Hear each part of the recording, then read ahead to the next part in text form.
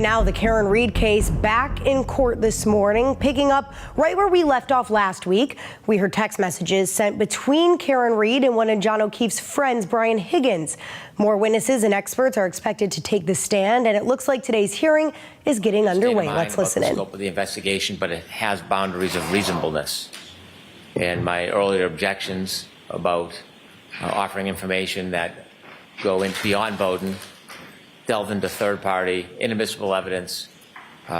Those objections will compel me to draft this motion, and I can continue and will continue to object during the case, but once the questions are asked, if they're improper, the jury hears them, it inflames the jury, and without a basis and an intention to follow it up with substantive proof, the question should not be asked. So the one point I want you to focus on, Mr. Brennan, is the specific evidence regarding materials that Sergeant Buchanan has not been able to look at.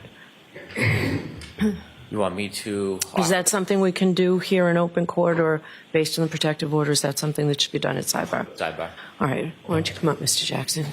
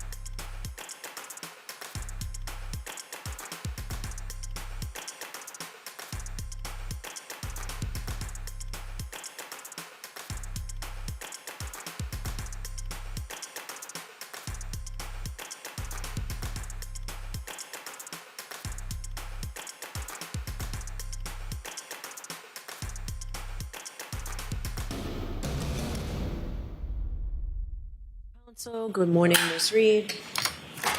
Good morning, Julius. We appreciate your patience this morning. We're trying really hard to cut back on the sidebar conferences, so we spent some time this morning, hopefully paving the way for that to be able to happen. So we do appreciate your patience. I do have to ask you those questions. Were you all able to follow the instructions and refrain from discussing this case with anyone since we left here on Friday? Everyone said yes or nodded affirmatively. Were you also able to follow the instruction and refrain from doing any independent research or investigation into this case? Yes. Everyone said yes or nodded affirmatively. Did anyone happen to see, hear, or read anything about this case since we left here for the week? Everyone said no and shook their heads. Thank you. Could we have Sergeant Buchanan again, please? And Mr. Jackson, you can go to the podium. Thank you, Your Honor.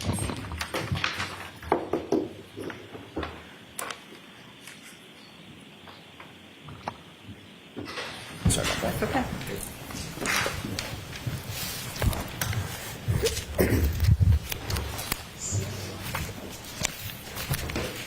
Sergeant, I'll remind you you're under arrest.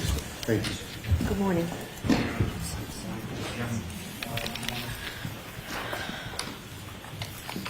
All right, Mr. Jackson, whenever you're ready. Thank you, Your Honor. Good morning, Sergeant. Good morning. I'd like to ask you, just to start off with, at some point during the course of your investigation, did you become aware that a snowplow driver had reported having seen a Ford Edge being moved into a location in front of 34 Fairview sometime in the early morning hours of January 29th, 2022? We learned about a plow truck driver. I don't believe his recollection was as you described, though. Do you remember him mentioning a Ford Edge? Yes. Okay. And do you remember him saying that the Ford Edge had been moved? He had passed by, it wasn't there. At some point, he passed by again, and it was there, impeding his plow route. Yes. Okay. What is your best memory about when he said he believed the Ford Edge? Sorry, I guess a better way to put it is, when did he say he first saw the Ford Edge in place in front of 34 Fairview? I don't remember exactly. I know it was during the middle of the night. My not adopting your narrative was the fact that he saw it being moved there. Understood. I figured that. I clocked that as soon as I said it. He didn't see it moved. He saw it. He saw 34 Fairview without it there. Then about an hour later, it was there. I believe so, yes. Okay.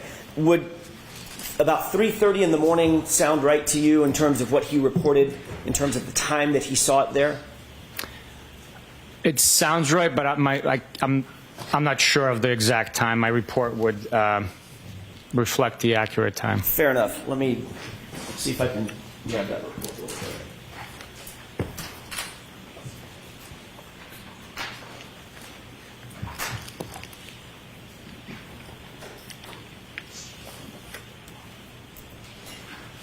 Let me ask this. Well, it's a very lengthy report.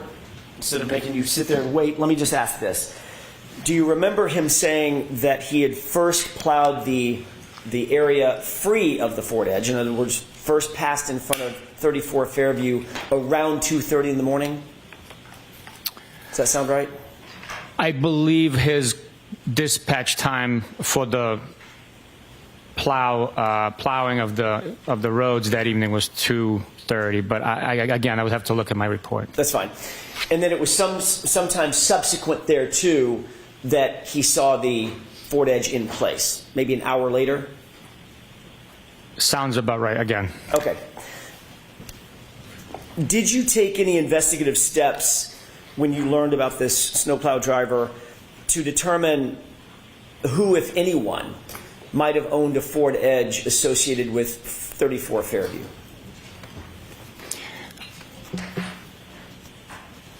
I did not know. Did your investigation ever reveal that the Albert family actually had a Ford Edge at the time? Yes.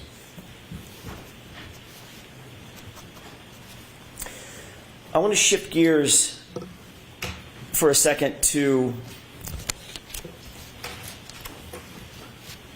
One Meadows, if I could, and ring video evidence associated with One Meadows. You testified that on direct examination that there was no video from Ring at or around the time 12:36 a.m. When Miss Reed's SUV returned back to One Meadows. Do you remember that testimony? Yes. You did receive a search warrant returned from the Ring Corporation in furtherance of a search warrant executed by Trooper Proctor, correct? Former Trooper Proctor. Evidence was returned by Ring, yes. And in addition to the actual video recordings, there was also an activity log that was returned associated with that time and that location from the Ring Corporation, correct? There was a key log identifying each video that was provided by the time and date when the video was recorded. It's not an activity log per se for the account. It's strictly a key describing the video, telling you what time the video was recorded. During the entirety of your investigation, was there any evidence uncovered at all that Ms. Reed had accessed the account information associated with that Ring account? No evidence could be provided by Ring documenting that activity. But there is evidence that someone had accessed the account through John O'Keefe's cell phone, correct? I am not aware of that.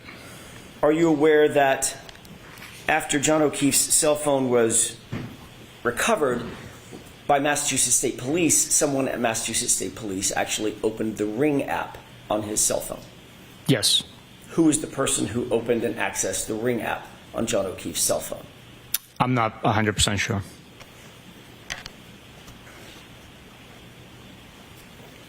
May I have just a moment, Your Honor? Yes.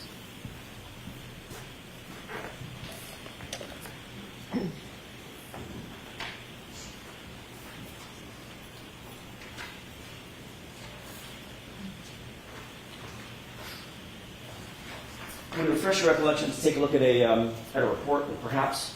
Yes. May I approach? Yes.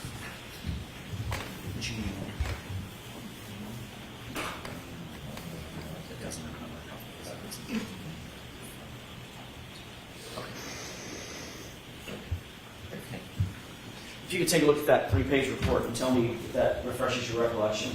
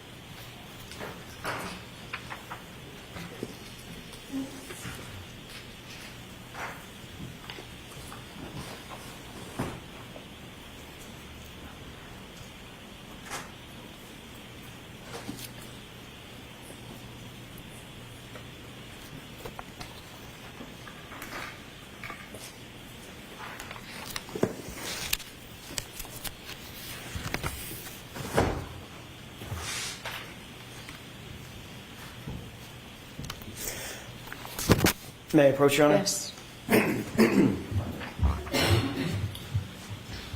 Sergeant, having looked at this report, does that refresh your recollection as to who may have accessed that Ring app? Yes, that report is authored by Michael Proctor, and it says that investigators accessed the ring application. Thank you. I want to show you one other document, if I could.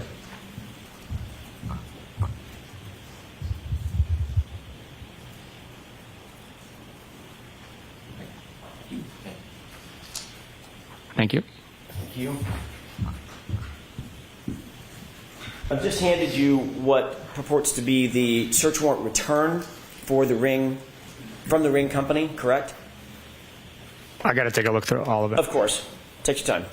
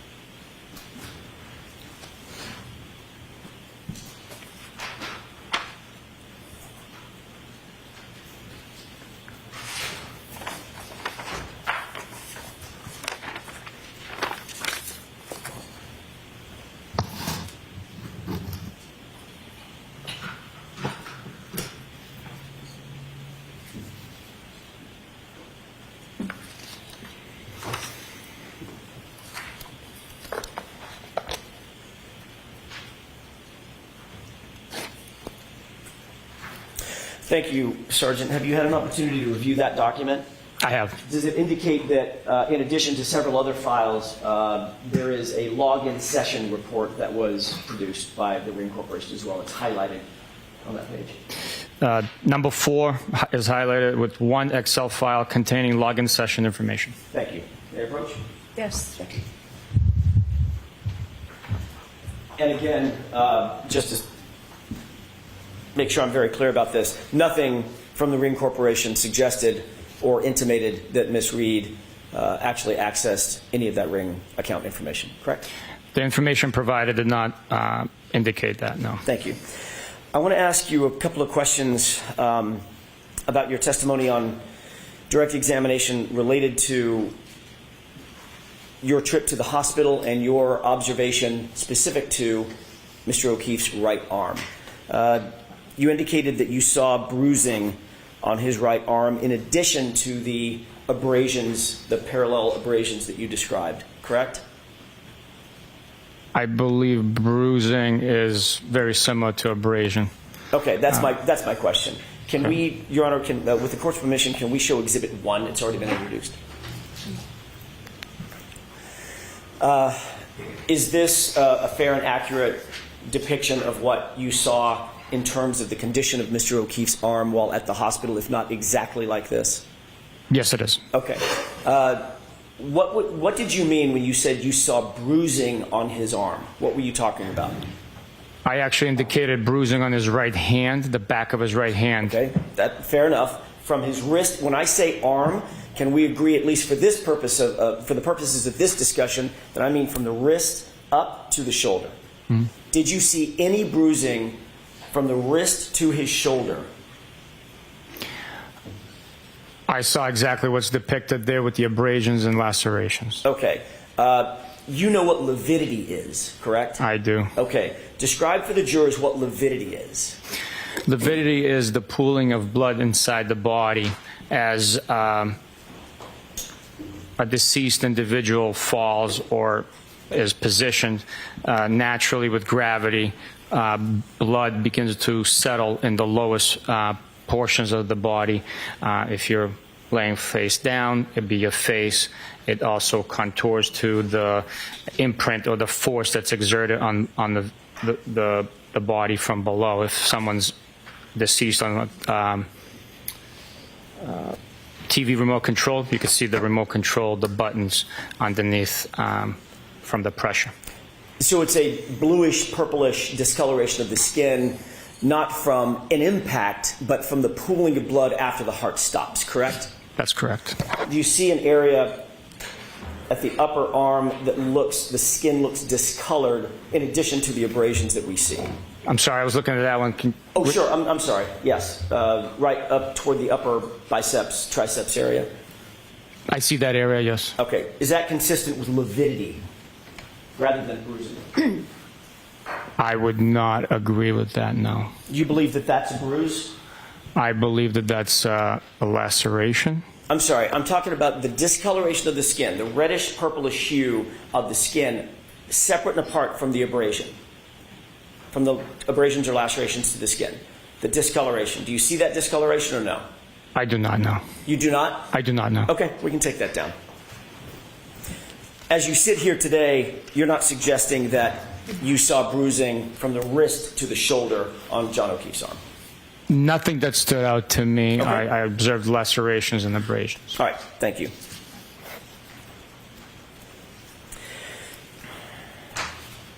I want to shift gears one more time and ask you about your trip to Dighton and the seizure of the SUV.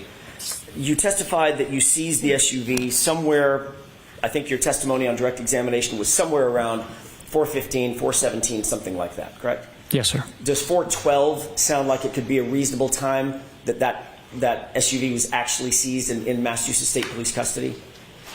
It could be reasonable. I'd have to refer to the video evidence that, and then also the exact time that we advised the defendant that we are going to be seizing it. I guess it could be argued that that's when it was seized. Even we had the intent to seize it right there. Right. Took the key fob, went outside, had a had a tow truck driver actually put it onto the back of a flatbed. Ultimately, it was transported. Correct. Correct. And you became aware at some point that there was video evidence. You just referenced it. Video evidence of that. I'm going to call it seizure process. Is that right? Yes. And that video evidence had a timestamp on it. Correct. Yes. Okay.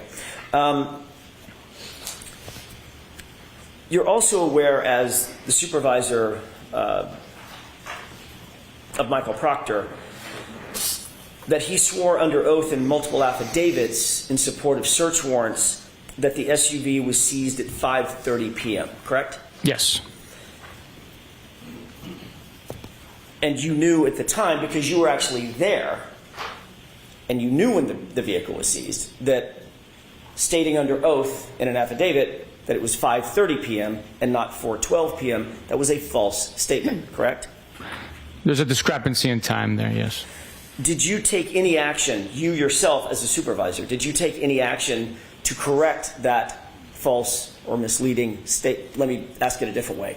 Did you take any action to correct that time to the accurate time of 4:12 in any of the affidavits that you became aware of?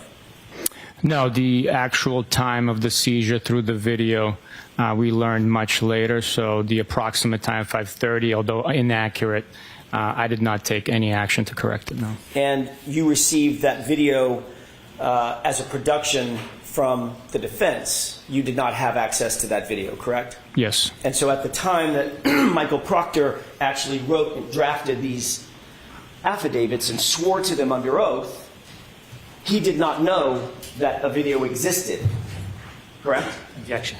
Sustained, you have to word it differently. Sure. At the time that let me ask it a different way. At the time that you reviewed his declarations under oath, you did not know that a video existed. No, we did not know.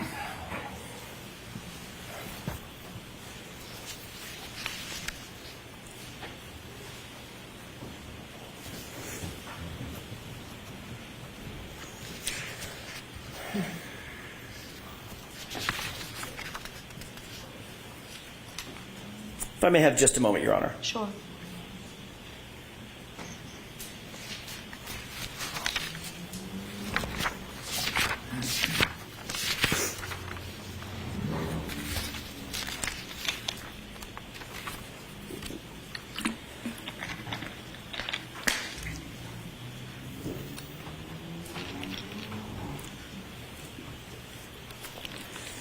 I want to ask you about something that was brought up on direct examination.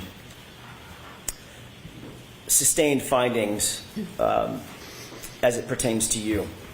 You've already talked about the fact that, Sergeant, you're a supervisor and were a supervisor back in January of 2022 moving forward over Trooper Proctor, correct? Yes. Generally speaking, as a supervisor, your job is to properly and professionally supervise, show some authority over those in your charge. Is that right? Yes. Michael Proctor was, in fact, a trooper in your charge. Yes. And you would agree that your supervision has a direct impact on the character and quality of the subordinate investigators that you supervise. Yes.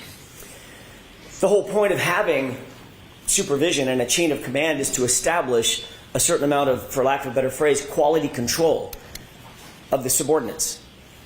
Yes. That would also include quality control over the subordinates' investigations. Yes.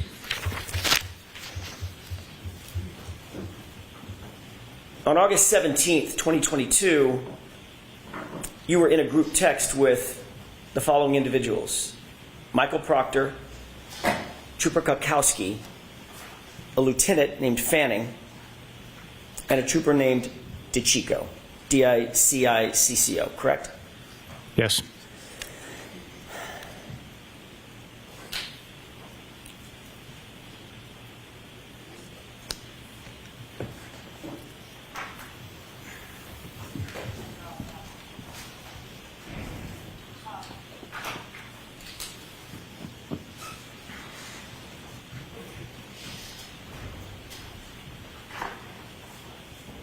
May I approach you?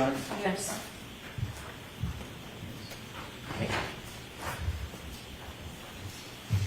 I'm handing you a document. Can you tell me if you recognize that document?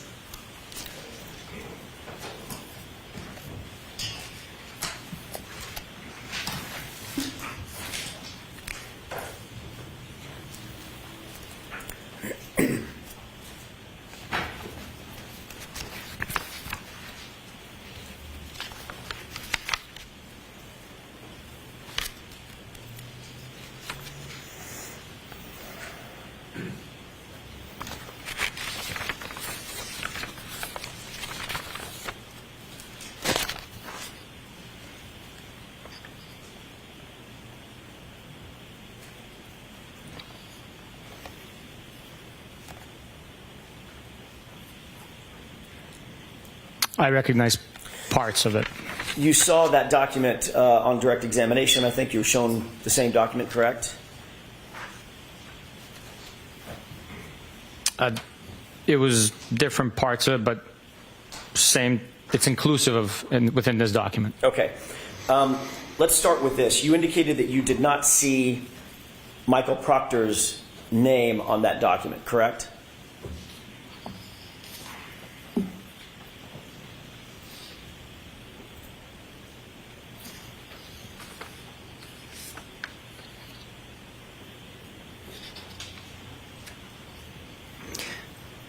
Correct. His name is not on here. But you do recognize that as being reflective, accurately reflective of the text chain that you were on August 17th, 2022, that group chat.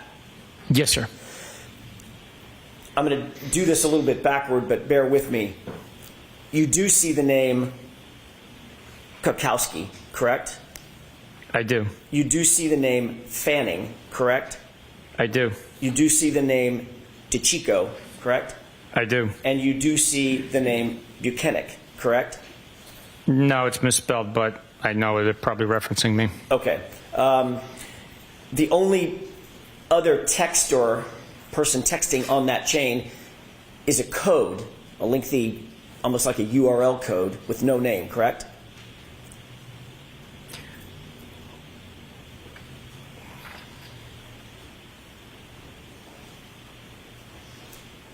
Yes, you're right. And yes. the only person that I didn't name, whose name I did not read off, it's obvious on that document, is Michael Proctor, correct? Correct. So deductive reasoning tells you that that is the code is Michael Proctor. Is that right? I would agree with you, yes. Okay. In that text chain, it starts with Trooper DeChico sending a photograph, correct?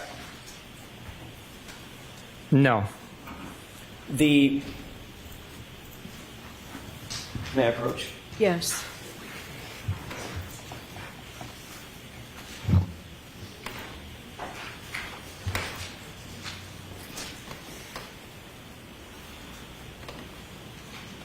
If you turn to page 2683, please.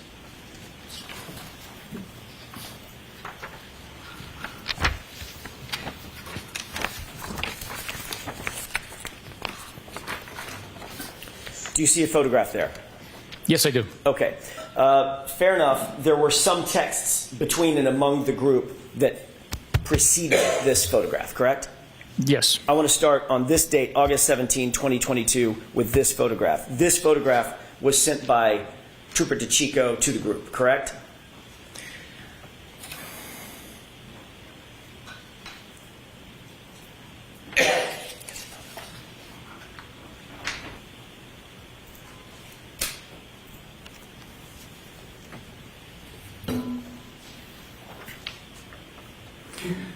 It possibly appears that way. I really can't. I mean, Your Honor, with the Yes. court's permission, I'm not sure this document has been marked. I'd like to have this marked and admitted. Sure, we'll mark it for ID.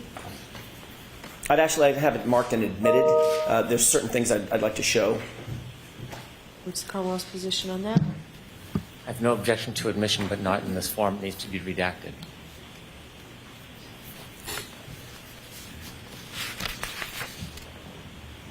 Can you do it? What I intend to do, I can do with one photograph. If I may have a moment with counsel. Okay.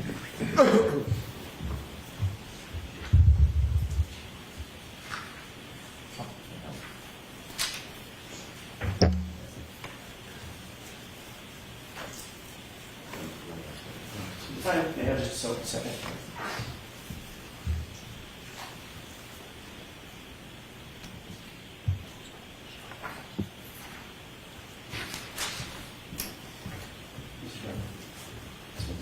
Right, thank you.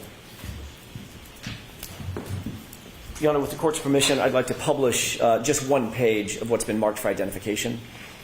Not been marked yet. I'm sorry, I would ask that it be marked, the entire document be marked for identification. Yes. you're gonna need this.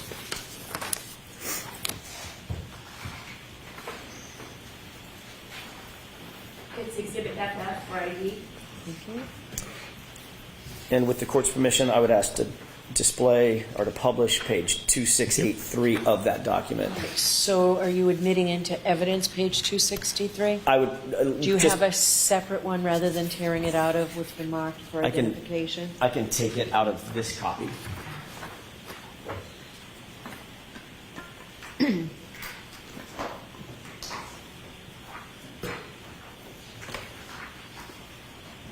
And can you redact it before it's admitted, please? It's been redacted. Okay. Exhibit 116.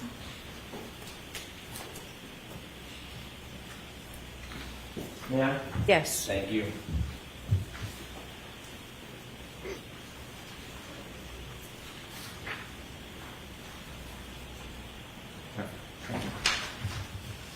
Just so we're talking about the same thing, Sergeant, I've just handed you a page that's been marked Exhibit 116. Do you recognize that as being a copy of one of the multiple pages in the document that you're holding that's been marked for identification as FF? Yes, sir. Okay. If we could publish that single page, please. Okay. Is that a photograph that was sent by Trooper DeChico to the group? According to this document, yes. Who is depicted in that photograph? The big story, Mr. David Yannetti, criminal defense attorney. Do you see that person in court? Yes, I do. Where is he seated and what is he wearing? He's seated right there wearing a blue tie and a dark suit, white shirt. Thank you. We could bring the lights up, Your Honor. Okay. In response to, and going back to the multi-page document FF, in response to Trooper DeChico's photograph that he sent to the group, you responded to that photograph, did you not?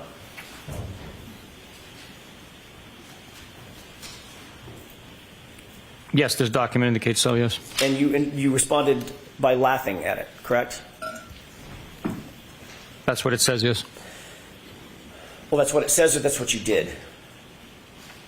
I don't remember. Trooper Proctor then, former Trooper Proctor, Michael Proctor, then responded, correct? That's what it says here, yes.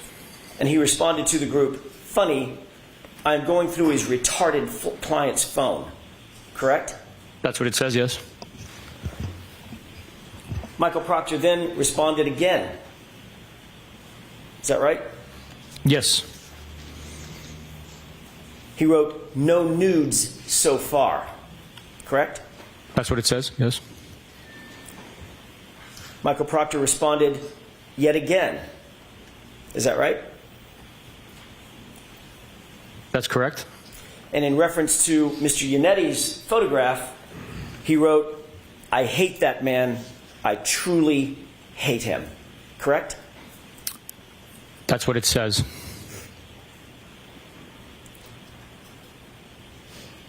There's a trooper by the name of Moore, M-O-O-R-E, correct? There is. And he disliked Trooper Proctor's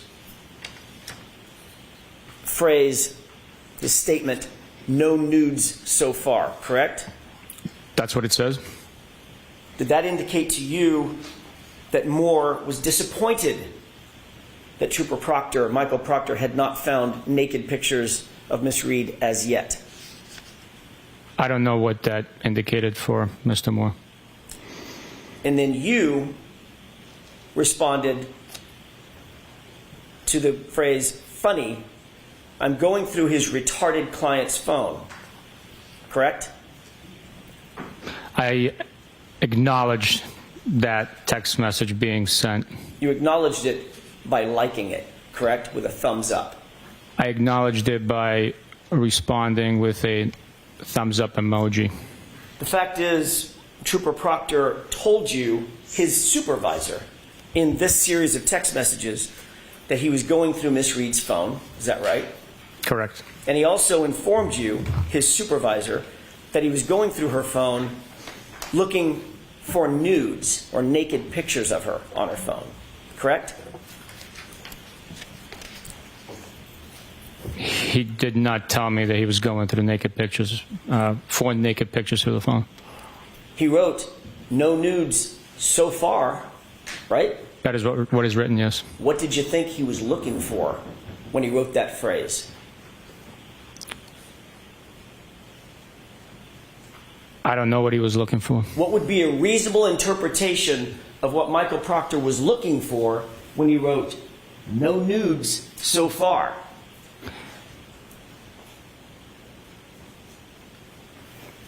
I don't know. Motorcycles, handbags, pair of shoes, or naked pictures of Miss Karen Reed? His mission was to go through the phone to look for digital evidence that's related to the crime. The fact that he wrote no nude so far, I cannot comment on. You cannot comment on, or you don't want to comment on? I don't know what he was looking for in that specific time. You certainly did nothing. You took no action to stop him from potentially looking for naked pictures of my client, correct? That's correct. In fact, last week you testified that in your view, Michael Proctor handled himself in this investigation with integrity. That's what you said, correct? That's correct. Do you stand by that testimony? The investigation was handled with integrity and honor. Do you stand by your testimony that Michael Proctor conducted himself during the course of this investigation with integrity? Yes, I do. He also called her retarded, correct? That is what's written. That's what's written? That's a very passive way of saying it, Sergeant. That's what's written, or that's what he wrote? That's what he wrote. And that's what you read? I have no memory of reading that. I acknowledged him going through the phone on my Apple Watch. I have no memory of him writing retarded on a text message. And you'll agree that that is one of the most vile and insensitive and incendiary terms one could use in modern society. Retarded. Correct? That is correct. And in fact, through your response to that vile phrase, you encouraged it because you liked it with a thumbs up, correct? Objection. Sustained. Did you encourage that statement by Michael Proctor by liking it with a thumbs up? I don't know if it encouraged him, but so I cannot speak to But that. that's what you did. I acknowledge the text message being sent. I want to be clear. These text messages were sent to you by your direct report, by your direct subordinate, correct? That's correct. And there was even someone on that text chain who was more senior than you, Lieutenant Fanning, right?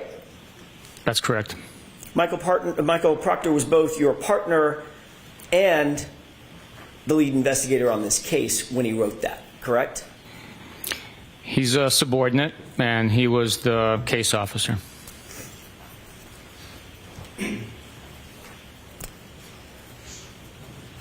This thread, text thread, contains communications between a subordinate, the person you call the case officer. By the way, let me ask you another question. Did you ever, during the course of the investigation in which you were a part, the sustained findings, the internal affairs investigation, did you ever review Colonel Noble's determinations about your subordinate, Michael Proctor? Objection. Did you review them? No, Your Honor, I did not. Okay.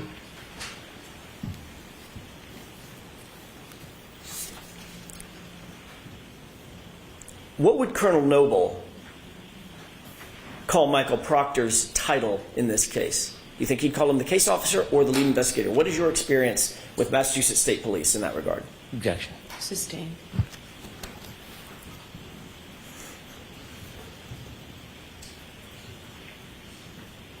Notwithstanding the fact that a subordinate was on this text chain and a supervisor to you, was Lieutenant Fanning one of your supervisors? Yes. Notwithstanding the fact that a subordinate was on this text chain and one of your supervisors was on this text chain, you felt comfortable enough within this group of law enforcement to actually like when the subordinate refers to a suspect as retarded, correct? I acknowledge the text message with a thumbs up emoji. Do you believe that? Well, let me ask you another question, a predicate question. You were also comfortable enough with that text chain to receive information that your subordinate was looking for naked pictures on a suspect's phone, a woman, no less. Correct?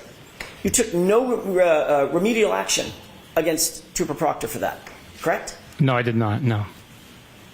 Do you believe, as you sit here, that that was a misuse of power and authority by a Massachusetts State Police officer?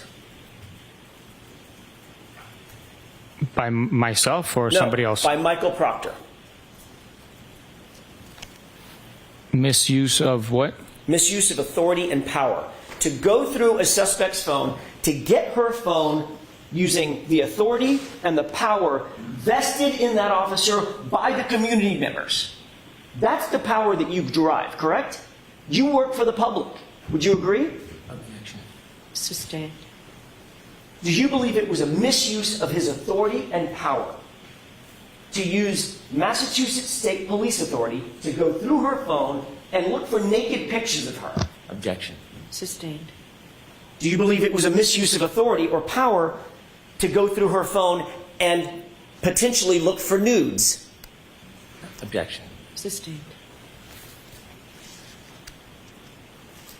Let me ask it differently. Did you think his text was appropriate? I don't remember reading that text. As you sit here now, do you think that text is appropriate? No, it is not. Do you think it's professional? No, it is not. Do you think it shows integrity? That text message does not show integrity. Do you think it shows honor? A word I expect you hold dear. That text message does not show honor. On October 15th, 2022, you completed a performance review of Michael Proctor, correct? That's correct. Specifically, you were asked to rank his, quote, oral and written communication skills, end quote, correct?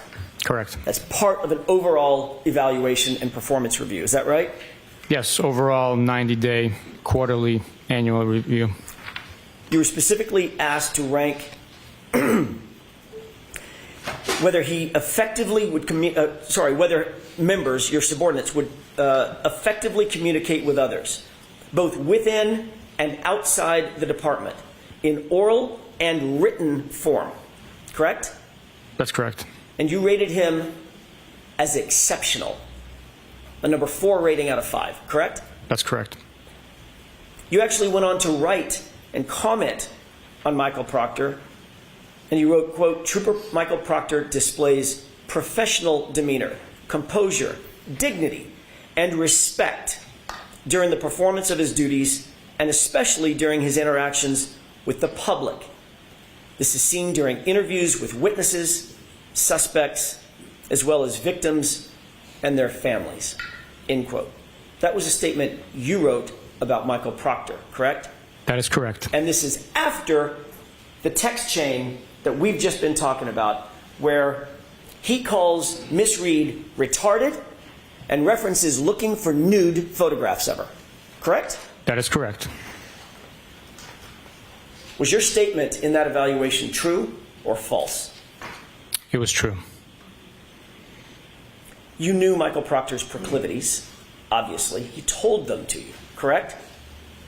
The term proclivities, what You does that mean? knew what he tended to do, what he wanted to do through his own comments, to look for nudes on a woman's phone, correct? Objection. Sustained.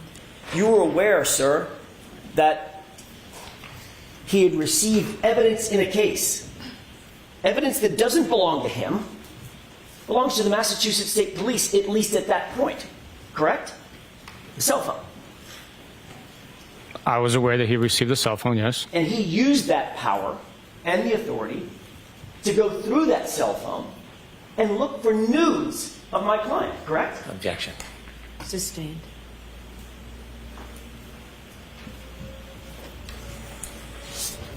During the same course of your evaluation, you were also asked to evaluate his investigative ability, correct? That's correct. You rated him the highest standard in the Massachusetts State Police, outstanding, a 5, correct? That's correct. And you went on to write about Michael Proctor in the commentary below that rating to justify it. Is that right? That is accurate, yes. You wrote, quote, Trooper Proctor has had a high-profile caseload with a lot of eye and pressure from external sources during the first day of the investigation. He handled himself and all the case with utmost professionalism and competence. He is able to investigate his case thoroughly and with strict integrity, end quote. Correct? Which quarterly review was this? This is the same one. October 2022.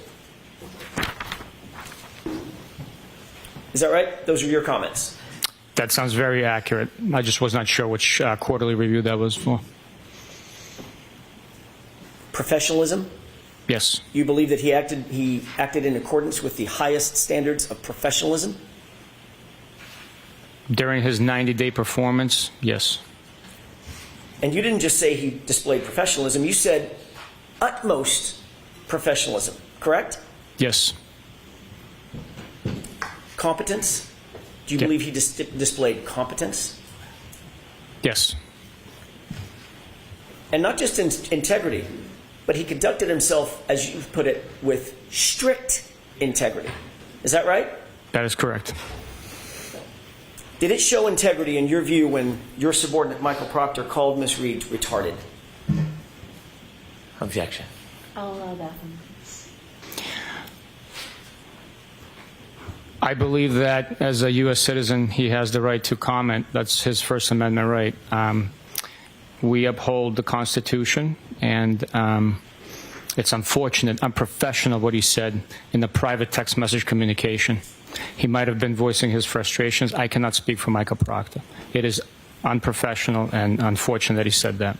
This was not, Sergeant Buchanan, a private text message conversation. This was with his boss and 4 or 5 other individuals, one of whom was your boss.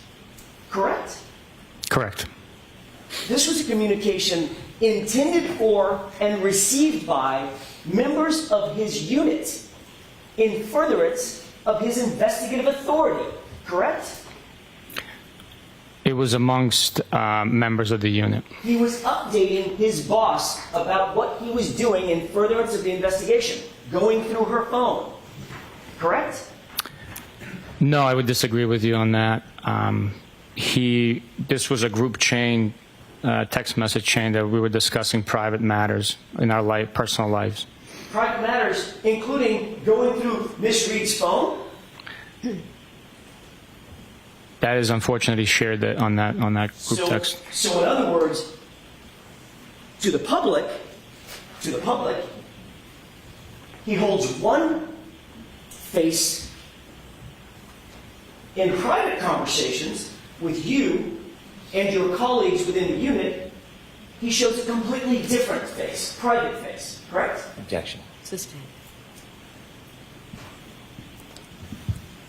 You said that you believe that he has a constitutional right, a First Amendment right, to call Miss Reed a suspect in his official investigation, in his official capacity as a Massachusetts state trooper, to call her retarded? That's your justification? Objection. Sustained. Do you justify his statement, that vile statement? I do not know. Do you think it's appropriate, given the fact that he has a First Amendment right to say whatever he wants? No, I do not. Do you think there actually might be members of the community, parents, siblings, Objection. children? Mr. Jackson, I'm going to exclude that question as argumentative. Move on. You wrote in your report, if I may have a moment, Your Honor, you wrote in your report about his conduct.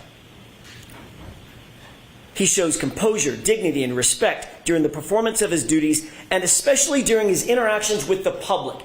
He has a duty to the public, to the community that he serves, correct? Yes, he does. Just like you have a duty to the public and the community that you serve. Is that right? That is correct. Do you think community members might take offense to the use of the Objection. word retarded? Sustained. It's argumentative again, Mr. Jackson. Please don't do that.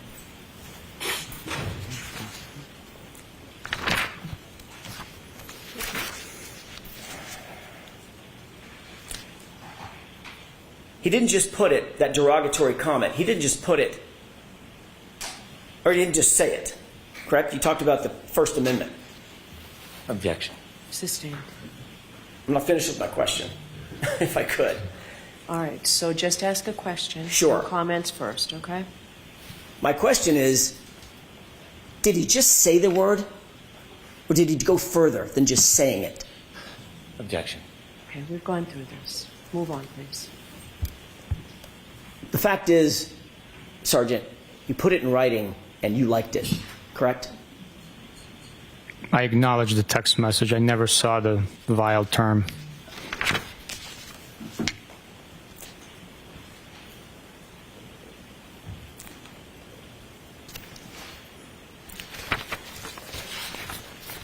Your Honor, may we approach it just very briefly for a scheduling issue?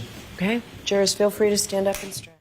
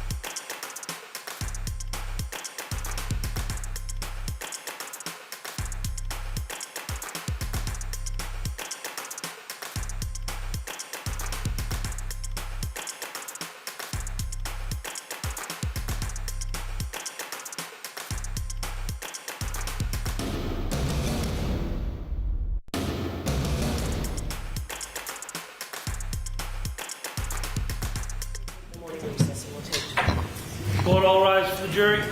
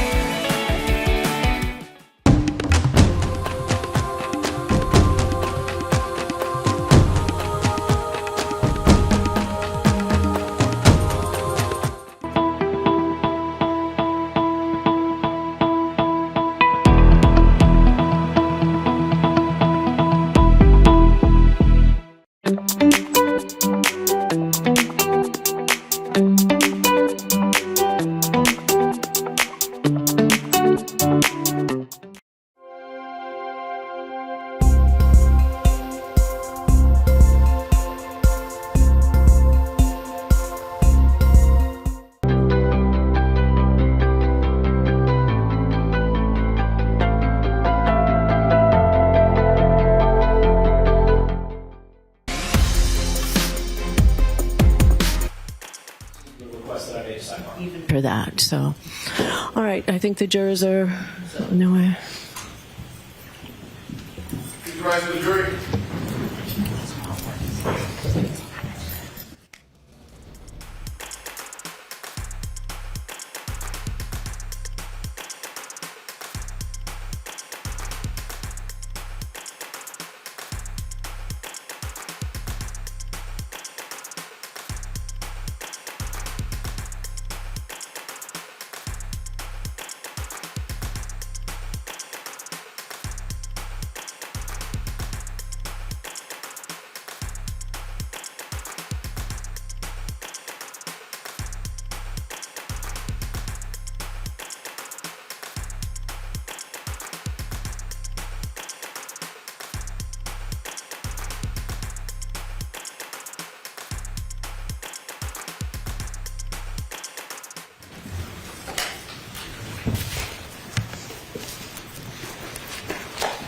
Go ahead whenever you're ready. Thank you, Your Honor.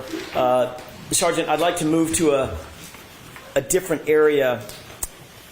At some point during the course of your investigation, you and Michael Proctor interviewed Chris and Julie Albert, correct?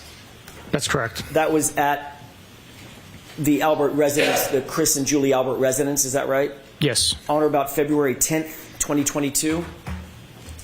Yes, Does that sound right? it does. Okay. At any point before or during that interview, did Michael Proctor discuss with you a previous relationship that he and or his family had with Chris and Julie Albert or their family? Yes, as we were walking up to the door, he stated that he knows them from he knows of them from around town and through friendship. Did that cause you any concern that the case officer that had been assigned to the case, dealing with, obviously involving the Albert family, had a pre-existing familiarity or relationship with any members of the Albert family? Yes, I followed up asking him if he hangs out with these people, how well he knows them, and he stated that he does not hang out with them. They're not his friends. He just happens to know them through people in town. Did he tell you any specifics about communications he had related to Chris and Julie Albert? No, he did not. Did he tell you any specifics about communications he had, Michael Proctor had, with his sister as it pertained to Chris and Julie Albert? No. Did he volunteer any information about the relationship that he might have or his family might have, including his wife, with Chris and or Julie Albert? That information did not come up.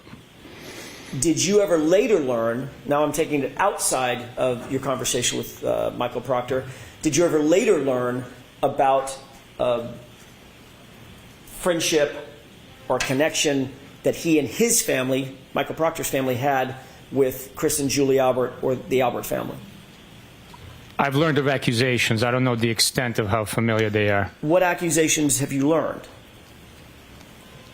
Through trial or through court proceedings. Right, what are they? Give me the nature of what you've learned. Objection.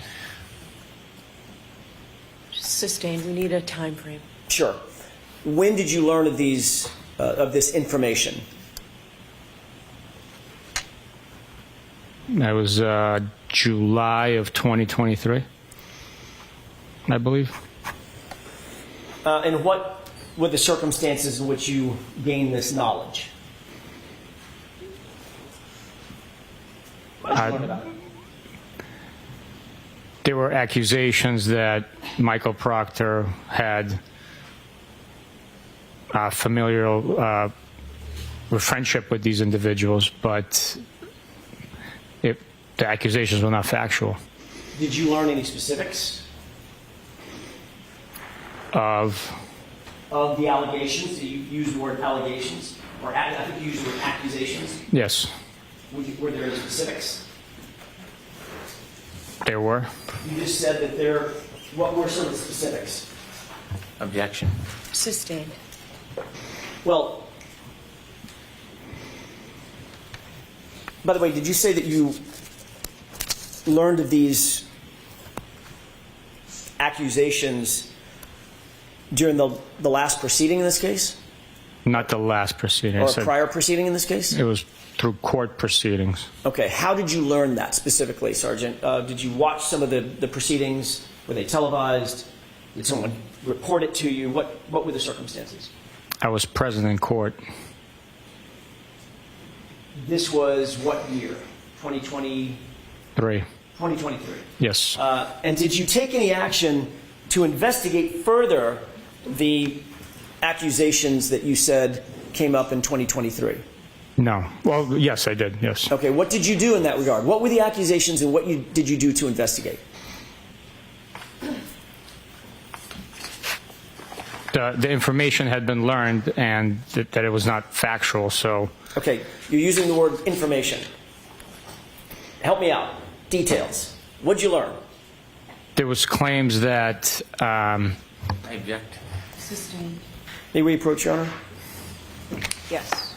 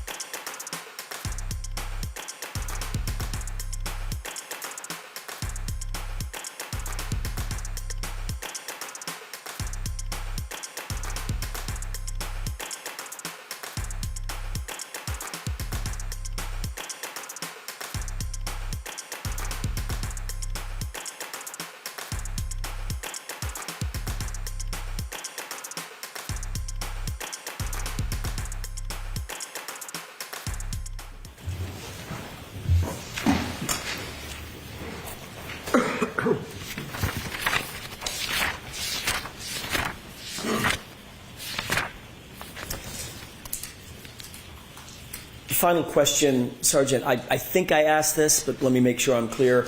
Your interview, along with Michael Proctor, with Chris and Julie Albert, was February 10th, 2022, correct? I believe so. Okay. I'm not certain on that, but I believe it was. Okay. Well, let me just clear that up real quick. Would it refresh your recollection to look at your report? Yes, absolutely.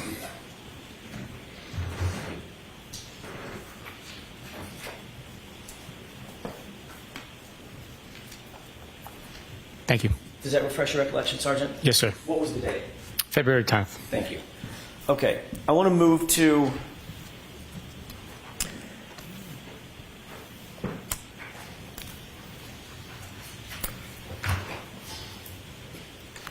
back to Canton PD. Did you at some point recover some videos or a series of electronic data that purported to be videos from Canton PD in furtherance of your investigation? Yes. And to whom did you deliver these videos, and whom were they requested by? The initial request was by Michael Proctor. I delivered them to him. Okay. Since that delivery, have you seen these videos? Yes, I have. Okay.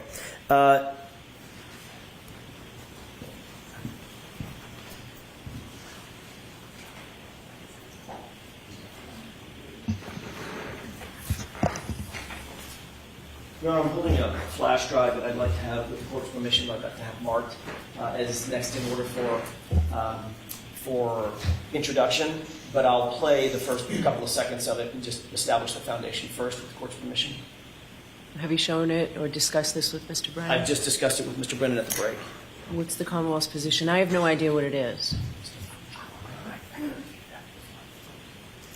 Sure, we can mark it. Yes. Mr. Brennan said he'd like to review them before they get entered into evidence. We can mark it for ID for purposes of this examination. I don't expect I'll object. I just want to review. Okay. So we'll mark it for identification, please, Madam Court Reporter. Exhibit GG for identification. Just to establish the foundation so we know what we're talking about, did you see on some of the electronic devices that you picked up in furtherance of this investigation video of somebody outside? Now, the outside cameras or outside camera view at Canton PD at about 1:30 in the morning on January 29th, 2022. The digital video, one of the collection items. It wasn't a device. It was, well, I guess it is a device, but the digital storage that was collected had video from external view of the PD. I do not remember specifically seeing an individual, but I did review it. Being of the parking lot area, at least one of them, one of the clips being of the parking lot area outside Canton PD. I don't remember seeing outside parking lot. I'd have to see it. I understand. Do you remember another clip being of the outside Sallyport? There's a pedestrian door, not the big roll-up door, but a pedestrian door. Someone going in and out of the pedestrian door. I know the view you're talking about, but specifically what you're stating, I would have to see the video, tell you if I saw it or not. And I'm asking a couple of these other questions. I think I may know what the answer is. There's another, do you remember another video being an internal corridor, looking down a hallway and seeing someone walk up or back? Yes, Do you yes, remember that one? I do. Okay, and then one on the outside, again, sort of passing from right to left. May not be intended to a parking lot, but at least an outdoor view of someone moving from frame right to frame left across the camera angle. I don't remember that. You do remember that all these videos, I just mentioned 4, we've talked about 4, these videos were from January 29th, 2022, around generally 1:30, 1:45, 2 o'clock in the morning? I'm sorry, I don't remember the exact time and date. I just remember seeing the file and reviewing it. Do you remember Mr. Proctor asking for video attendant to January 29th? At least can we narrow it to that date? From Canton PD? Yes. Yes, Okay. yes. So these are all from January 29th, 2022. You just don't remember the specifics of them. It's been too long since you've seen them. I don't know when each video was collected and then reviewed. Okay. Exactly. With the court's permission, well, may I have just a moment to confer with counsel? Okay.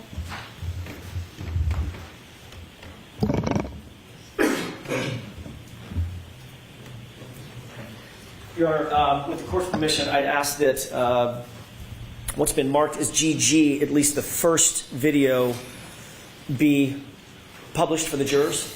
All right, so there are 4 videos on this flash drive?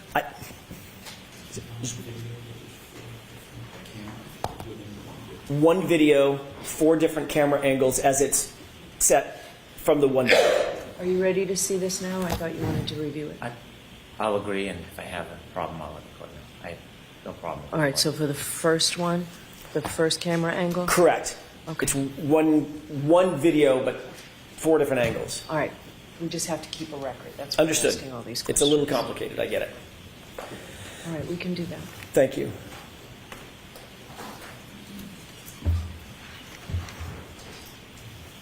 And this is, Your Honor, just for the record, actually, let me do it this way. Sergeant, would you agree that we can call this the rear lot main side at Canton PD, just for identification purposes?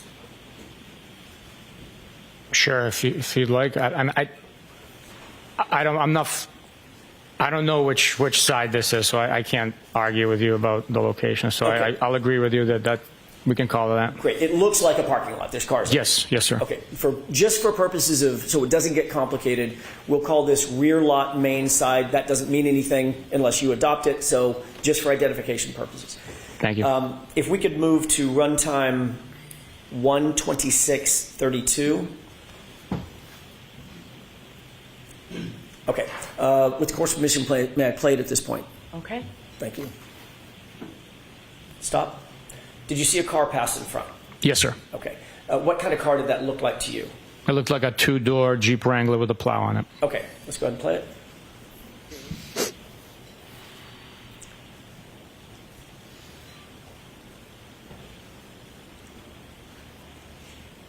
Okay, stop. Sergeant, did you, during the course of your investigation, learn whether or not anybody associated with your investigation had a 2-door Jeep Wrangler with a plow on it? Yes. Who is that? Mr. Brian Higgins. Okay, thank you. Let's go ahead and play this.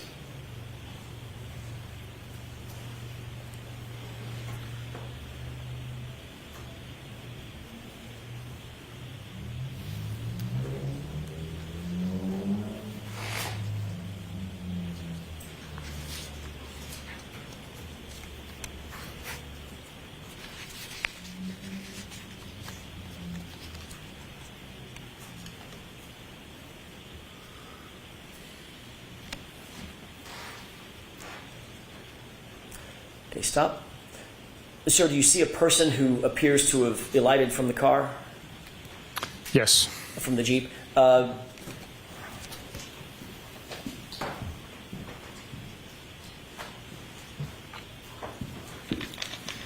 Sergeant, if you could turn your attention to the screen on the right, does that appear to be the location of the person that you're describing? That's the individual that came out of the vehicle, yes. Okay. I know it's super blurry. You may not be able to at this point. Do you know who that is? I do not know. Okay. Let's go ahead and play it.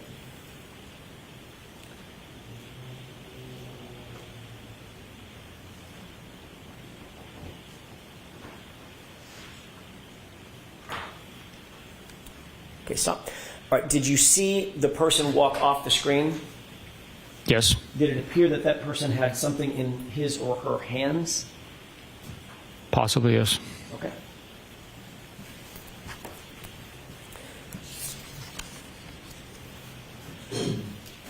May I have a moment, Your Honor? Okay.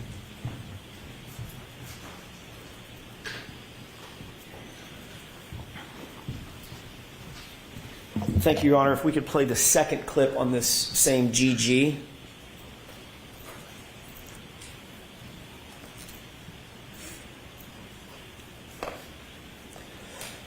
Before this is played, Sergeant, do you recognize what's depicted in this photograph? I do not know. Okay. Let's go ahead and play this. Stop. What do you see on the video at this point? An individual crossing the frame with a couple of cars parked, one of which has a plow on it. Does it look like an exterior video? Yes. Does that appear to be an exterior video if you don't know exactly where an exterior video of Canton PD? From the facilities, yes. Okay. And describe the person that you see in the foreground at the bottom of the screen. Appears to be wearing a black sweatshirt, a hooded sweatshirt. Larger in stature, smaller in stature, can you tell? I'd be speculating because there's no comparison, but possibly larger. I don't know. Okay, let's go ahead and play it. And that's it for that. Your Honor, if we could play the next video. By the way, can we agree, before we move off of this, just for identification purposes, can we agree to call this rear lot cruiser side as opposed to rear lot main side, just to keep them separate? Same as last time. I'm not familiar where that camera is, so I cannot argue with you nor adopt. But if for identification purposes only, we can agree on that. Can you see from where you are, and I know the answer to this, can you see from where you are the timestamp on the bottom of this? No. Your Honor, with the court's permission, it's very, very small. Is it possible to ask the witness to adjourn from the witness stand just to get close enough to see if he can read the... You can't increase the size of it? Maybe we can. I'm not the tech guy. Mr. Wolk?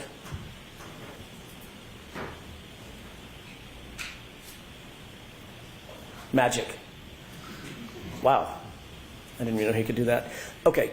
Can you read that? Yes, it says rear lot cruiser side. Okay. What about the time? The timestamp reads 1:27:41. Do you see a date? Yes. What is that date? 1/29/2022. Thank you. This was my fault. Your Honor, if we could move back to rear lot main side, I'd like to do the same thing. I failed to ask for the time and date on that one.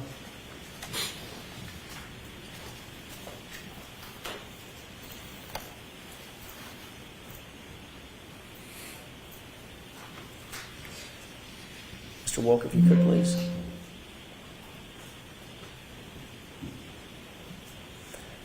Is it possible to see from there the time and date? Yes, the time is 1:27:32 a.m. and the date is 1/29/2022. Thank you. Okay, if we can move to the third clip.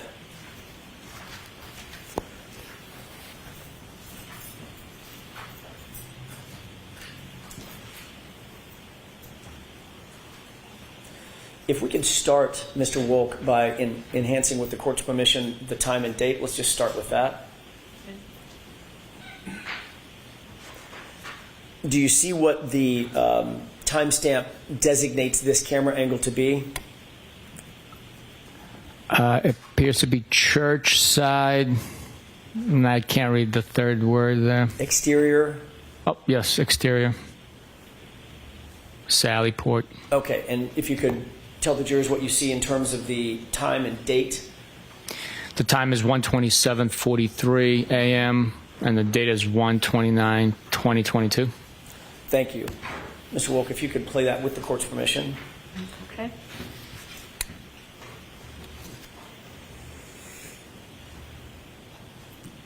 Stop. Do you see a person in that video? I do. Although it's somewhat blurry, can you describe that individual for us, please? Individual wearing dark clothing, possibly. That's the best I could do, really. Okay. Does it appear, given what you've seen in terms of the time of the main side, cruiser side, and now this exterior church side, does that appear to be the same person moving through on the outside of Canton PD? It does, yes. Okay. And what are we looking at here, by the way? What is this door he's about to walk into?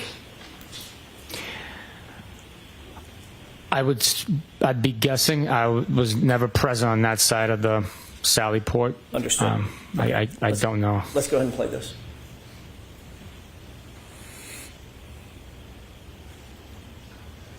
Okay. And for the final clip,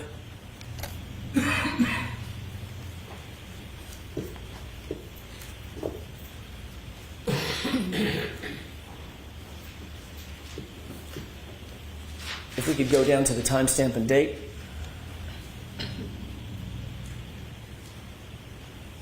A little bigger, Mr. Wolk, if you could. Can you see what that is designated as, that camera angle? Yes, it says first floor corridor, and the time is 1:28:03 a.m. on the 29th of January, 2022. Okay. Is this the corridor version or video that you did have some recollection of? Yes, this is, yes. Okay, if we can go ahead and play this. Stop. Do you recognize the person in this video?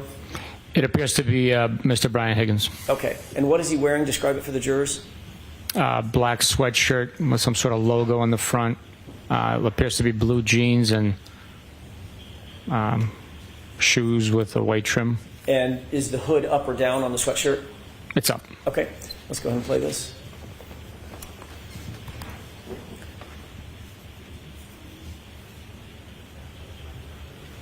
May I have just a moment? Could you pause this, Mr. Wolk?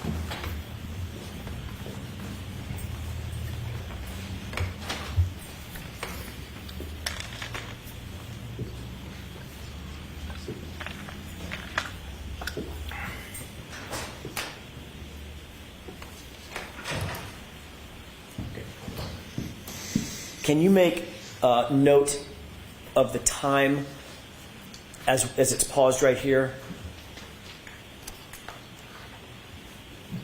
Do you want me to say it again or Yes, write sir. it down? Yes, sir.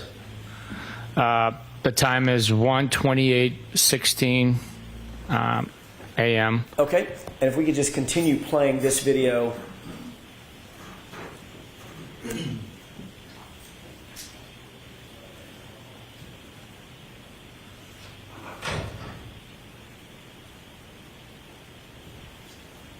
It is playing. Stop. Now, if you could take a look at the time now.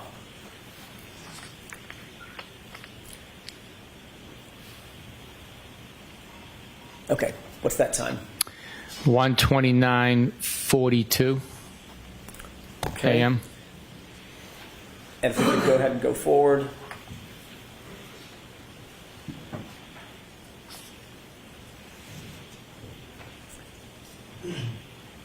Is it still playing, Mr. Wolk? Okay. If we could take a look at the time one more time. Now it's, you want me to say it? Yes, sir. 1:34:12 a.m. And in the time, just so the record's clear, in the time between you saying 1:28:16 to 1:34:12, 6 minutes has not gone by, correct? Just under 6, I believe, yeah. Well, 6 minutes for us in real time. Oh, in real time, yeah, no. It is not. So it Sorry. appears that the camera jumped, or the time jumped. The time difference from what was displayed is approximately 6 minutes, yes. Okay, which is much further, much longer than the time we've actually been looking at the video, correct? That's correct, yes. Okay, so it appears that it may be motion activated and it just jumped. That's a possibility, yes. Okay, Yes. let's go ahead and continue playing this.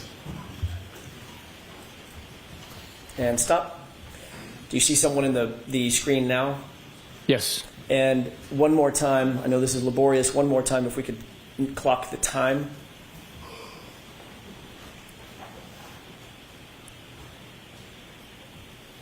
Can you see that? No, it's really blurry for me. There we go. Yes, now I can see it 1:34:15, if I'm not mistaken, a.m. Okay, fair enough. And let's go ahead and play this all the way through.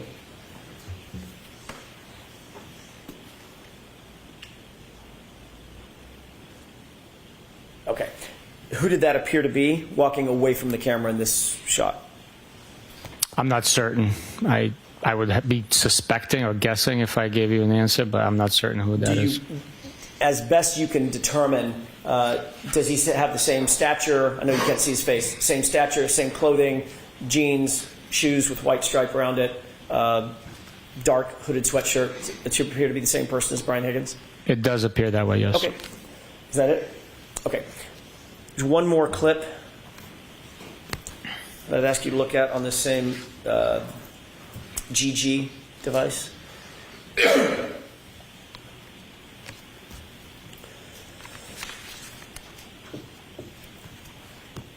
Okay. What do you see in this video? It appears to be the church side Sallyport, and an individual came out of the door.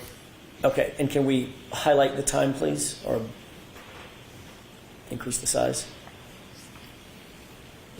What time do you see there? 1:34:40 a.m. Okay. If we go ahead and play this through.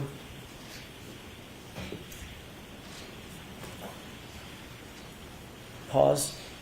Does it appear from this video that the person has anything in his hand? I'm sorry, can you play that again? I wasn't looking at the hand, but Sure.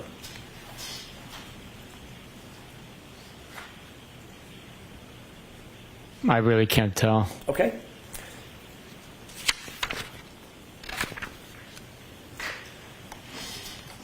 There should be another video of the rear lock cruiser side. Let's take a look at that.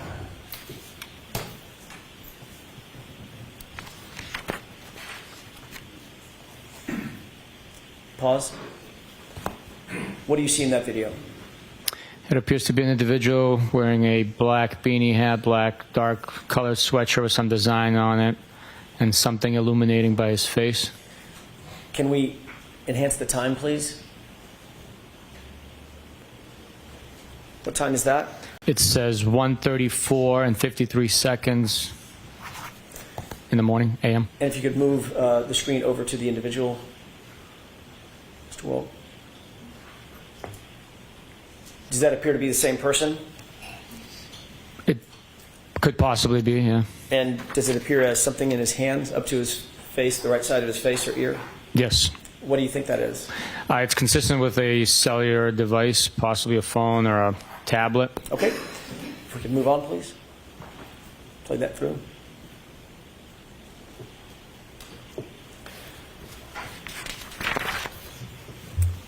And I believe there's one more video. And Your Honor, this one is a little longer. This is about 10 minutes. Okay. With the court's permission, I'd like to play this through.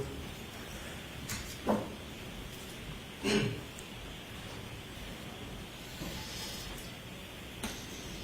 stop. Do you see a person in the video walking from screen right to screen left? Yes. Did that person appear to have something in his right hand? I can't tell. I can't see his right hand. Okay. When he first walked into the screen, could you tell? I couldn't. No, I'm sorry. Mr. Wolt, could we back that up with the court's permission about 2 seconds? Okay. Stop. Did it appear as something in his hand? It's a possibility, yes. Okay. And just for, I'm going to ask you for 2 times when we start and when we stop. What's the time on this video at this point when he walks into frame? 1:35 and 8 seconds in the morning, a.m. Okay. And let's go ahead and play this through.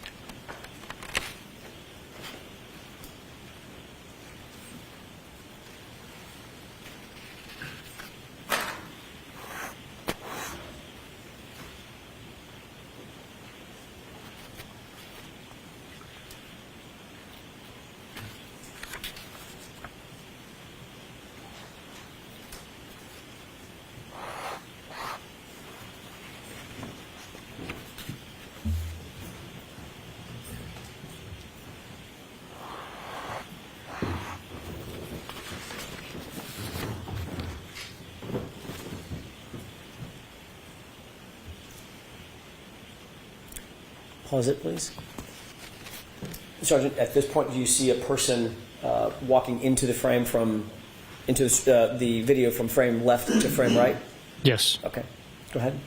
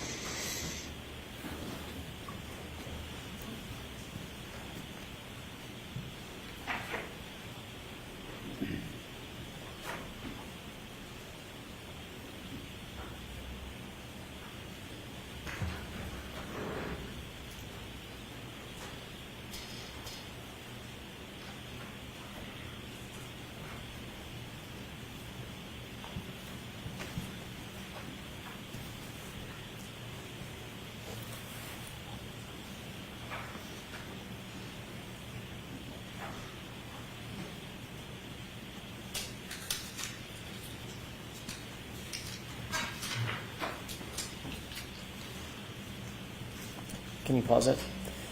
Did you see something happen with the vehicle next to the Jeep in the last few seconds? Yes. What was that? It appears as though the headlights are activated. Okay, let's go ahead and play it.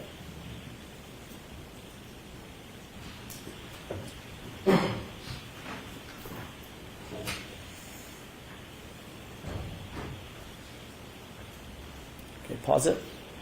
You see a person that is walking from screen right to screen left in the middle of the screen? Yes, he just, or she just appears to have closed the door on that vehicle next to the plow. Okay. And walking toward which vehicle?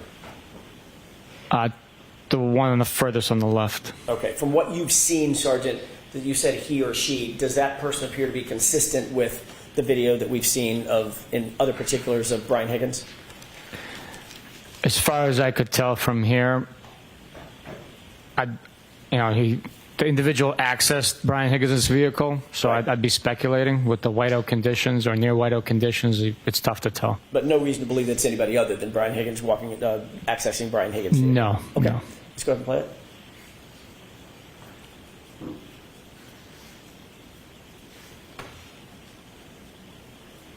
And what do you see Brian Higgins or that person doing now? They accessed the vehicle on the far left. Okay.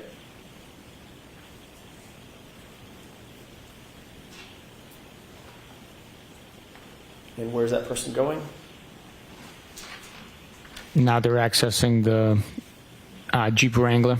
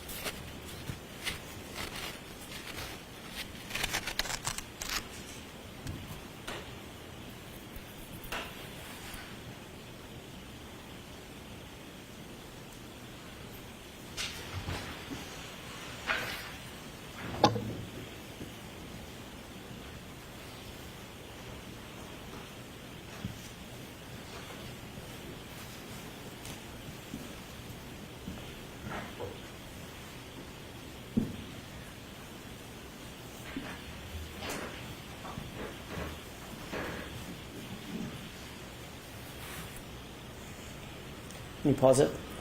Where does that individual appear to be now in the video? Last I could tell, they might be by the Jeep Wrangler. Before that person got to the Jeep Wrangler, was he standing by the vehicle on the far left, SUV or truck? It appeared that way, but with the heavy whiteout snow that night, I can't tell exactly what they were doing. Did you see anything in his hand, like a bag or a satchel or a duffel bag or something, when that person walked from this vehicle over to the Jeep? I did not notice, no. Go ahead.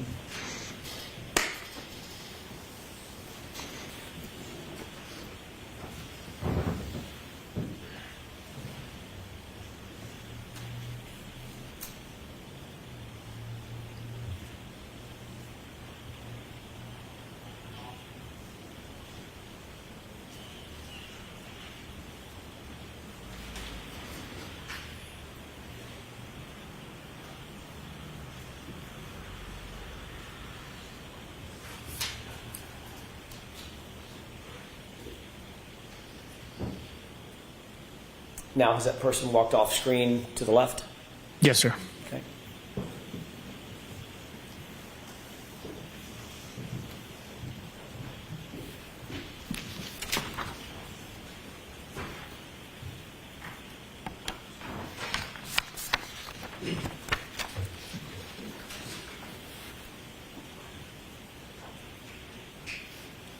Do you see that person entering screen from screen left?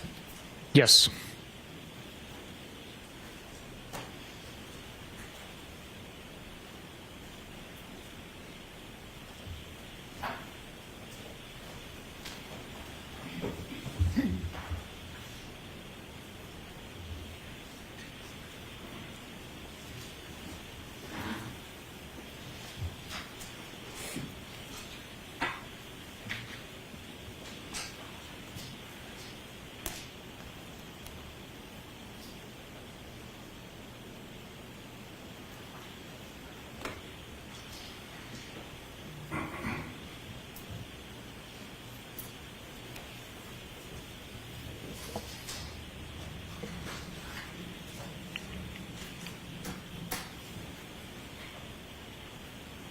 What did you see the person do?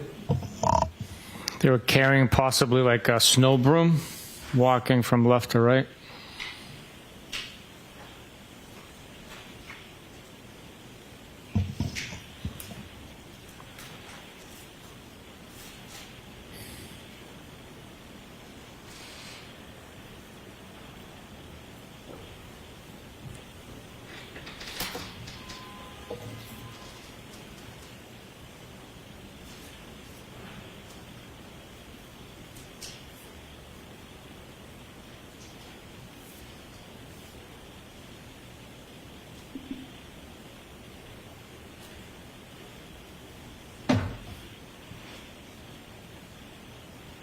And what do you see happening now?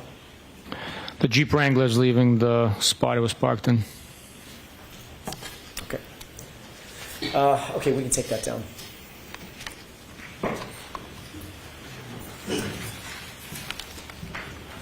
Oh, I'm sorry. I failed to ask you the time. I promised I would do it, and I forgot again. Can we look at the time real quick? Yes, the time for the rear lot main side is 1:45:52. And it appears that's the approximate time that the Jeep Wrangler drove off? Approximately, yes. Okay.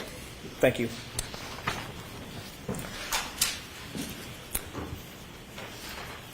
In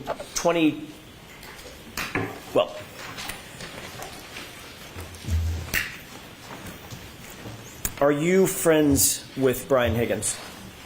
I am not. Do you know Brian Higgins? I know who he is, yes. Have you ever socialized with Brian Higgins? Like out on private time? Go out, have a beer. No. See him at a bar. Hey, Brian, let's grab a beer. Nothing like that? No. How long have you known Mr. Higgins?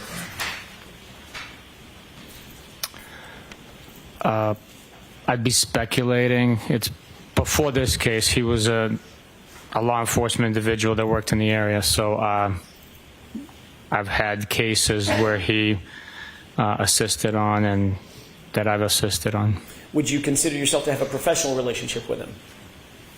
I knew who he was, so yes, I would consider it a professional relationship. But you would not consider your relationship to have gone over to the personal relationship? You don't Not at all. socialize, do any No. private No. get-togethers? No. Okay.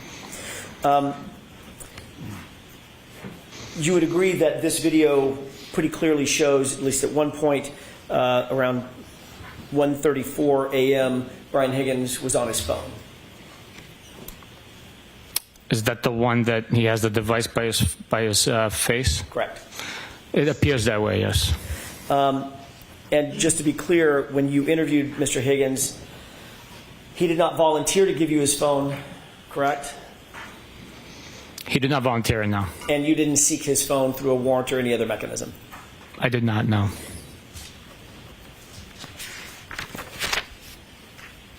Do you have any personal knowledge as to the status of that phone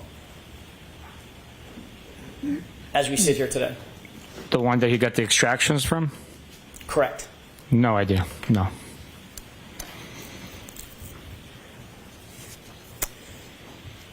I want to shift gears to another series of videos. Last year at another proceeding, you were asked about a couple of videos from the interior Sallyport garage at Canton PD. So now we're going to move to the interior.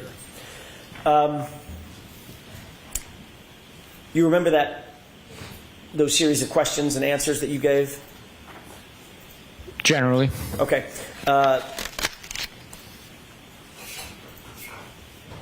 You were asked at another proceeding to describe when the SUV, Ms. Reed's SUV, first arrived at the Sallyport garage around 5:30 or so, correct?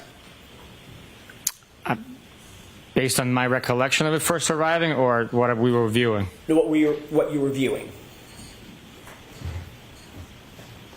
I'm objecting to this. Ask it differently, Mr. Jackson. Do you remember being asked a series of questions concerning the arrival of the SUV, just in general? I remember that it happened. I don't remember the exact questions on what my answers were. And you remember seeing a video about which you were asked questions concerning the arrival of that SUV, pulling into the Sallyport, who was who, what the time frame was generally. Do you remember that colloquy, that discussion? I remember it taking place, yes. That was Mr. Lally asking you questions, correct? I believe so. Under questioning by the Commonwealth, you were asked whether the video that you were looking at fairly and accurately represented the SUV arriving at the Sallyport garage, correct? Yes. And you indicated, in fact, it did fairly and accurately depict the arrival of the SUV at the Sallyport garage. Is that right? That's correct.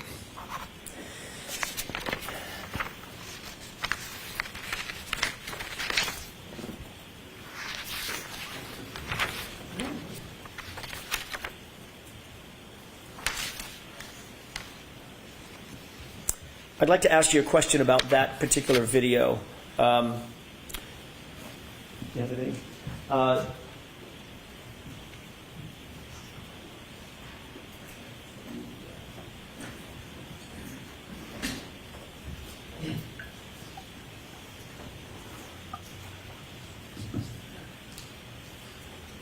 Your Honor, I'm holding a flash drive. May I approach? Yes.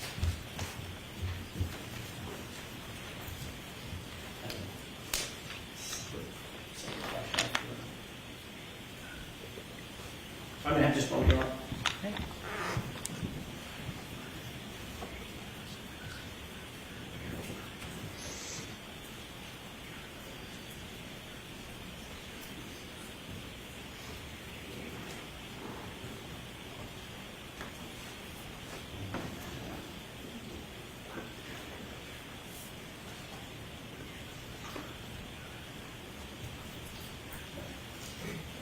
May I have a moment to consult with counsel? Okay.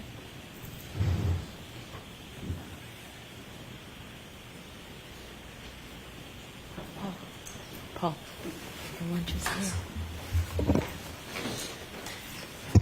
Jurors, you know what? Let's take the luncheon break. Thank you, Your Honor. Sure, right this way, please.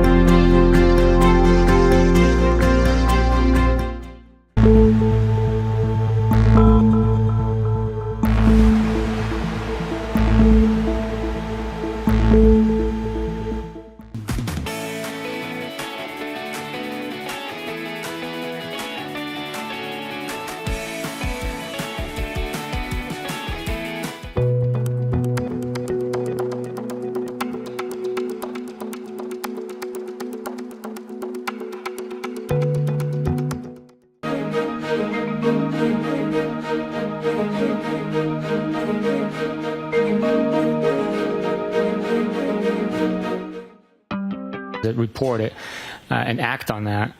The interview was conducted without issue, and we moved on.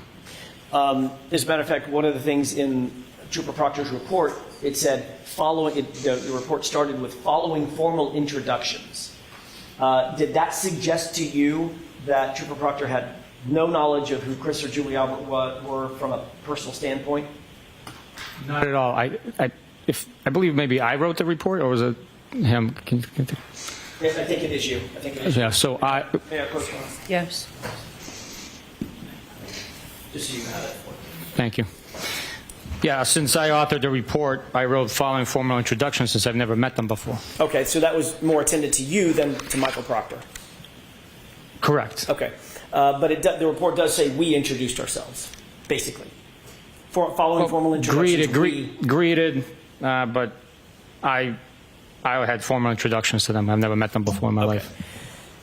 You said that subsequently you learned about, your word, accusations that had been made concerning possible relationship between Michael Proctor and the Alberts. What was that information that you learned? When was it? I need that. When did you learn it? I thought you said 2023, but I could be wrong. When did you learn that? It was I believe, during the July motion proceedings when you guys had pictures up of children. July of what year? I believe 2023. Okay. And what was it that you learned in July of 2023 about the potential... The accusations? Yeah. That those were Albert's or McCabe's kids in the photograph with Michael Proctor? Okay. Did you ever learn about personal communications that Michael Proctor or his wife may have had with any of the Albert family, including Julie Albert? Ever? Ever. Yes. Okay. Tell me when you learned that and what you learned in that order. Well, Michael Proctor had communicated with those individuals, Elizabeth Proctor communicated with those individuals due to the harassment that they've sustained. Okay. So with the crazy behavior that's been, imposed on them, and the torturous harassment that they've endured, the traumatic experiences they've had to live through, they've communicated. So I've learned about that, yes. I was taking in all of that evidence, hundreds and pieces of evidence that I've archived in order to... Go ahead. In order to? Investigate it. Okay. You're talking about Elizabeth Proctor well after the fact of the interview and the incident in 2022. That's what you were just describing. It was after the harassment Okay. started, yes. Which is well after January 29, 2022, correct? January 20, yes, it is. Okay. I'm asking about information related to a relationship prior to January 29, 2022. Did you ever learn about a pre-existing relationship that may have existed between the Proctor family and the Albert family before January 29, 2022, and maybe a couple of days after? All I know is that there was a relationship explanation provided by Mr. Lally during one of the motions, and it was like 6 degrees separated by individuals residing in the community, living in the community, raising their kids in the community, working in the community, so making them community members and having relationship within that. I don't know the extent of those relationships. Okay. Did you, during that hearing where you said there were pictures of the kids and et cetera, that July 2023 hearing, did you see a post, a Facebook post during the course of that hearing wherein the Albert family called the Proctor family their second family, or vice versa, where the Proctor family, Michael Proctor's mother, they've called the Alberts their second family? You remember that Facebook post? I don't remember seeing that post. I just remember there was like a picture of kids that weren't Michael Proctor's kids. Okay, but you were in court that day. I was in court in July. I believe it was 23rd of July, for Okay. the motion, yeah. Leaving aside the photographs that you've talked about, did you see the post, the Facebook post about those two families, specifically Michael Proctor's mom, saying that the Alberts were their, quote, second family? I don't remember seeing that post. That didn't strike you, or that was not in your brain, in your head? I don't think I've ever seen a post like that, so I just remember seeing the post of the kids. What I believe about it was Miss Little that was holding up the poster. what about the text messages, or what about any text messages between Michael Proctor and his sister concerning Julie Albert, very specifically concerning Julie Albert? Are you aware of those? No. Have you ever seen a text message between Julie Albert, between Courtney Proctor and, it's Courtney Proctor and Michael Proctor, where the sister says, Julie wants to give you a gift because you're doing such a great job leading this, meaning this investigation? Are you aware of that? No. Are you aware of a text message in which Michael Proctor responds, get it for my wife? Meaning, if you're going to give us a gift, get the gift for my wife. No idea. Okay. Are you aware of a series of text messages between and among Michael Proctor and Elizabeth Proctor in which they talk about, between Michael Proctor and Courtney Proctor, in which they talk about Julie Albert? This is 10 days before the incident, 10 days before January 29th, so mid-January, where they talk about the possibility of Julie Albert babysitting for Michael Proctor and Elizabeth Proctor's kids.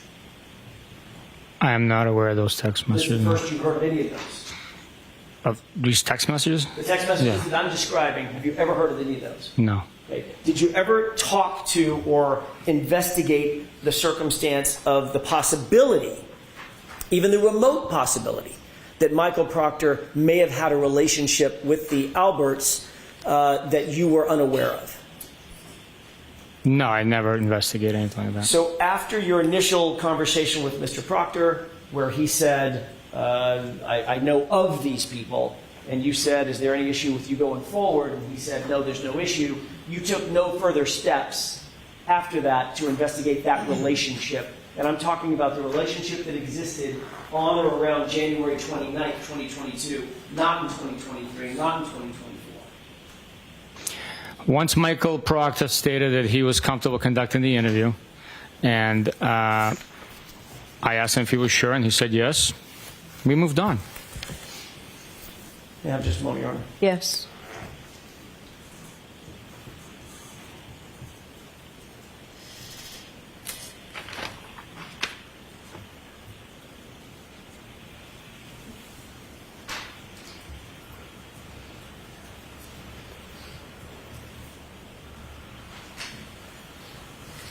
Last couple of questions. Were you in court?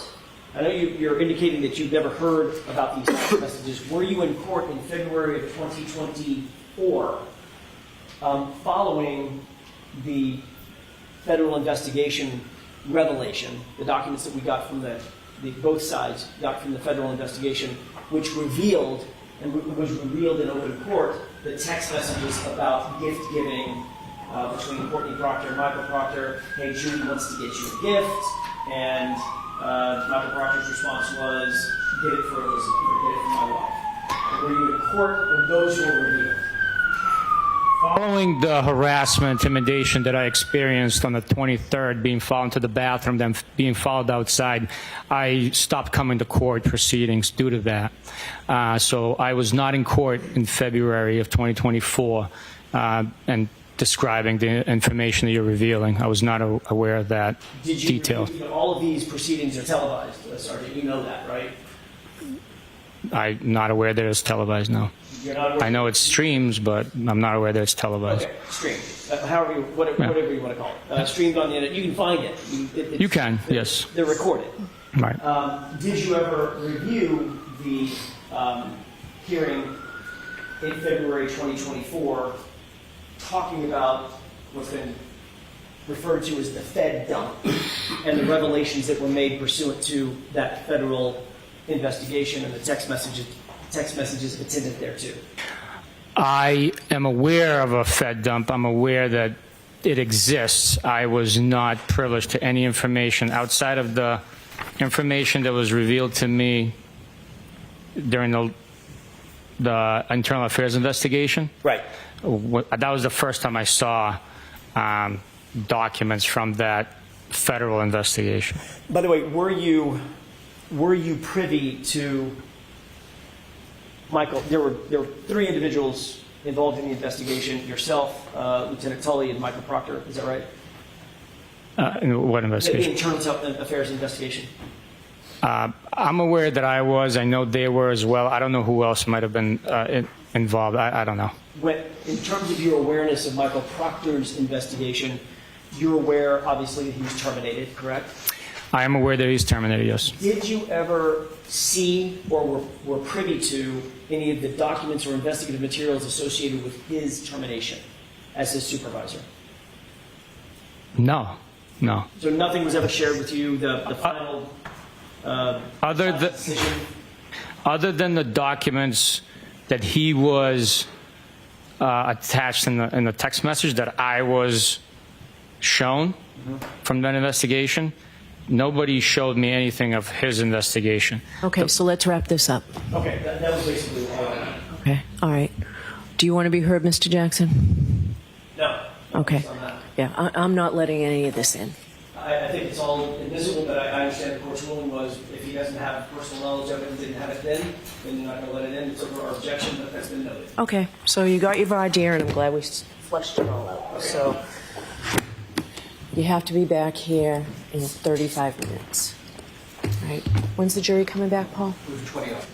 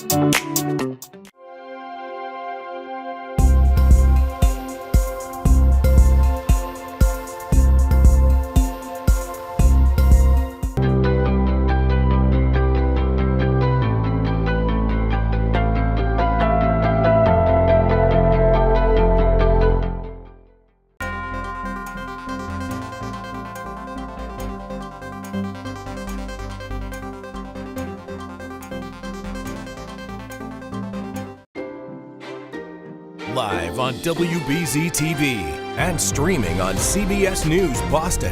WBZ News starts now with breaking news. A woman and a baby rushed to the hospital after they were hit by a car. It all happened in the area of Manhattan and Monroe Streets this morning in Norwood. Police tell us the victims are expected to be okay. We don't know yet if any charges will be filed.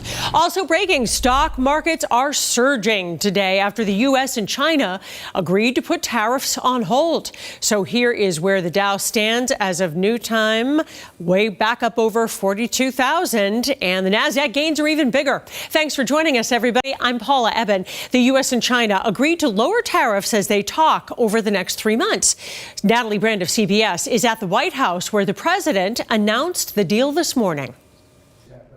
President Trump is touting a temporary trade deal with China, even as the toughest part of negotiations are still ahead. The talks in Geneva were very friendly. The relationship is very good. We're not looking to hurt China. Under the agreement, the U.S. will lower its 145% tariff on Chinese goods to 30%. The retaliatory tariff China imposed on the U.S. will come down to 10% for 90 days while talks continue. The biggest thing that we're discussing is the opening up China, and they've agreed to do that. But it's going to take a while to paper it. You know, that's not the easiest thing to paper. Ongoing negotiations are expected to address the U.S.'s nearly $300 billion trade deficit with China, unfair trade practices, and fentanyl. As long as there is good faith effort, engagement, and constructive dialogue, then we will keep moving forward. The president also announced this morning a new executive order aimed at reducing the price of prescription drugs by trying to match U.S. prices to what other countries pay. Basically, what we're doing is equalizing. There's a new word that I came up with, which I think is probably the best word. We're going to equalize. Experts say the U.S. currently pays roughly 3 times as much as other developed countries. With this new policy, what we call the most favored nation policy, would mean that the United States would pay no more than the lowest price paid by a high-income country. The president tried to implement the plan in his first term, but was blocked by the courts. Natalie Brand, CBS News, the White House. The investigator in the Karen Reed case is back on the stand for a third day of cross-examination. WBZ's Penny Commit has been following testimony and shows us what's been covered so far today. Penny? Well, Paula, this seems to be a recurring theme for Sergeant Yuri Buchanan, being forced to answer questions about text messages that were sent by other people, most notably including his former subordinate, Michael Proctor, who was eventually fired after Karen Reed's first trial. And he also informed you, his supervisor, that he was going through her phone looking for nudes or naked pictures of her on her phone, correct? He did not tell me that he was going through naked pictures, for naked pictures through the phone. He wrote, "No nudes so far," right? That is what is written, yes. What did you think he was looking for when he wrote that phrase? I don't know what he was looking for. Sergeant Buchanan facing a plethora of different questions this morning about injuries to John O'Keefe's arm, ring camera footage, and timing inconsistencies in police reports from that following morning. All of this to paint the picture of a manipulated police investigation the defense says was meant to frame Karen Reed.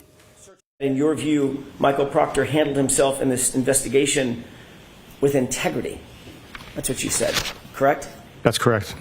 Do you stand by that testimony? The investigation was handled with integrity and honor. Do you stand by your testimony that Michael Proctor conducted himself during the course of this investigation with integrity? Yes, I do. And before testimony even began, both sides filing a series of motions that could impact how this trial moves forward. So the prosecution now wants to introduce evidence about John O'Keefe allegedly cheating on Karen Reed a month before his death during a trip to Aruba. They also want some evidence excluded, including cell phone extractions that were part of the federal investigation. The defense opposing this, saying the evidence is necessary for Reed's Sixth Amendment right to confront her accusers. So, Paula, the judge now has a lot of decisions to make. Yeah, we still a long way to go. Penny Commit live here in studio. Thank you. Now to next weather and taking a look outside. We have plenty of sunshine and warm temperatures as we look at the public garden to kick off the work week. WBZ meteorologist Jason Michael is here tracking the trends in our next weather forecast, and we hope the rain is behind us. Yes, the rain is behind us, but only for now, though, Paula, only for now.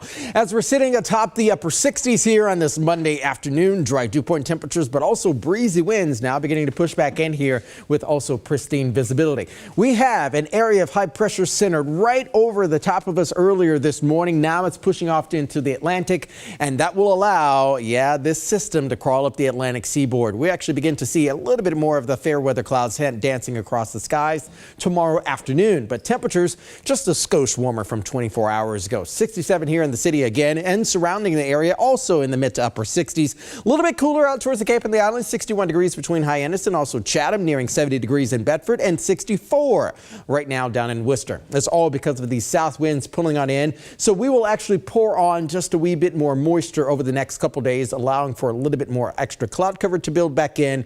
Again, everybody will be in the mid to low 70s. Dry outside right now, hitting 70 degrees yesterday. We'll go a little bit warmer today, and also a little bit warmer tomorrow and also on Wednesday. Wednesday, though, sky conditions actually will be looking a little bit different. I'll explain to you why that will be coming up in the full forecast. Paul. All right, we'll see you then. Jason, thanks so much. Well, a manhole explosion caused some delays in Wellesley. Crews were at the site here this morning in the area of Woodlawn Avenue.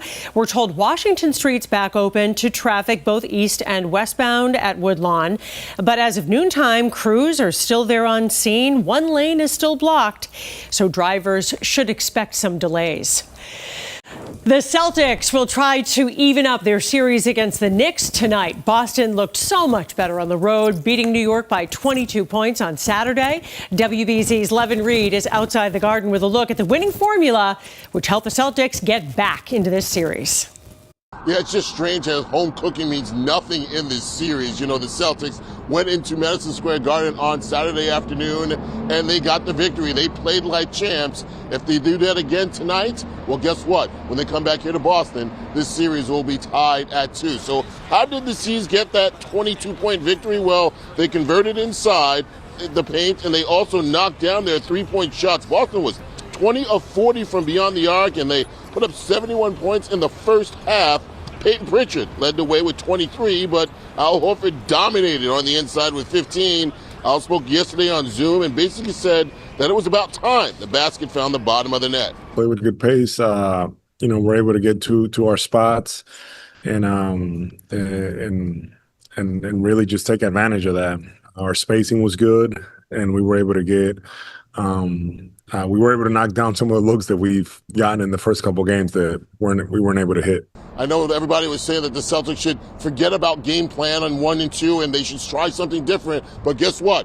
Bomb away, guys, because when they bomb away, they win, and that is their identity. In Boston, I'm Levin Reed, WBZ News. More breaking news today. The last living U.S. citizen held hostage by Hamas has been released. Edon Alexander of New Jersey was kidnapped after Hamas attacked Israel in October of 2023. So he had been held hostage for 19 months. Alexander was released in the Gaza Strip late this morning, so he is with the Red Cross now. Hamas is hoping that this gesture will help establish a new ceasefire and resume the delivery of aid to war-weary Palestinians.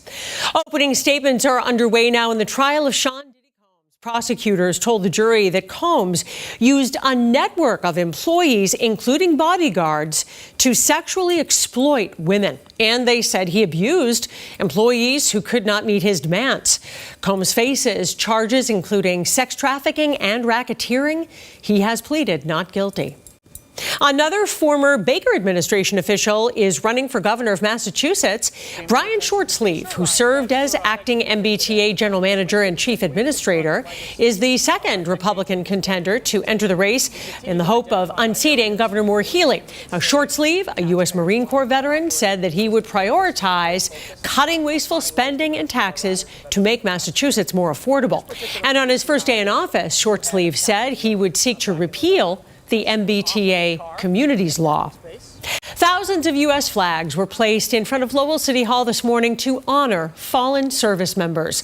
According to a statement from the office of the city's mayor, each flag represents a brave individual from Lowell who had given their life in defense of our nation since the Revolutionary War. Coming up on WBZ News, Pope Leo addresses the world's media for the first time, the pontiff's message for journalists, and a surprise curveball in his meet and greet. And Paula, our good friend down in Randolph, is saying the blue skies are smiling at us, but I believe it's also in addition to the sunshine smiling at us as well. We'll talk temperatures coming up in your full forecast. We'll talk about the next rain chances in your full forecast. And I'll also have an update on these nasty allergens.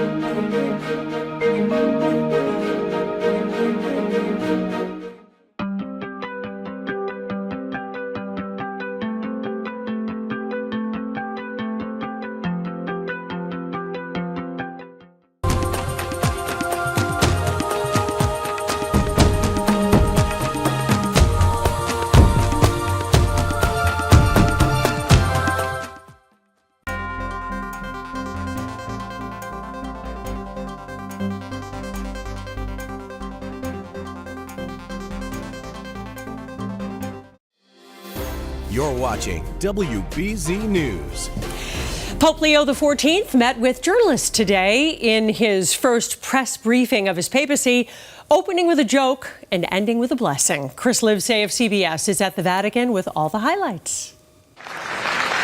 Thousands of reporters rose to their feet to welcome Pope Leo XIV in his first audience with the global media. Buongiorno. The world's only U.S.-born pontiff spoke in Italian, but broke the ice in English with a touch of humor. They say when they clap at the beginning, it doesn't matter much. If you're still awake at the end and you still want to applaud, thank you very much.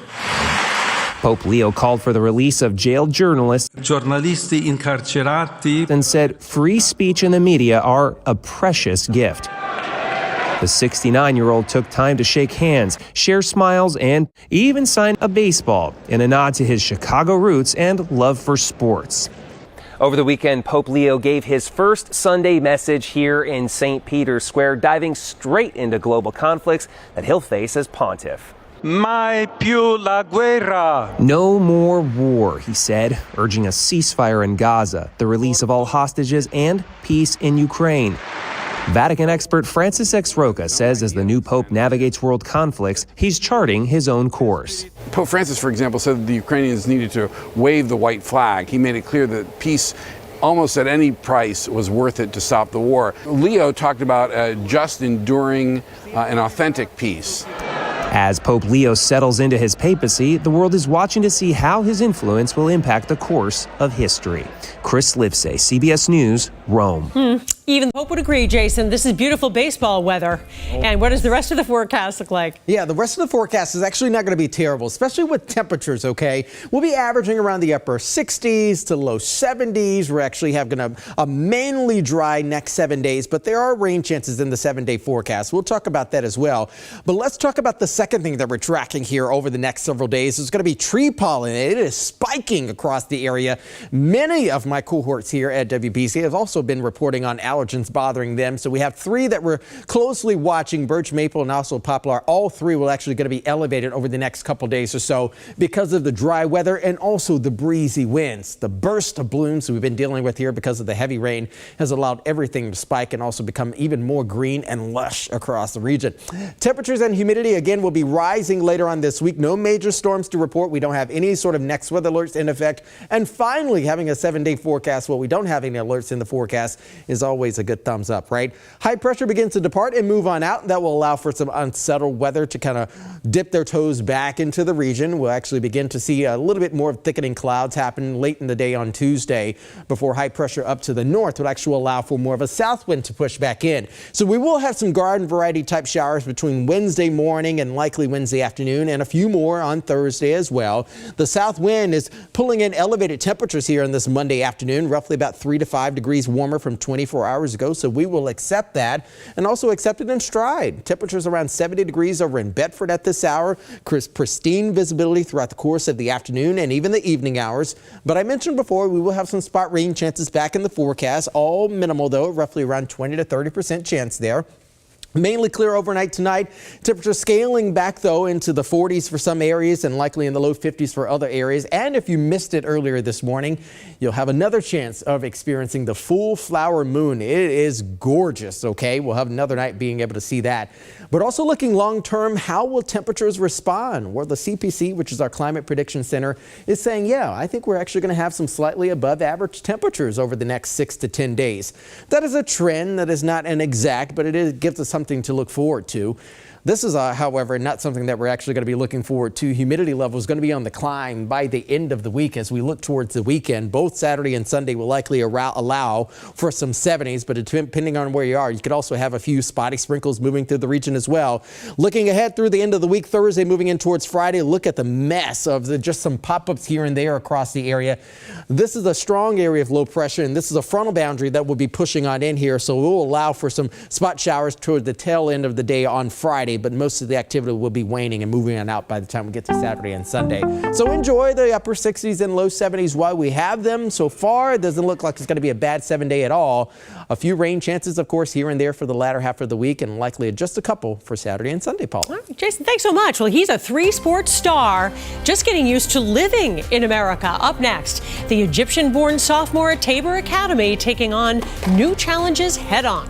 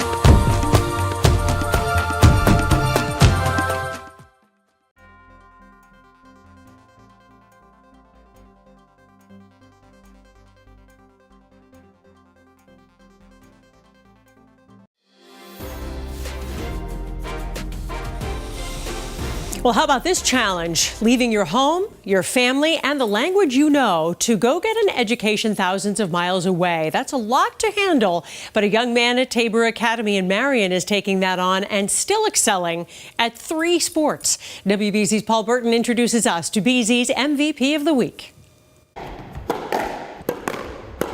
Quick on his feet, strong with his swing. When it comes to squash, Tabor Academy sophomore Saif El-Ghazar has come a long way, both figuratively and literally. Where are you from?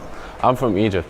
Where? Cairo. The 17-year-old found his way to Tabor Academy in Marion through another Egyptian friend and former student. He started playing squash in Cairo at the age of 5 and made the choice to leave his family and pursue a great education in the U.S., barely speaking the language, and for the chance to play squash at Tabor. He's developed a very strict regimen. I'll wake up early. I have to eat good.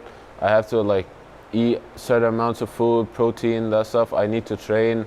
I have competitions, and as they say, hard work pays off. His goal is to play at a top university, ideally Ivy League, and he's here every day. 35% of Tabor students receive need-based financial aid, providing students like Saif the opportunity to pursue their dreams. His squash coach says he's never seen anyone more dedicated. He's a very serious student. He's got a work ethic like I've never seen.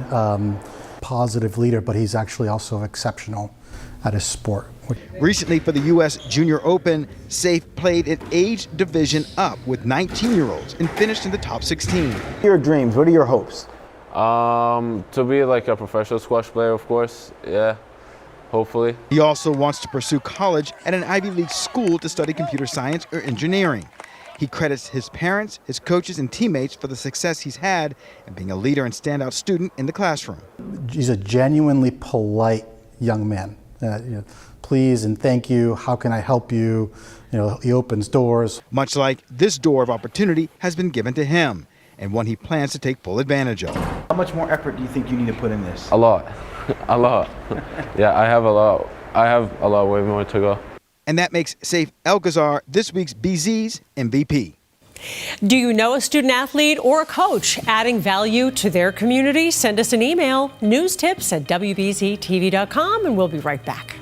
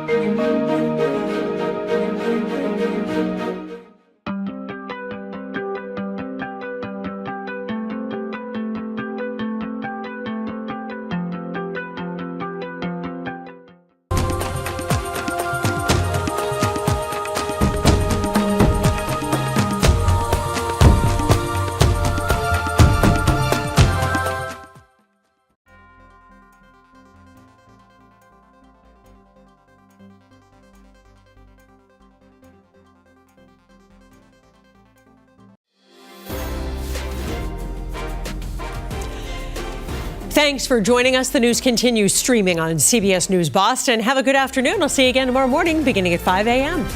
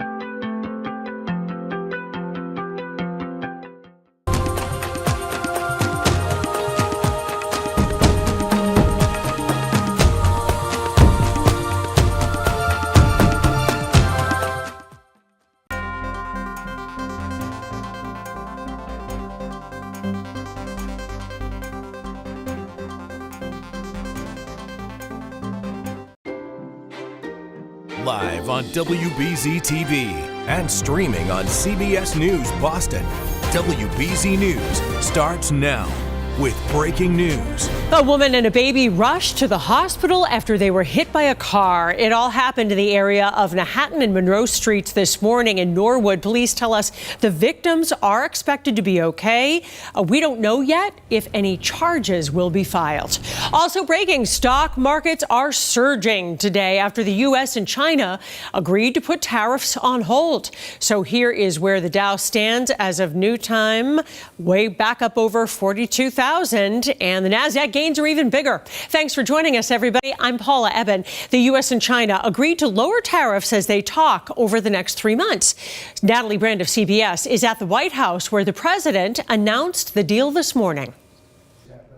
President Trump is touting a temporary trade deal with China, even as the toughest part of negotiations are still ahead. The talks in Geneva were very friendly. The relationship is very good. We're not looking to hurt China. Under the agreement, the U.S. will lower its 145% tariff on Chinese goods to 30%. The retaliatory tariff China imposed on the U.S. will come down to 10% for 90 days while talks continue. The biggest thing that we're discussing is the opening up China, and they've agreed to do that. But it's going to take a while to paper it. You know, that's not the easiest thing to paper. Ongoing negotiations are expected to address the U.S.'s nearly $300 billion trade deficit with China, unfair trade practices, and fentanyl. As long as there is good faith effort, engagement, and constructive dialogue, then we will keep moving forward. The president also announced this morning a new executive order aimed at reducing the price of prescription drugs by trying to match U.S. prices to what other countries pay. Basically, what we're doing is equalizing. There's a new word that I came up with, which I think is probably the best word. We're going to equalize. Experts say the U.S. currently pays roughly 3 times as much as other developed countries. This new policy, what we call the most favored nation policy, would mean that the United States would pay no more than the lowest price paid by a high-income country. The president tried to implement the plan in his first term, but was blocked by the courts. Natalie Brand, CBS News, the White House. The investigator in the Karen Reed case is back on the stand for a third day of cross-examination. WBZ's Penny Kmet has been following testimony and shows us what's been covered so far today. Penny? Well, Paula, this seems to be a recurring theme for Sergeant Yuri Buchanan, being forced to answer questions about text messages that were sent by other people, most notably including his former subordinate, Michael Proctor, who was eventually fired after Karen Reed's first trial. And he also informed you, his supervisor, that he was going through her phone looking for nudes or naked pictures of her on her phone, correct? He did not tell me that he was going through the naked pictures, for naked pictures through the phone. He wrote, no nudes so far, right? That is what is written, yes. What did you think he was looking for when he wrote that phrase? I don't know what he was looking for. Sergeant Buchanan facing a plethora of different questions this morning about injuries to John O'Keefe's arm, Ring camera footage, and timing inconsistencies in police reports from that following morning. All of this to paint the picture of a manipulated police investigation the defense says was meant to frame Karen Reed. In your view, Michael Proctor handled himself in this investigation with integrity. That's what you said, correct? That's correct. Do you stand by that testimony? The investigation was handled with integrity and honor. Do you stand by your testimony that Michael Proctor conducted himself during the course of this investigation with integrity? Yes, I do. And before testimony even began, both sides filing a series of motions that could impact how this trial moves forward. So the prosecution now wants to introduce evidence about John O'Keefe allegedly cheating on Karen Reed a month before his death during a trip to Aruba. They also want some evidence excluded, including cell phone extractions that were part of the federal investigation. The defense opposing this, saying the evidence is necessary for Reed's Sixth Amendment right to confront her accusers. So, Paula, the judge now has a lot of decisions to make. Yeah, we're still a long way to go. Penny Kmet live here in studio. Thank you. Now to next weather and taking a look outside. We have plenty of sunshine and warm temperatures as we look at the public garden to kick off the work week. WBZ meteorologist Jason Michael is here tracking the trends in our next weather forecast, and we hope the rain is behind us. Yes, the rain is behind us, but only for now, though, Paula, only for now. As we're sitting atop the upper 60s here on this Monday afternoon, dry dew point temperatures, but also breezy winds now beginning to push back in here with also pristine visibility. We have an area of high pressure centered right over the top of us earlier this morning. Now it's pushing off into the Atlantic, and that will allow, this system to crawl up the Atlantic seaboard. We actually begin to see a little bit more of the fair weather clouds dancing across the skies tomorrow afternoon, but temperatures just a skosh warmer from 24 hours ago. 67 here in the city again and surrounding the area, also in the mid to upper 60s. A little bit cooler out towards the Cape and the Islands, 61 degrees between Hyannis and also Chatham, nearing 70 degrees in Bedford, and 64 right now down in Worcester. That's all because of these south winds pulling on in. So we will actually pour on just a wee bit more moisture over the next couple days, allowing for a little bit more extra cloud cover to build back in. Again, everybody will be in the mid to low 70s. Dry outside right now, hitting 70 degrees yesterday. We'll go a little bit warmer today and also a little bit warmer tomorrow and also on Wednesday. Wednesday, though, sky conditions actually will be looking a little bit different. I'll explain to you why that will be coming up in the full forecast. Paul. All right, we'll see you then. Jason, thanks so much. Well, a manhole explosion caused some delays in Wellesley. Crews were at the site here this morning in the area of Woodlawn Avenue. We're told Washington Street's back open to traffic both east and westbound at Woodlawn. But as of noontime, crews are still there on scene. One lane is still blocked, so drivers should expect some delays.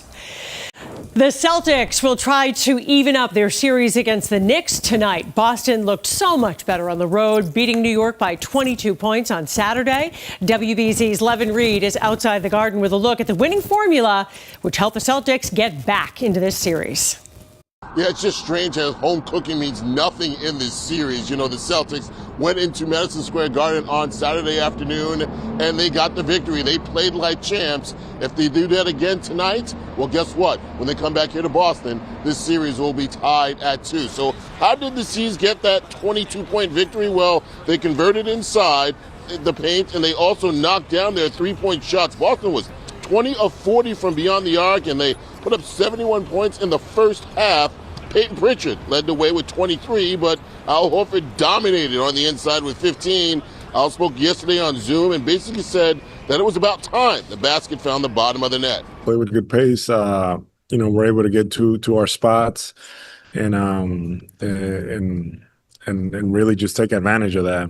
Our spacing was good, and we were able to get.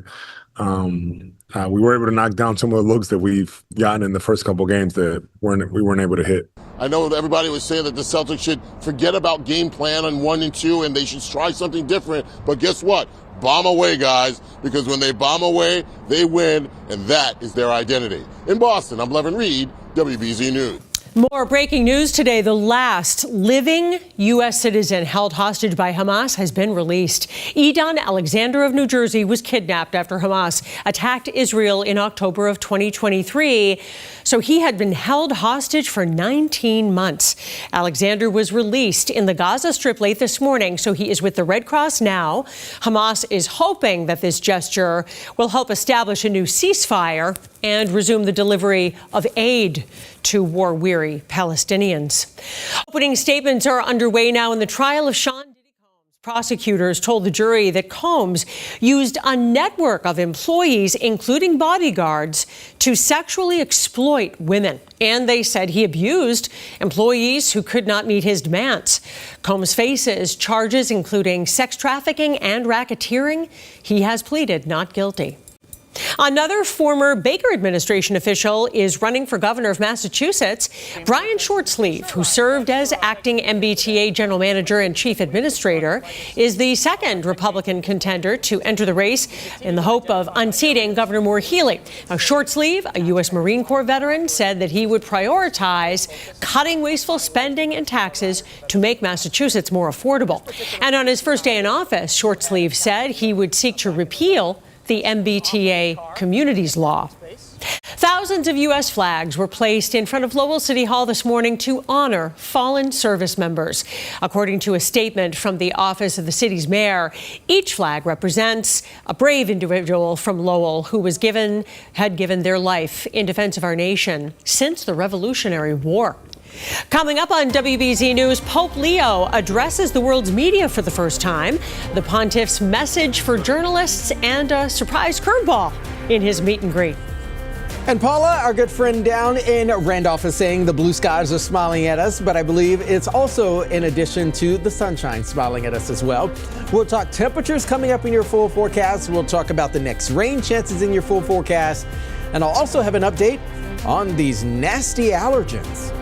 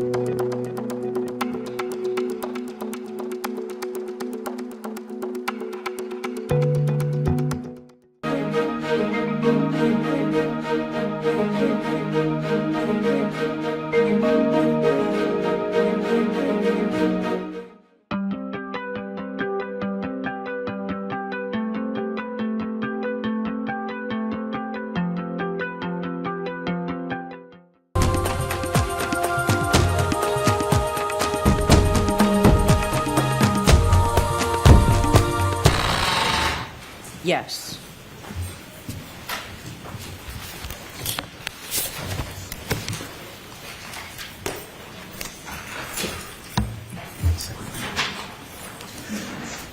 May I inquire?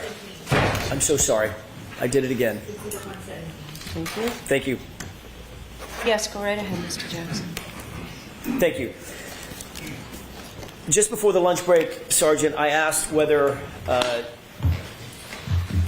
you had engaged in a discussion with the Commonwealth at a prior proceeding in which you were shown a video and you talked about the fairness and accuracy of that particular video in the Sallyport when the SUV was first pulled in. And you indicated that you did indicate that it was fair and accurate, correct? Yes, back then, yes. Yeah. I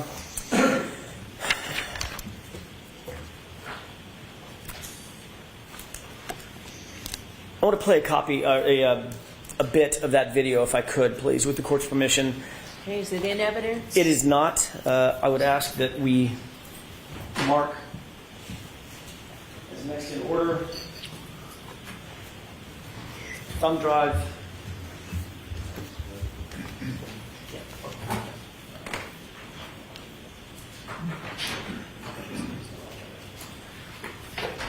Were we marking this for identification, or is there an agreement it's going into evidence? I'd like it into evidence. We agree with the stipulation that it's authentic. I'm not going to argue metadata issues or authenticity issues. So. All right, so is there a stipulation that this is authentic? Okay, so folks, again, a stipulation means the parties agree, and with that, I will allow this into evidence as the next exhibit. Madam Court Reporter? Mr. Jackson, is this it? That's it. Exhibit 118. Okay, now you may display it. Thank you.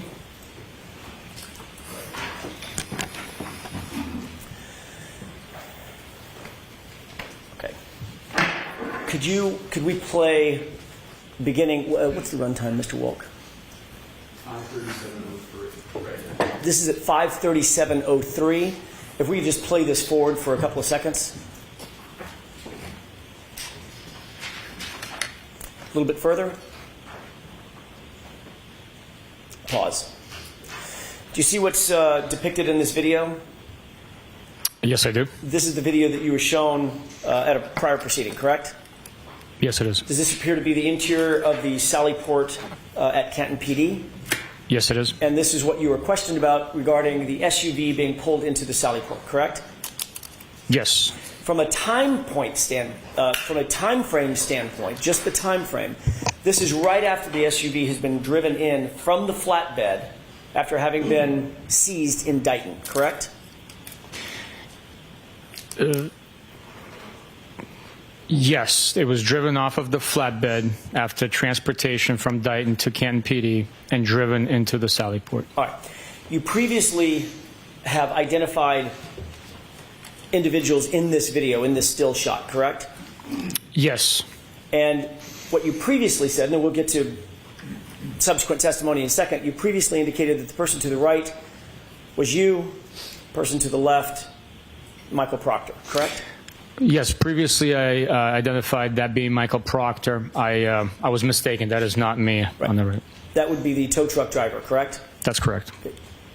That is, in fact, Michael Proctor, however, in the two-tone jacket, correct? I believe so. Okay.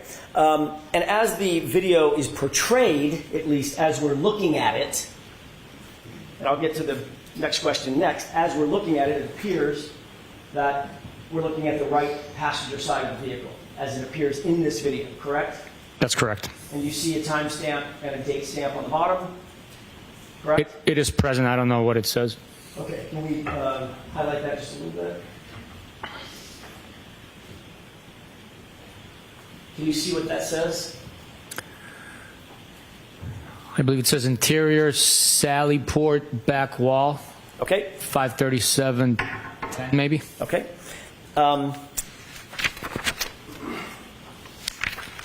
When you indicated that this was a fair and accurate depiction of the interior Sallyport when the SUV was brought in, you were specifically asked whether or not you or Michael Proctor approached or manipulated or touched the right rear taillight area of the vehicle, correct?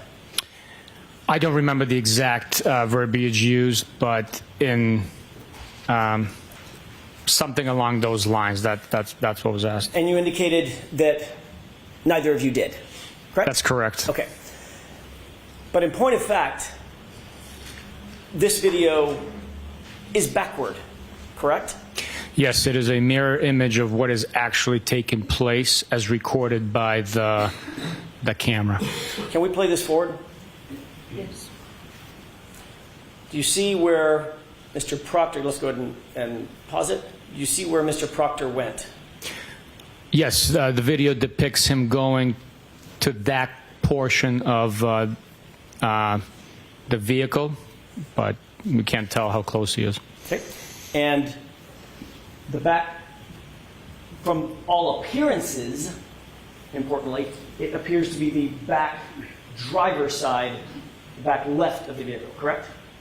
That's the way it appears, yes. Okay.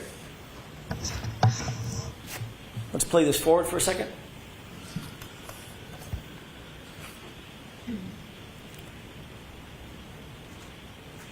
Pause. Can I ask you to pay special note to the far rear side of the vehicle? Do you see what appears to be Mr. Proctor's head? Yes. As the tow truck driver walks past the rear of the vehicle, can you watch and tell me if you see Mr. Proctor do anything or move in any way? Let's go ahead and play it forward. Pause. Did you see any volitional movement by Mr. Proctor as the tow truck driver moved past him? Yes, it appears if that is his head, it shifted weight. Okay. Let's go ahead and play it forward. Stop. Did you see a person that appeared to morph toward the back of the vehicle? Right there. There is some anomaly there with the footage, so it could possibly be used to describe that what took place. Can you recognize that person? I cannot know. You indicated previously, does that person look large or small in stature? I can't tell. As compared to, for instance, Michael Proctor, whose head you can see above the car. What about this person? Taller, shorter than Michael Proctor? I can't tell from here. I can't. You indicated that Chief Berkowitz was a smaller statured person, correct? I never said that. I'm sorry? I didn't know his height. Larger or smaller? Generally. How about this? Larger or smaller than you? He's shorter than me. Okay. Can you tell whether or not that is Chief Berkowitz? I cannot know. Okay, let's go ahead and play it for him. And a little bit further. Pause. What does it appear that Mr. Proctor does at this point in the video? He's walking. Okay. Do you see anything in his hand? I cannot tell from the video, but that he might be carrying something.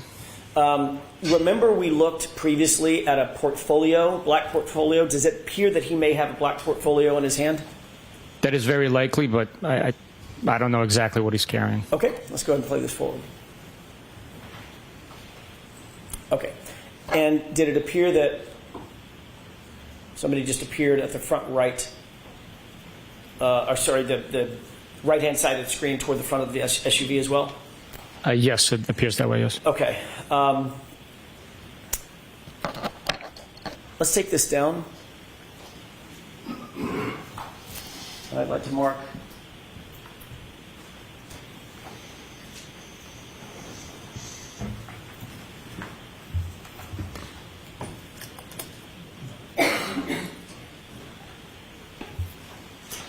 I have another electronic device, a thumb drive, that has another video on it, Your Honor. I'd like to have that marked as next in order.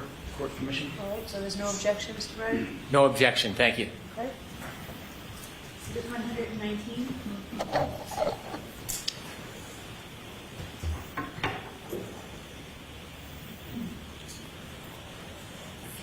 With the court's permission? Yes.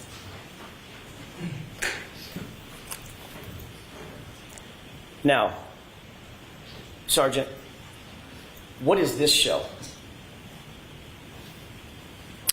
It appears to be the mirror image of the previous footage. I don't know the exact timestamp there, but Can we increase the date and time?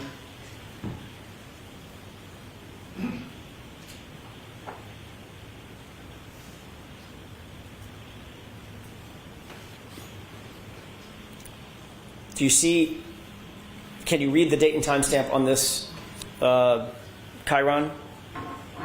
I cannot know. It's because it's backward, correct? I can't read it. I can't make it out, sir. Can you make it any bigger, Mr. Wolk?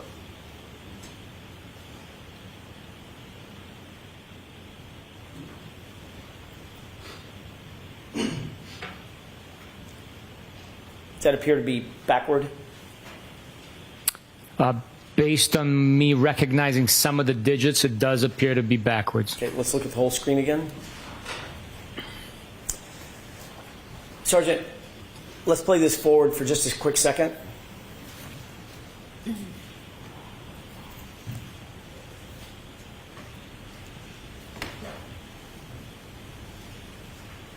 Pause. Do you see Michael Proctor in this video? I believe that's him, yes. And which side, and let's start with this. Do you agree that this is the correct version of the camera angle and the SUV as it pulled into the Sallyport? This is the footage, the way that is depicted right now is very accurately very accurately represents what I remember from being there. In fact, this side of the vehicle that we're looking at that's closest to us, that I'm highlighting on the screen to your right, that is in fact the driver's side of the vehicle, not the passenger side of the vehicle. Is that correct? That is correct. The far side over here would be the right rear of the vehicle, correct?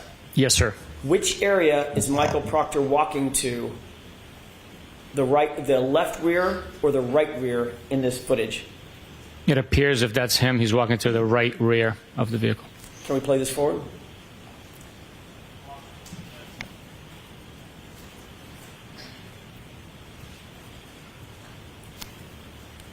And do you see Mr. Proctor's head above the SUV?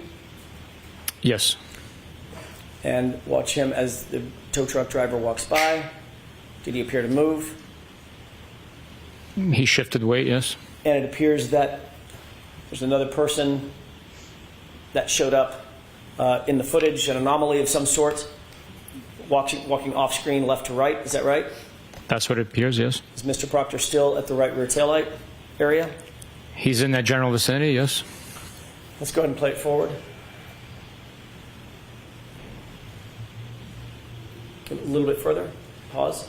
Can you see anything in his hand?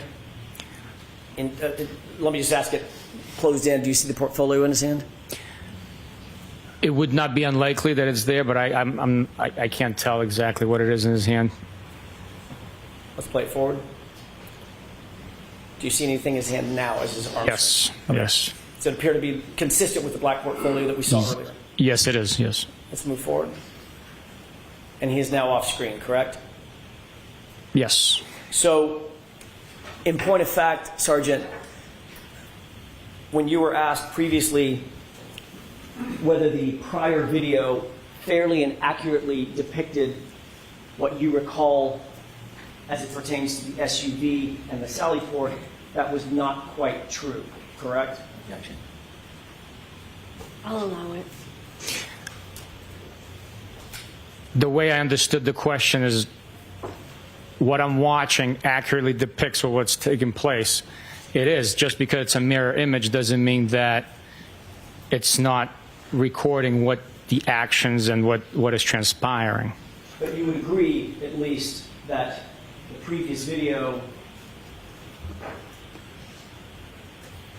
showed exactly the opposite of what was true and correct, not just a mirror image. What is left is right, and what is right is left, correct?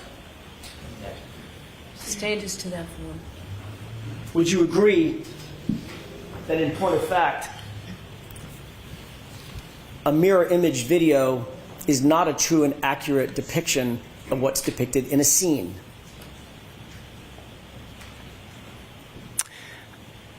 I think it just is a mirror image of what's taking place. If you see someone walking in or driving a vehicle and it's depicting the action of the vehicle being pulled in, and if it's mirrored, it's pulling in from left to right or right to left. It's still documenting the activity that's taking place. Or if someone walks to the left rear of the vehicle versus the right rear of the vehicle, those two things will be switched, correct?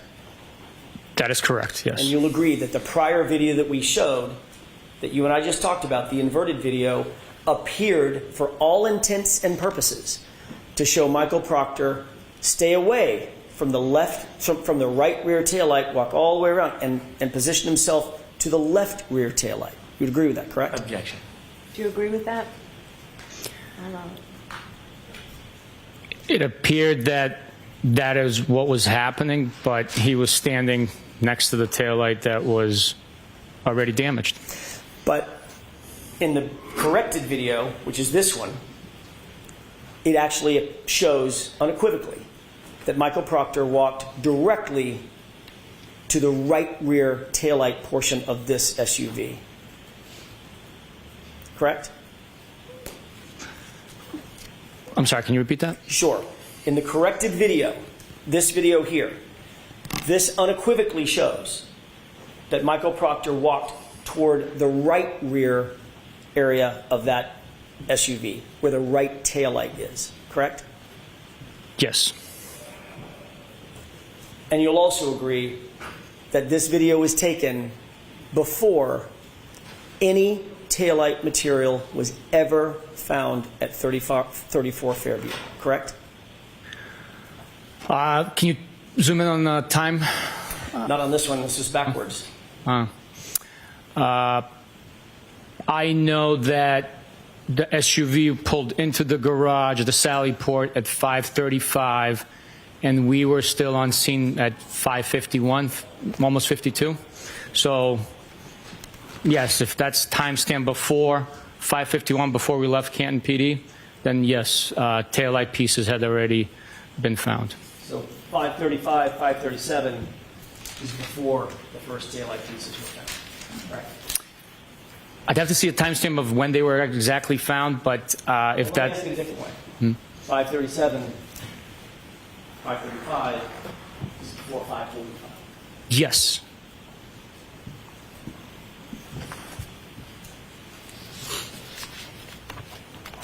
May I have just a moment, Your Honor? Yes.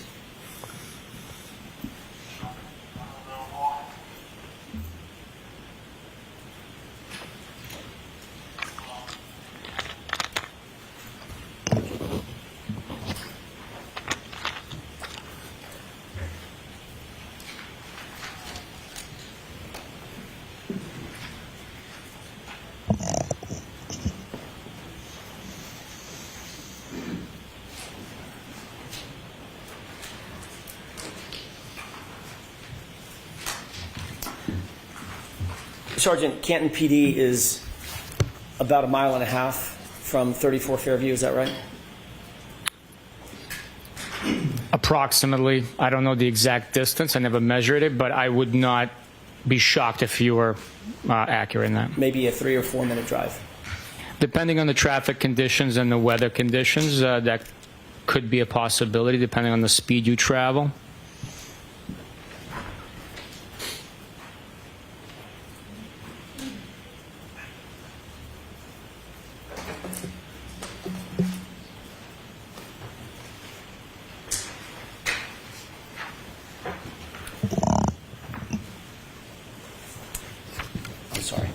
Your Honor, I have a photograph that I'd like to have marked with the court's permission. If I may approach. Marked for identification. Marked for identification for the time being. Okay.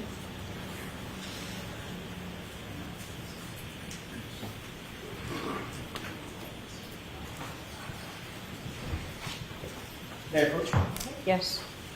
Let's mark it first, please. H.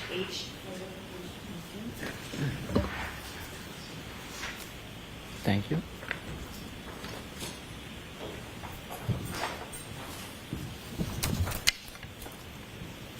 Let me take a look.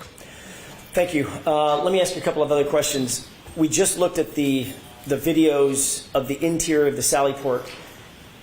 Harkening back to what we just looked at, the corrected video, there would also be a camera on the other side of that Sallyport garage pointing down toward the right rear taillight area of the SUV, correct? Yes. There's a camera situated on the opposite side. We'd be looking at that camera, correct? Yes. Okay, taking a look at that photograph, I know the quality of it, but can you tell if that appears to be a still image from that camera?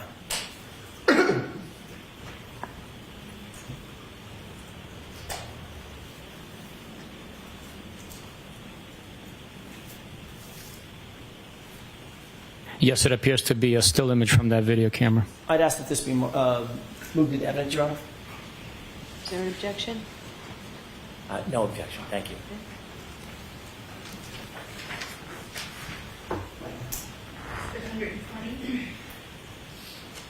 Thank you.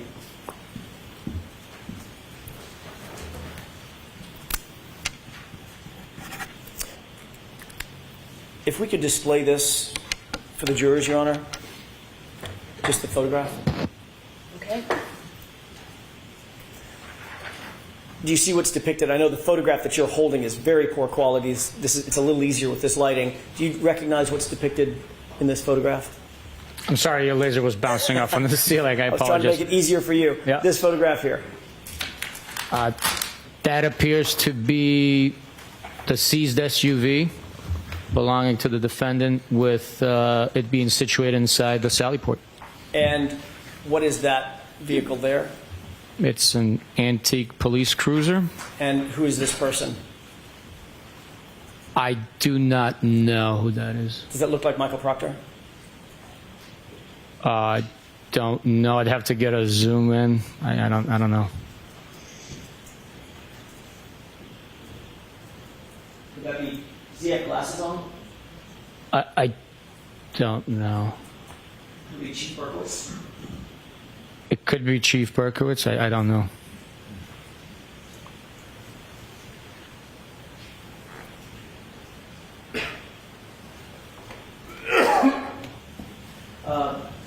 Can you tell me the date that's on the the date and timestamp at the bottom? I cannot. I think I might be able to make it out in the actual photograph you printed out. Could I take a look at that? Sure. You need the light? Yes, please, Your Honor. Right, please.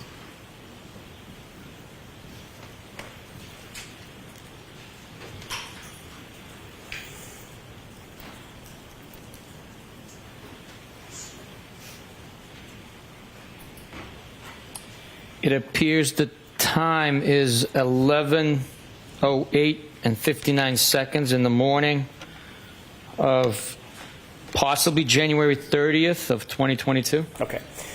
Let's go ahead and pull this back out full frame. Thank you. I wanted to ask you, do you have a point of reference? Does that appear to be the interior camera facing the other direction where the SUV was depicted in the Sallyport earlier?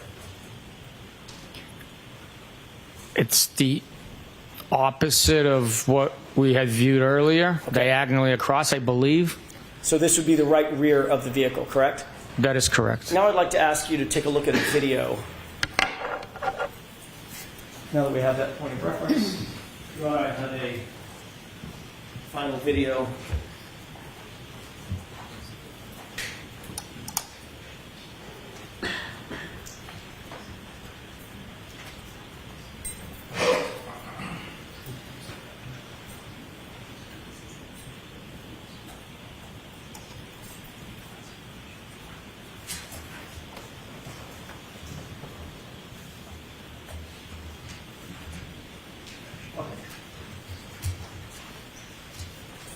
I can have that marked as next in order, Your Honor. There's next in order, so there's no objection, Mr. Brennan? I have no objection to that being entered, no. Exhibit 121.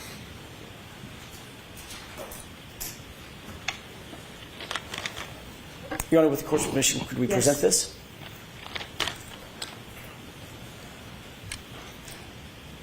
Go ahead and play it. Pause.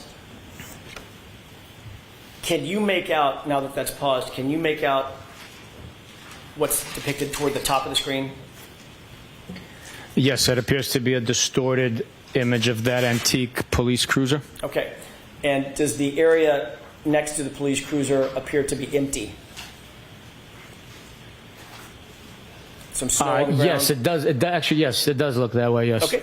So there's nothing next to the police cruiser, at least at this point, correct? That's what it appears to be, yes. Can we take a look at the timestamp on this document, or on this frame? I'd ask you to let the jurors know if you can see what the actual run time is on this. I could see the timestamp. I don't know the runtime, what it's going to be. It's 5:07, 10 or 12, something like that? That's the timestamp, yes. Okay. Yes, PM. Now, if we could just play this forward, go back to full screen.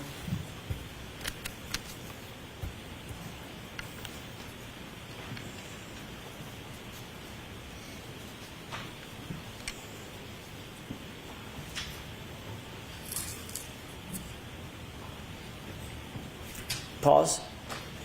Now, how many seconds would you estimate, just in your head, just went by in real time?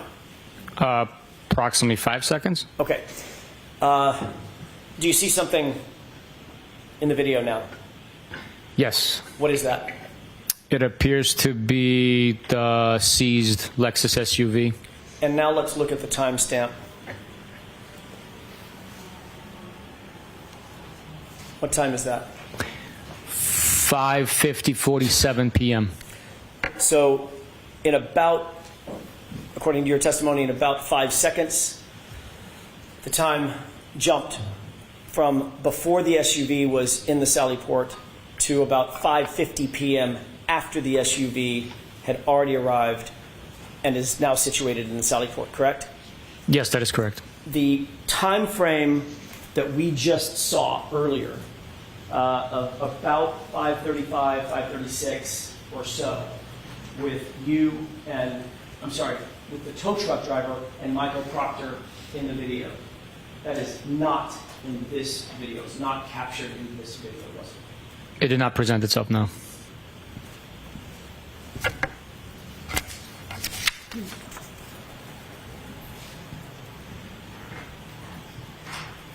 That's all I have now. Mr. Brennan?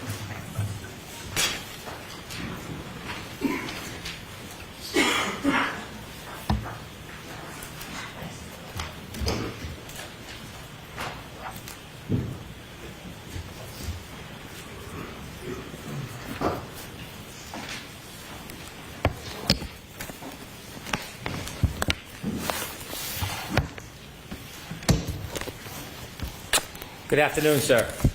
Good afternoon. You had just asked questions about some of the video footage from the Canton Police Department Sallyport area. Is that fair to say? Yes, sir. I'd like to ask you further questions about that. In your investigation, did you obtain camera footage from a number of different angles from the Canton Police Department Sallyport area? I did. And one of those series of footages, did that include the interior Sallyport back wall for January 29, 2022? Yes, it is. Is that the video that appears inverted, and then we saw the second where it was present as you would see it? Yes, sir. Did you look at that video? Did you invert the video in any way? No, I did not. Did you investigate and learn whether or not there was any other video in addition to that interior Sallyport back wall where video was set up by the town of Canton that appears inverted rather than forward? Objection. I'll allow it. Yes, the investigation revealed that multiple cameras had a lens applied to it that was inverted. In addition to the Canton Police Department Sallyport interior back wall, where else did you learn around town there was video that appears inverted? I believe it is inside the Canton PD, the hallways, possibly. And if I am not mistaken, the other locations within the town of Canton. And Ask the question. No, is that your answer? Is that your final answer? I wasn't finished, but yes. Maybe approach quickly.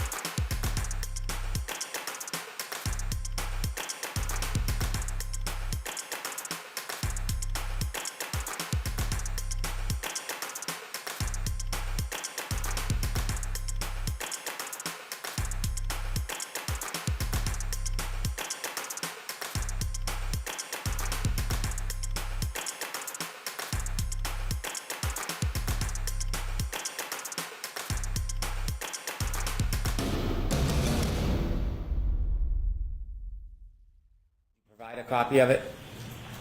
Yes, I did. When you looked at that video, does it have time and date stamps on it? Yes, it does. May I approach? Yes. I'd like to introduce a copy of that. Sure.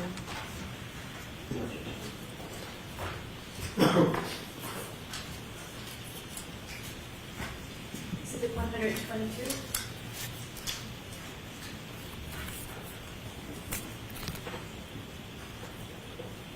Okay. When you provided the video for January 29, 2022, for that inverted video, did you do any further investigation to see if it was an anomaly that happened just on that date, or whether that was historically the way the video appeared? I'll look into that matter, produced the fact that it's been recording that way previously to January 29th. Why did you want to historically go back and see if it was historically the same way? To show that it had not been manipulated or altered in any way, and it was accurately recording what was taking place on January 29th, 2022. As part of the investigation, was there video taken from January 1st, 2022? Yes. And is that before January 29th, 2022? Yes, it is. I'd like to approach and move to introduce this. No objection. Okay. Exhibit 123.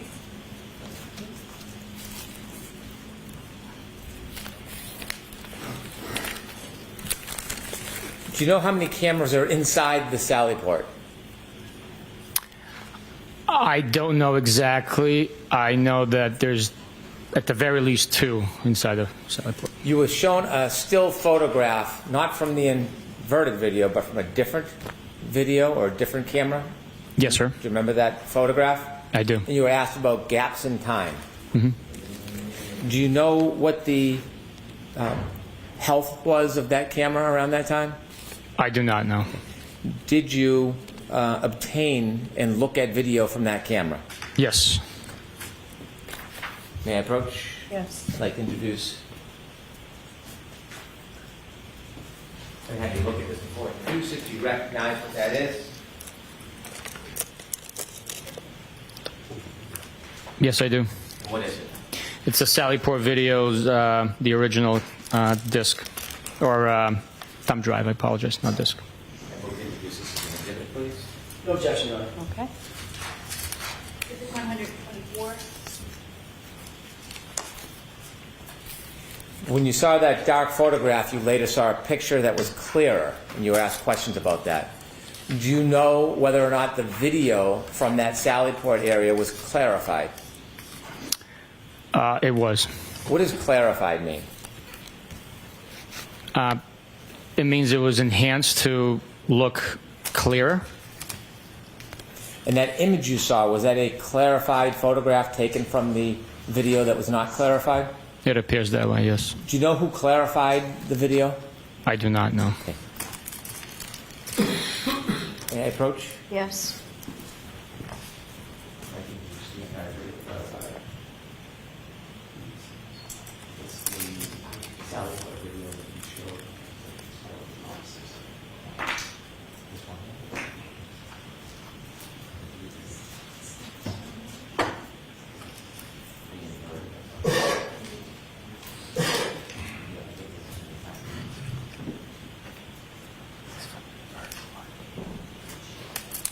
This down.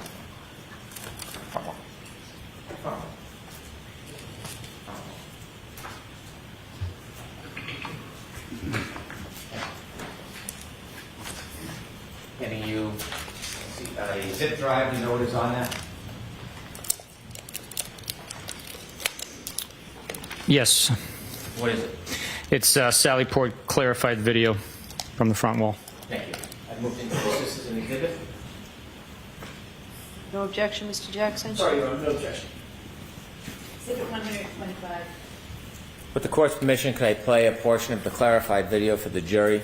Yes. With Ms. Gilman's assistance, could you take us to the clarified video of the Sallyport, and could you take us to about 5:35?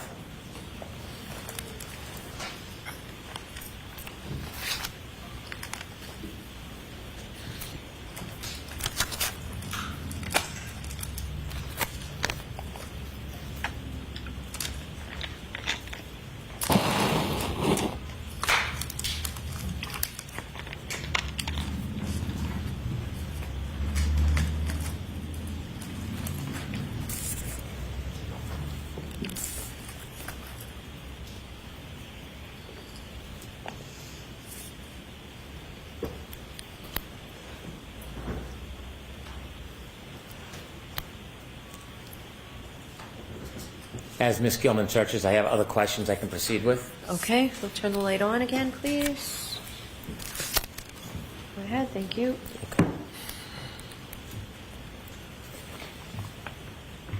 Did you obtain video of outside the Sallyport to show what time the tow truck arrived with the defendant's Lexus? Yes, I did. May I approach? Yes.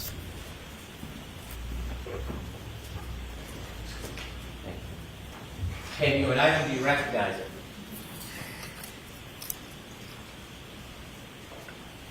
Yes, I do. And what is it? It's a disc containing CPD exterior Sallyport video. Move to introduce this, please. No objection, Your Honor. Exhibit 126.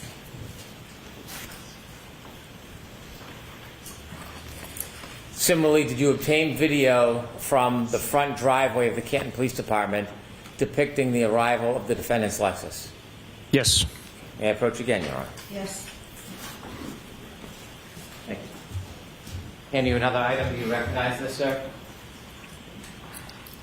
Yes, I do. And what is it? It's Canton PD driveway video. And is this a copy of the video you obtained? Yes, it is. I will move this into evidence. No objection. Okay, thank you. Exhibit 127.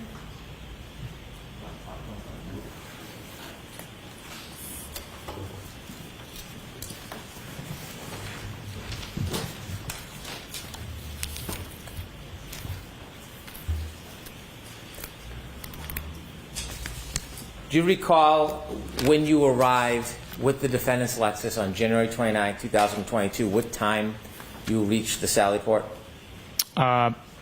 To the best of my recollection, it was 5:35 p.m. is when the vehicle was placed into the Sallyport. When you left Dighton after the tow truck lifted the defendant's Lexus and put it on the tow truck, did you follow the tow truck back to Canton? Yes, I did. Did the tow truck stop at any point between Dighton and Canton Police Department? Other than red traffic lights, no. When you were following, how were you following the tow truck? I was keeping a safe distance, always keeping line of sight behind the vehicle.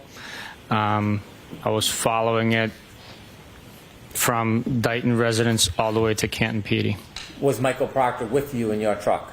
Yes, he was. Did you take any detours on your trip back to the Canton Police Department? No, we followed the truck driver. He led the way. At any point, did you take any turns to Fairview Road? No. Did you know whether or not there was a CERT team at Fairview Road searching while you were driving back to the Canton Police Department? I knew one was dispatched, yes. Did you go to Fairview Road to speak to any of the CERT team members? No. Did you watch the CERT team members conduct their search? No, I did not. In any way, did you, at any point during that search, see it happening? No, I did not, no. When the CERT team members were there, do you remember that they arrived at 4:54 and 4:56? I don't have a specific memory, but I know that they arrived sometime between that hour. When you arrived at the Sallyport, at the Canton Police Department with the defendant's Lexus, what was your understanding of where the CERT team was? My understanding was they were at 34 Fairview. When you first arrived around 5:37 at the Canton Police Department, were any members of the CERT team at the Canton Police Department? Objection. I'll allow it. Lay a foundation. Now, I asked you, do you remember about what time you got back to the Canton Police Department? Do you know specifically what time you got back? I know we pulled in to the driveway at 5:30 p.m. And did you see some of the timestamps that you were shown on cross-examination? Yes. Did you see the timestamp 5:37:18 when it was shown to you by the defense? Yes. At that time when you were arriving and bringing the defendant's Lexus into the Sallyport, was there any CERT team members at the Canton Police Department? No. Were there any troopers who were speaking to you or receiving items or evidence from you or Trooper Proctor? Absolutely not. Was there any items exchanged between you and or Trooper Proctor and anybody else for that matter that you saw? No. While you were at the Canton Police Department in the Sallyport area, do you remember how long you stayed in that area? Approximately 15, 20 minutes. And so you were asked when the first items were found at Fairview Road. Do you remember that it was around 5:45? Yes. So at the time those items were first found at Fairview Road, where were you and Michael Proctor? At Canton Police Department. When you were at the Canton Police Department and you had brought the Lexus back, did you ever see Michael Proctor leave the Canton Police Department without you? No. You ever see him hop in a car and take a drive? No. A 3-minute drive or a 4-minute drive? No. Did you ever see him leave for a 6-minute, 7-minute trip? Objection, Your Honor. You've made your point. Next question. When you were at the Canton Police Department, were you separate or with Michael Proctor? We were together. Not obviously tied at the hip, but we were within eyesight, traveling together. After you left the Sallyport area, did you and Michael Proctor immediately leave the Canton Police Department? No, we stuck around. Why did you stick around at the Canton Police Department? To make sure that evidence was properly being protected with yellow tape around it. and we were making plans to go get dinner. When you were making plans, did you go anywhere else in the police department after you left the Sallyport area? Yes, I believe we went to the conference room. Was there anybody else that you saw in the police department when you went to the conference room with Mr. Proctor? I remember talking to Chief Berkowitz in the police department. We were in the dispatch area at one point in time as well. So there was multiple people that observed us there. At any point, did you give any items to Chief Berkowitz? No. At any point, did you ever see Michael Proctor hand or give an item to Chief Berkowitz? Absolutely not. You said Michael Proctor had a folder with him. Yes. Is that typical in an investigation? Yes. Did you ever see him place taillight or any item in that folder? No, that would be absurd. Did you ever see him retrieve an item or taillight pieces and give it or sneak it over to Chief Berkowitz? Objection, Your Honor. Ask it differently. Did you ever see Michael Proctor ever hand any piece of taillight to Chief Berkowitz or any other officer for that matter? No. The entire time you were there, did either you or Michael Proctor, from what you saw, provide any items, physical items, to anybody else that was there? Objection, Your Honor. I'll allow that. No, we did not. Okay.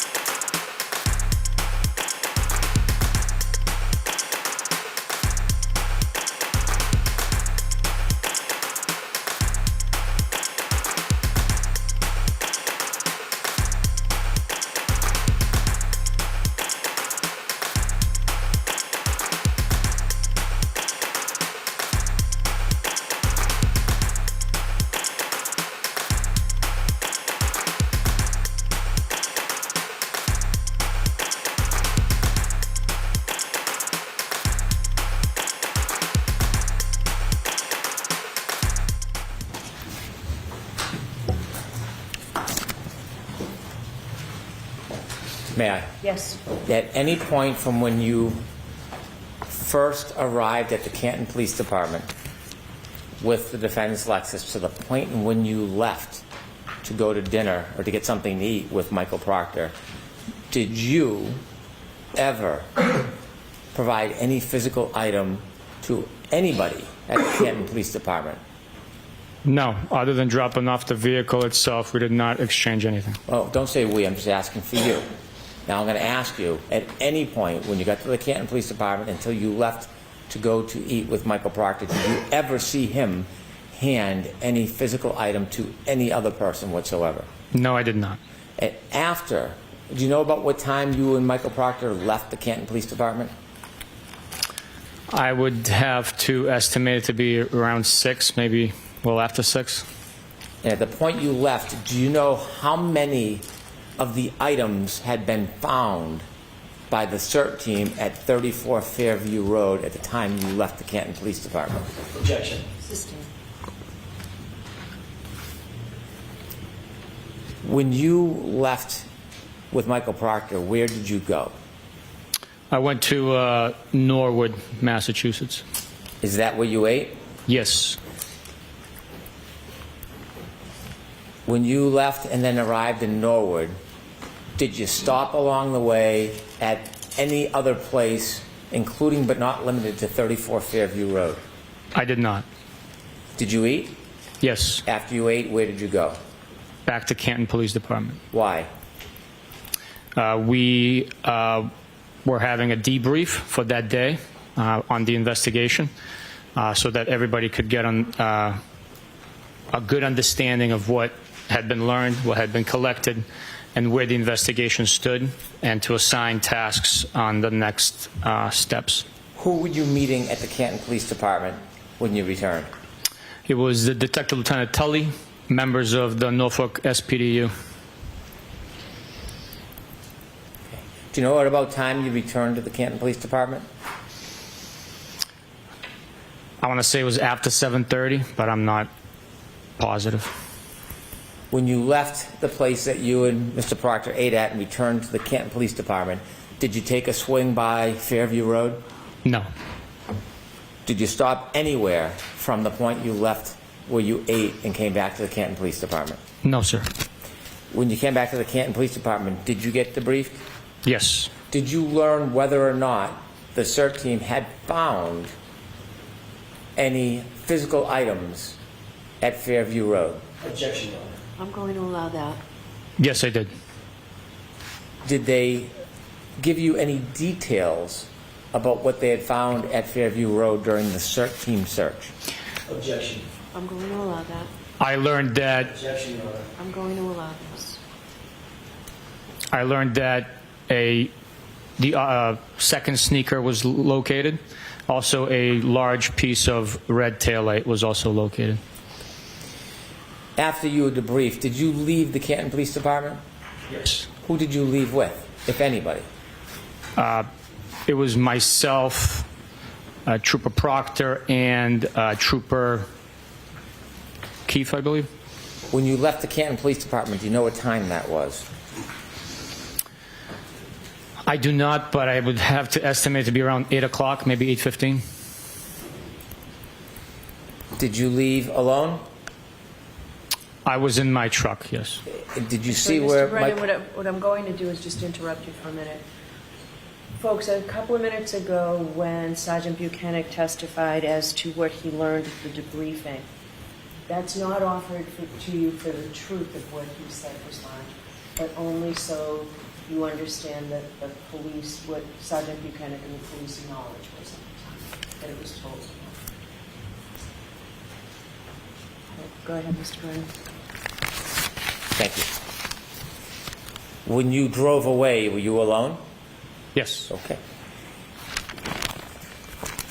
When the Lexus was brought to the Sallyport, did you have a chance to again look at that right rear taillight?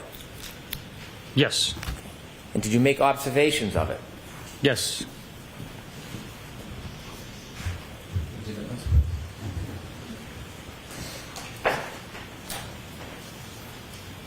Which one's the right rear taillight?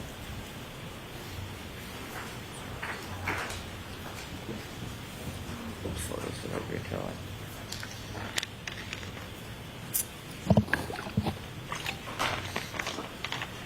Find that one. The right rear taillight.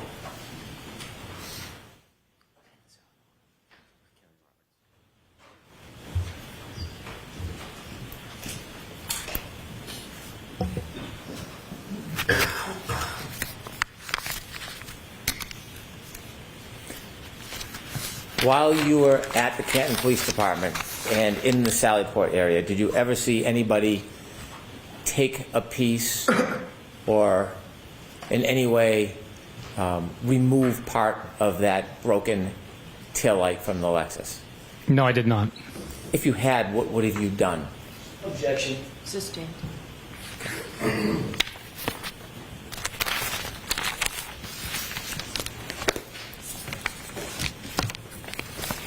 May I approach, Your Honor? Yes. So, Mr. Jackson?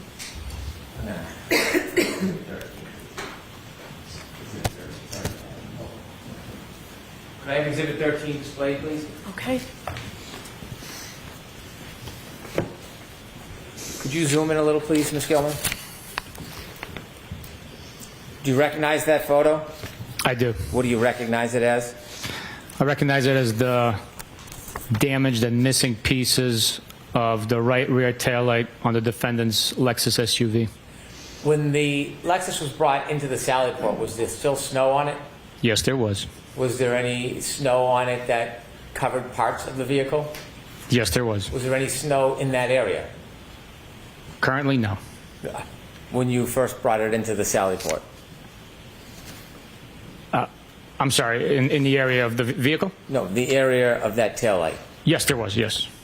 How close did you get to take a look at that? I was within a foot of it. Is that a fair and accurate depiction of what you saw? Yes, it is.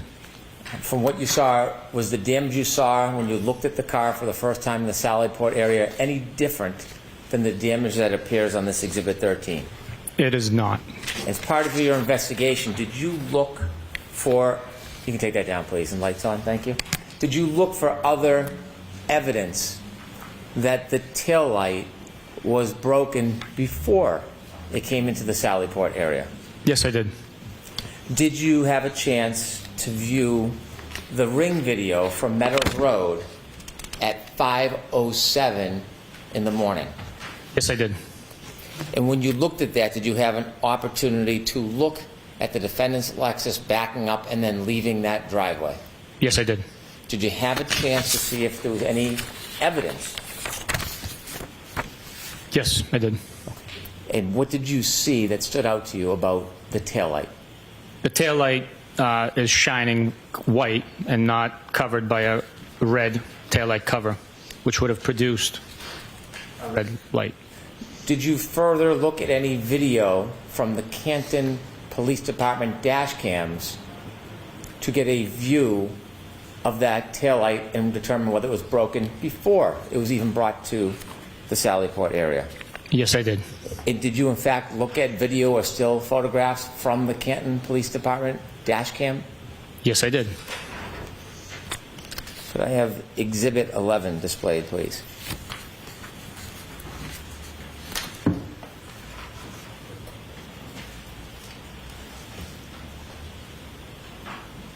And during your investigation, when you were making this analysis, did you view this photo?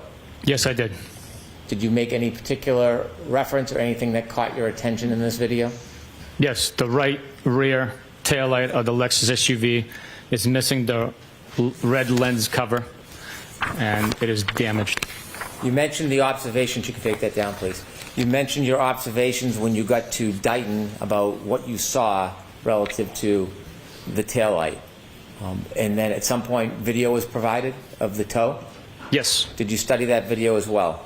Yes, I did. And did you see anything in particular when you were making these determinations that stood out about the video of the Lexus being put onto that tow truck relative to the taillight? Yes, the video indicated that there was white light coming through, exposing the missing red right rear taillight cover. You told us on direct examination you've watched a number of videos and interviews of the defendant. Yes. Without getting into the content, did you watch any videos where the defendant talks about the broken taillight prior to the Sallyport? Objection, Your Honor. Not foremost, sustainer. Did you listen to any interviews of the defendant relative to the taillight? Yes.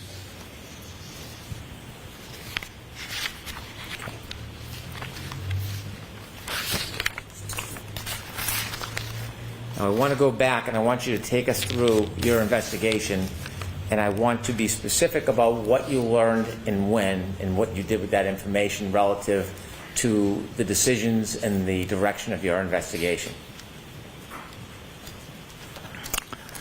When you were called on the morning of January 29, 2022, when you first got a call, where were you? I was at home in bed. You mentioned that after you received the call, you called another trooper at that time. Yes, sir. And who was that? Michael Proctor. After you spoke to Michael Proctor, did you have any firsthand knowledge about what had happened prior? No, I did not. Did you have any first-hand knowledge about what had happened the night before? I did not, no. Did you have any first-hand knowledge about the participants or the people that may or may not have been involved? I did not, no. Did you at that point know, or were you friendly with Brian Albert? I knew who he was. I was not friendly with him. I did not know who he was. Had you ever socialized with him? No. Nicole Albert? No. Were you friendly or ever socialized with her? No, I've never. Jennifer McCabe? Did you know who she was or socialize with her?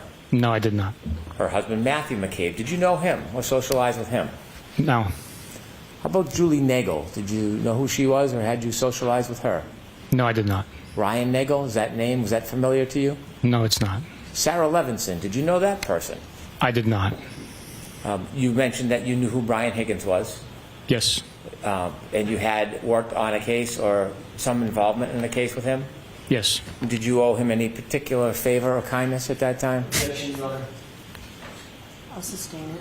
Did you have any loyalty or friendship with him? I'll allow that. I did not, no. At this point, you were how far into your career as a Massachusetts State Police officer? In 2022, I was approximately 10 years in. And you had been honorably discharged from the military? Yes, I was. Served the president? Yes. And so, at this point, how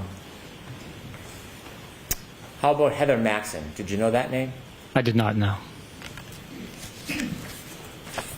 When you first received the call, did you have any first-hand knowledge whatsoever? No, just what I was told over the phone. You mentioned you went to the Canton Police Department first and spoke to Canton police officers. Yes. Was it at that point you learned about a physical item that was found at the scene? Objection. Sustained. What did you learn from them that was important in your investigation when you first got to the Canton Police Department? I learned that there was a broken, shattered cocktail glass that was recovered from near where Mr. O'Keefe was found, and also his phone was underneath him at the scene. And were both those items available to you? Yes. Did you also learn any statements made from any witnesses that were attributed to the defendant at that time? Yes. And what was the statements? At that point in time, while at the Canton Police Department, the statements were, "Oh my God, did I hit him? Did I hit him?" In a question format, questioning. Yes. And based on that information, was it somewhere around that point when you called the hospital or medical examiner's office? Yes, I made a call to the medical examiner's office. Is that all the information you learned that morning? No, it's not. After you learned that information, did you ask the police officers, well, let me ask it this way. After you learned that information, did you want to go somewhere? Yes, I did. Where did you want to go? I wanted to interview the individuals that were with the defendant when Mr. O'Keefe was located and get their accurate and most first-person information from them directly. Do you know whether or not, were they suspects at this point? No, they were not. Did you know whether they were eyewitnesses or differently witnesses?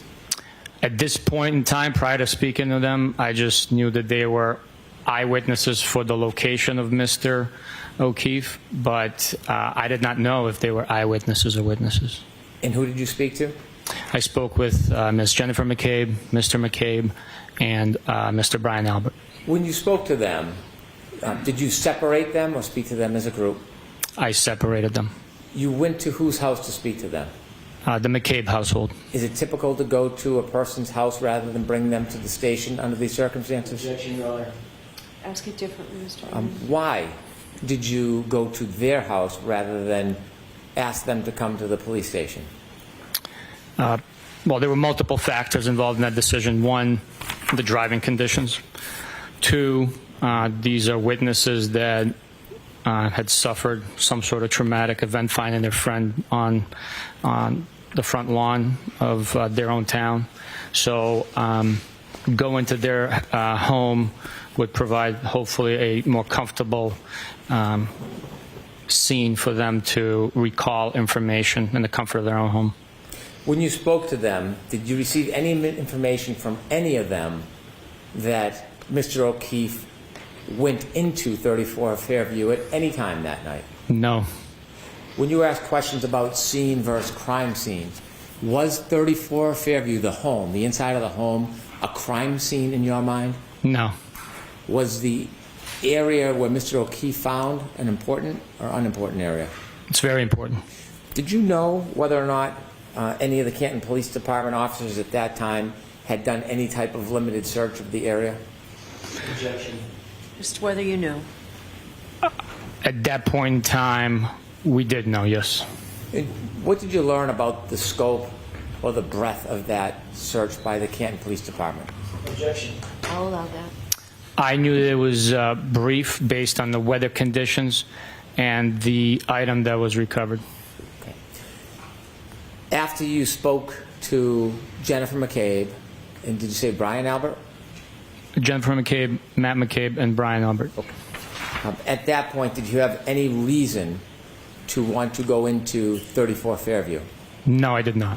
Did you learn whether or not Canton police officers spoke to those particular people who lived there before you got there? I had learned, yes. What did you learn? I learned that Canton police officers went inside the home, spoke with members inside the home as well. When you speak to witnesses, you've done many interviews over your career? Yes, I have. Yes. In addition to asking questions, what are you looking for when you speak to a witness? We're looking for body language, how willing they are to provide the information, and as with everyone, we always trust by verify. We corroborate their statements. Did you see anything about these witnesses when you spoke to them that cued you or concerned you to do a further investigation? Objection, Your Honor. Ask it differently. Was there anything about their mannerism or demeanor that stood out to you? Objection. I'll allow it. No. After speaking to the witnesses, in your mind as an investigator, what did you need to do next? I needed to take a look at Mr. O'Keefe's injuries for myself. And you shared with us detail about when you went down to Good Samaritan Hospital and make observations. Yes, sir. On direct examination, I pointed out you're not a medical examiner, are you? I am not, no. Not a biomechanical engineer. I am not, no. In your experience, when you looked at Mr. O'Keefe and had a chance to study his body, what impression did that leave you with relative to your investigation? Objection. I'll allow that. At that point in time, after viewing Mr. O'Keefe's injuries, my impression shifted from him possibly being struck with the glass that was located at the scene where he was found to him being struck by a vehicle. Why? Due to the abrasions and cuts on his right arm, and the amount of force, in my experience, the amount of force one would have to generate to produce the wound to his head. Objection. I'm going to strike that last part. After coming to the conclusion, or strike that, after making your observations and your determination, did your focus shift at that point? Yes, it did. Where did you want to go next? I wanted to observe the vehicle that the defendant was driving. What were you going to be looking for? Any damage to the headlights, windshield, and other parts of the vehicle that would have come into contact with Mr. O'Keefe. You mentioned the windshield and the headlights. Those are in the front of the car. Did you have an impression at that point? Yes.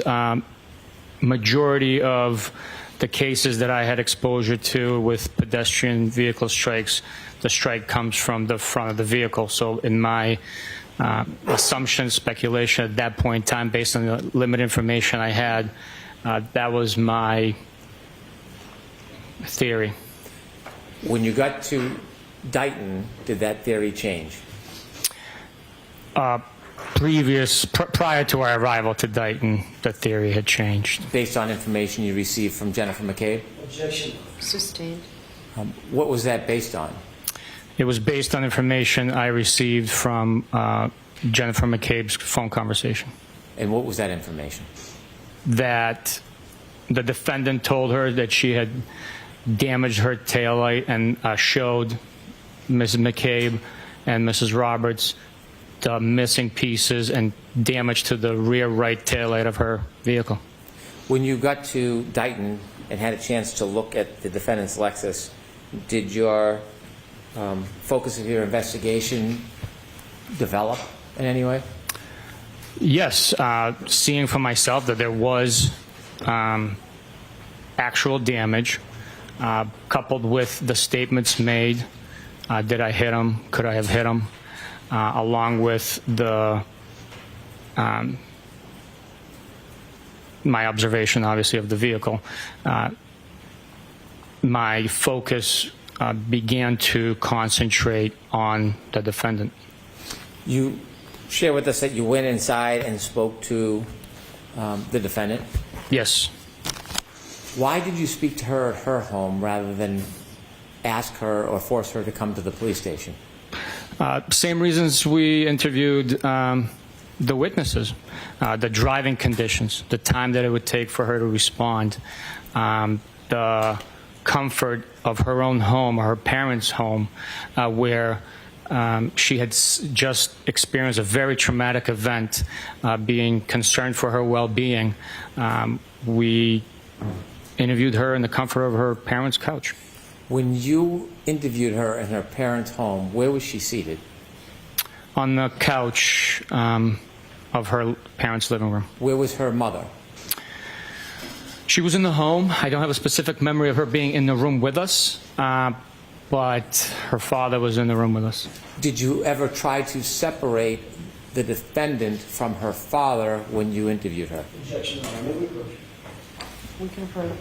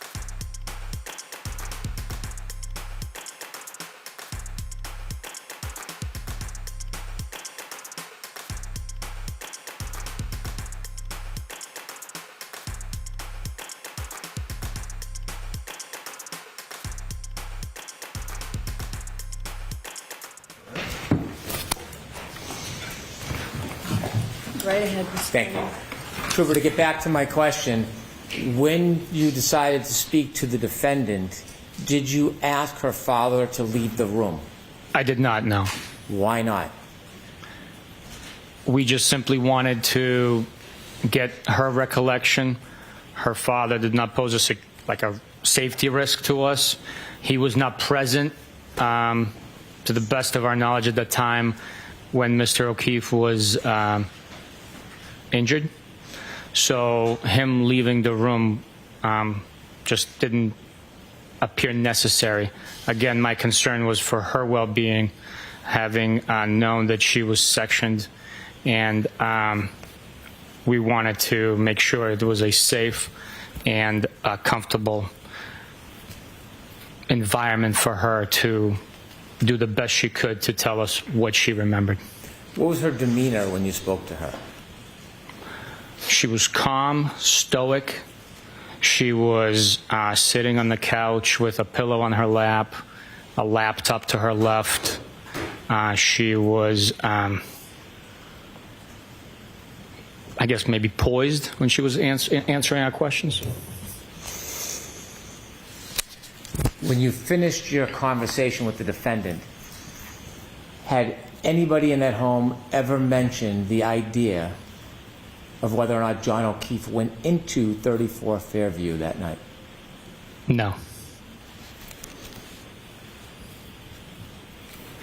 When you went outside to get in your truck and follow the tow truck back to Canton, did you have any information whatsoever that there was any animus or animosity between Brian Higgins and John O'Keefe?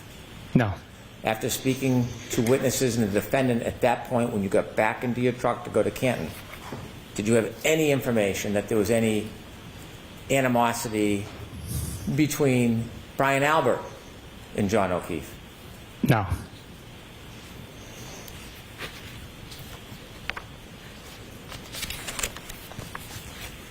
We've already talked about, out of order, your return back to Canton, the Sallyport, and then you and Mr. Proctor going out to dinner and going back, so I'm going to skip all of that.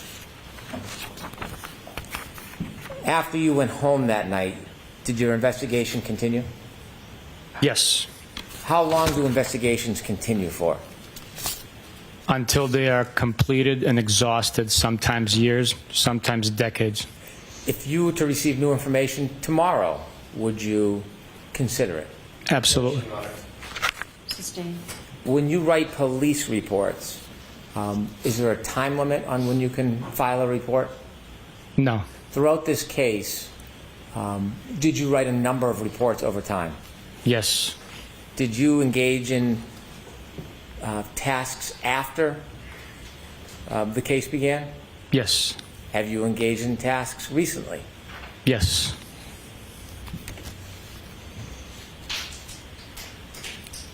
As you were investigating this case, did you speak to a number of witnesses? Yes, I did. Did you consider reports that were provided by other troopers who interviewed witnesses? Yes. Mr. Proctor was the case manager of this case? Yes. You were his supervisor? Yes. Were there other troopers who participated in this case? Yes. Do you know whether or not Lieutenant O'Hara participated in this case? I do know. You do know? I do know Did that he participated, yes. Did he? Yes. Do you know if he had a team with him of other troopers? Yes. Do you know if Trooper Prince engaged in any interviews? I do know, yes. Are you familiar with the name Nick Gianturco? Guarino, I saw it. Yes, I am. And do you know if he engaged in any tasks in this case? I do know, yes. What did he engage in generally? He generally conducted the digital forensics portion of the investigation, extractions. Trooper Keefe, is that a name familiar? Yes, it is. And do you know whether or not he was involved? Yes, I do know. Were there a number of other troopers who were involved in different aspects of this case? Yes, there are a number of different ones. Trooper Evan Brent? Yes.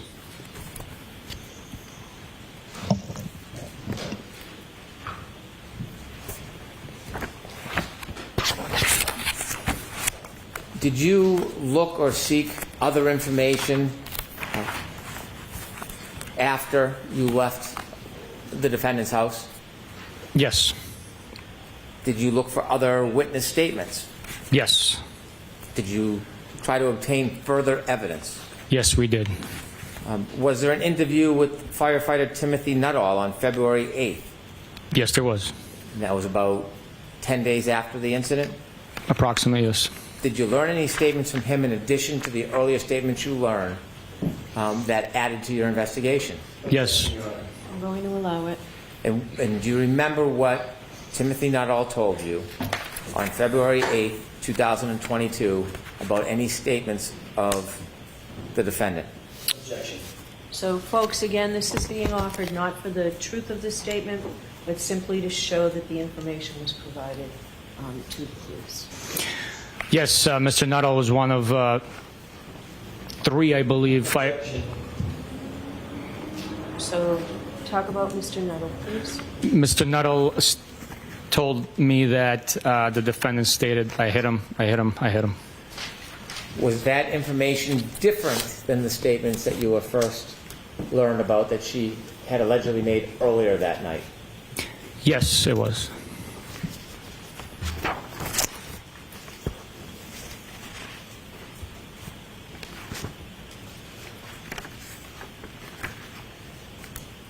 Did you interview firefighter Daniel Whitley on February 8, 2022? I did. When you spoke to him, do you remember whether he shared any statements about the defendant telling him anything about her interaction with Mr. O'Keefe at the end of that night? I believe that he stated that they got into a fight. Do you remember the words that he used when he described that fight? I do not remember the exact words. Those will be reflected in my police report. Would your police report potentially refresh your recollection? Potentially. May I approach? Yes. Thank you.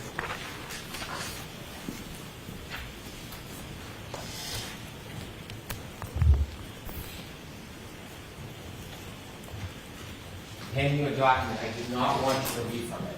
Okay. I want you to look at it, determine whether it refreshes your memory, and then I'll ask you if it refreshes your memory. If it does, I'll ask you about it. If it doesn't, then I won't. Okay, sir.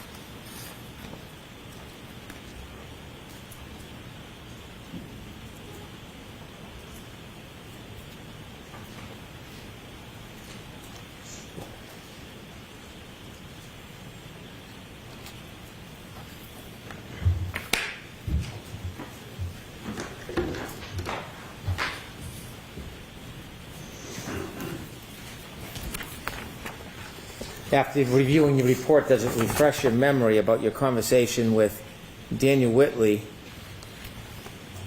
on February 8, 2022 about statements made by the defendant to him? Yes. And could you share with us what the statements were as related by Mr. Whitley back on February 8, 2022? The statement was... Objection, Your Honor. Again, jurors, this isn't offered for the truth that's contained in the statement, simply to show that this information is provided to the police. The defendant made a statement questioning whether Mr. O'Keefe was still alive. And anything about the nature of their disagreement? Mr. O'Keefe and the defendant got into an argument. Objection. So for the same purpose. As you're learning this information, does it in any way shape your continued investigation? Yes, it further supports witness statements. It further supports and corroborates information that we're learning. The more information we collect, the stronger the case becomes. Did you interview a person by the name of Anthony Flamate? Yes, I did. And when you spoke to him, do you recall whether he shared any statements that the defendant made to him? Objection. Yes. And do you recall what those statements were? I do have a general recollection of what they were, but I don't want you to guess. Would your report potentially help your memory? Yes, it would. May I approach? Yes.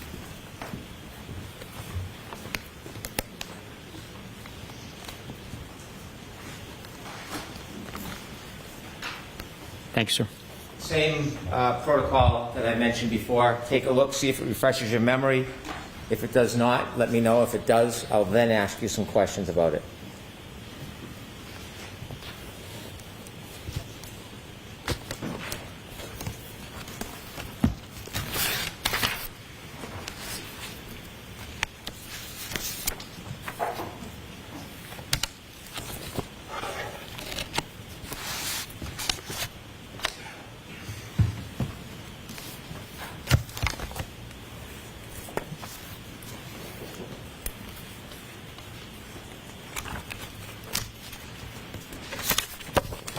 May I approach, Your Honor? Yes.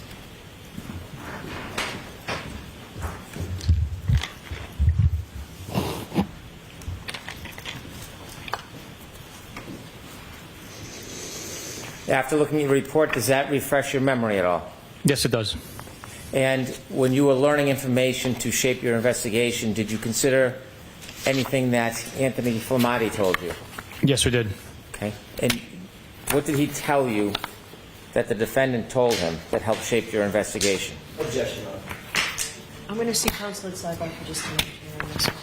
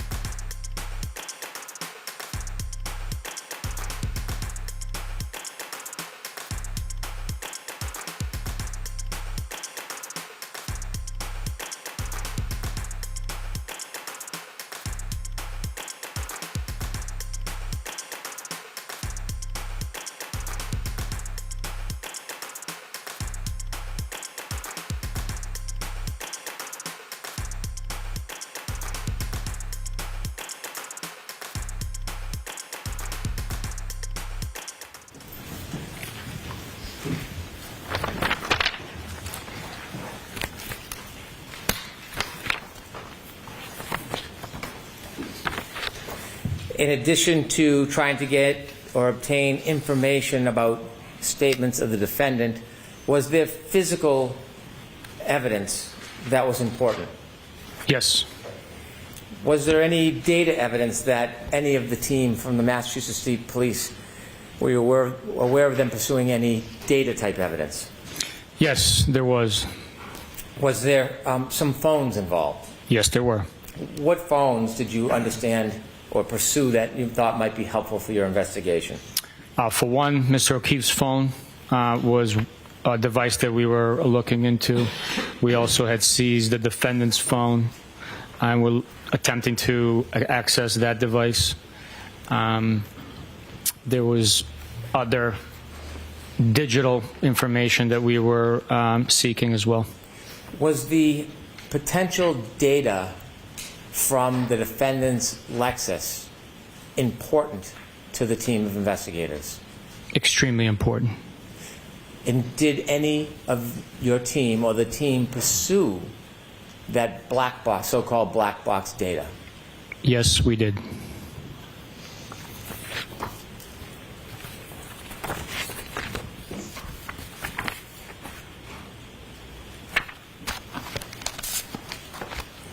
You were asked whether you interviewed or present for interviews of Nicole and Brian Albert? Yes.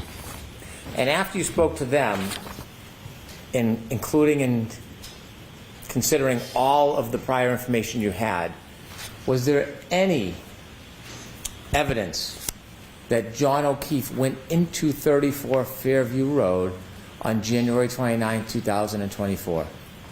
There was not.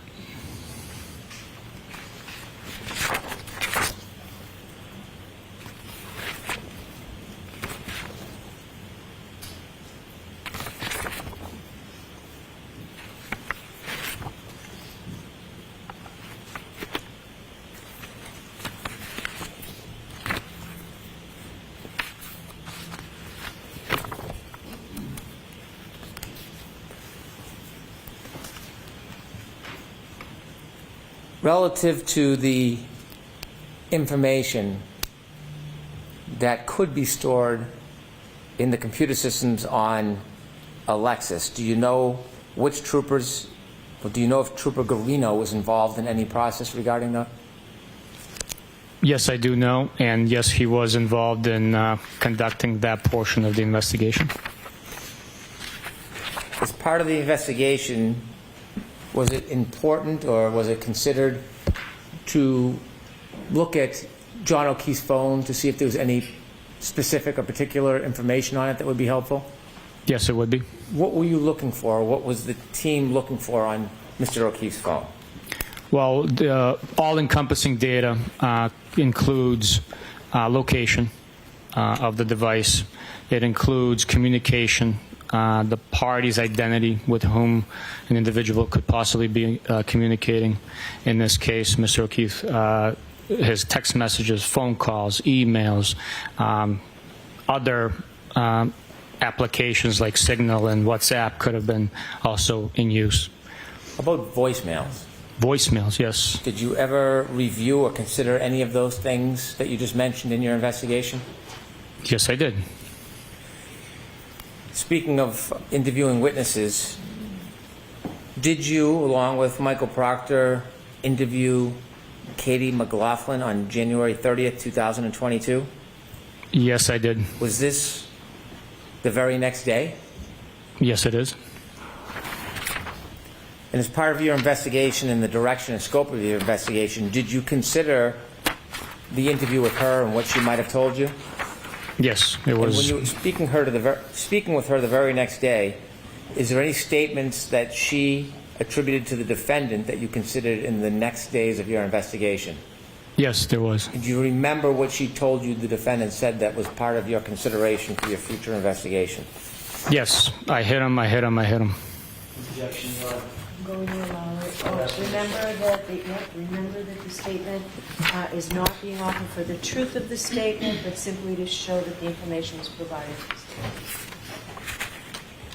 Did the statement that Katie McLaughlin attributed to the defendant that very next day, January 30th, 2022, did that shape your investigation at all? It helps attribute to the investigation. Again, all the evidence, all the statements, all the digital, all the circumstantial, all of that information is coupled and then put together, capped off by the defendant's statements herself to form the case.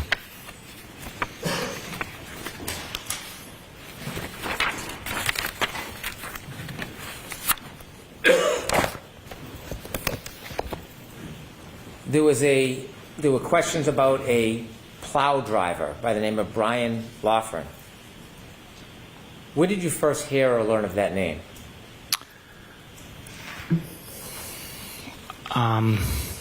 It was quite some time after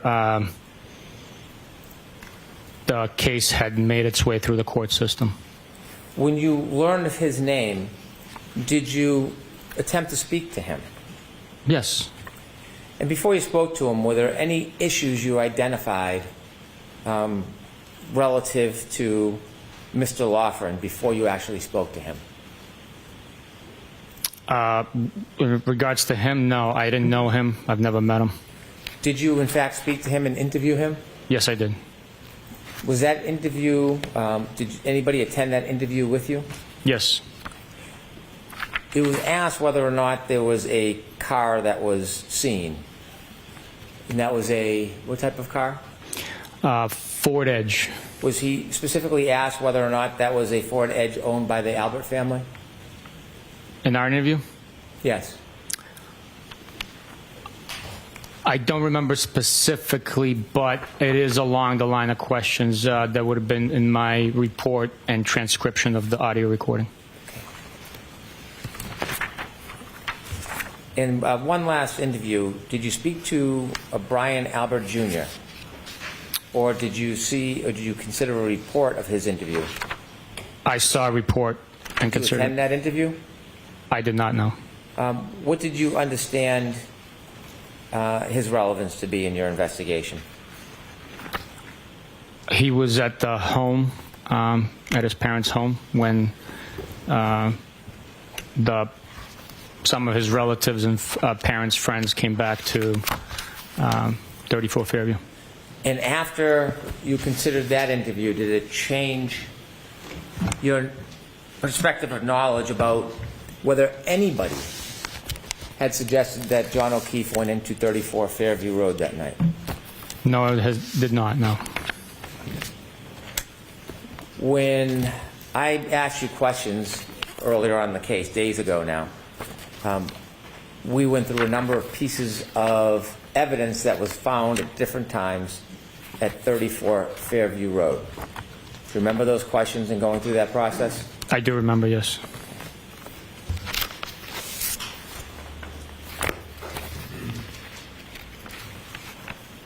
When we went through that process, were there any items that I did not ask you about? Yes, there were. And the items I did not ask you about, were they retrieved or found on different dates? Yes, they did. They were, yes.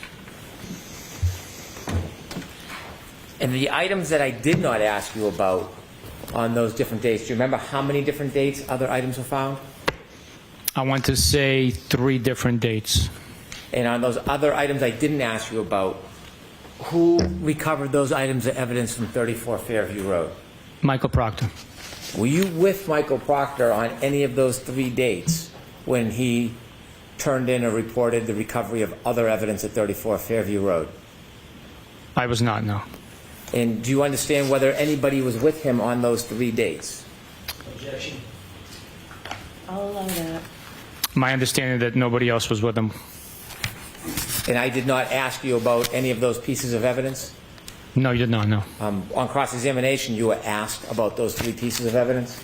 Yes, I was. Were you shown what are now exhibits containing pictures and a photograph of the bags in which those items were bagged?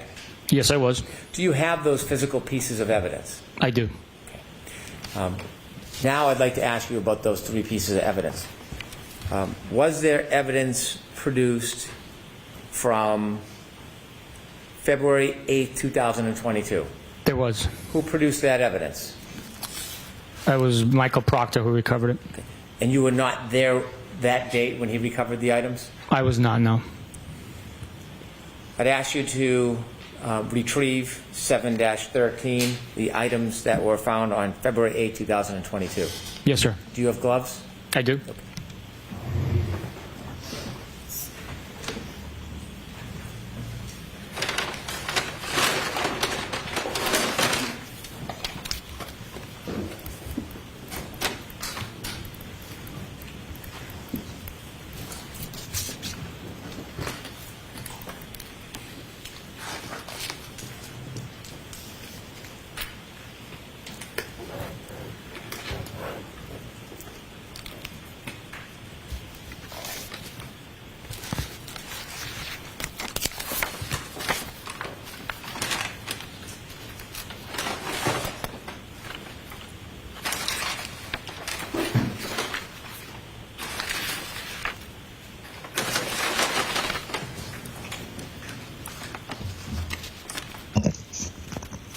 7-13. Your Honor, I move to introduce this into evidence. No objection. Exhibit 128. Can you describe what is in that bag? And if necessary, you should open it and show it to the jury. The description is one large piece of plastic, red in color, one small piece of red plastic, and one piece of black plastic. I will open it to further show.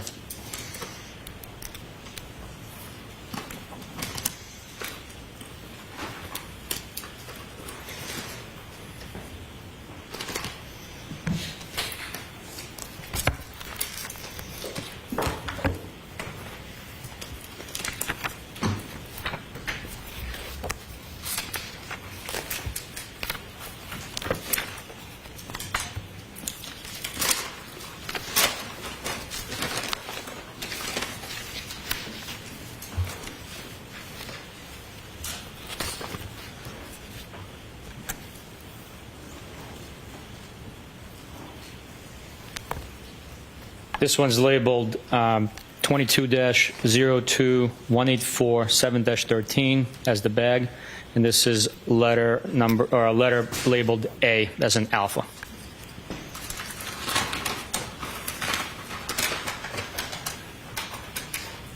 Could you again tell us the date that was recovered?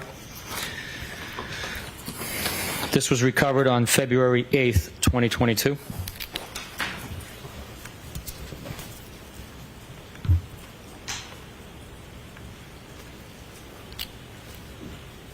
This appears to be a black piece of plastic, same identifying numbers, but this one is labeled with the letter B as in Bravo.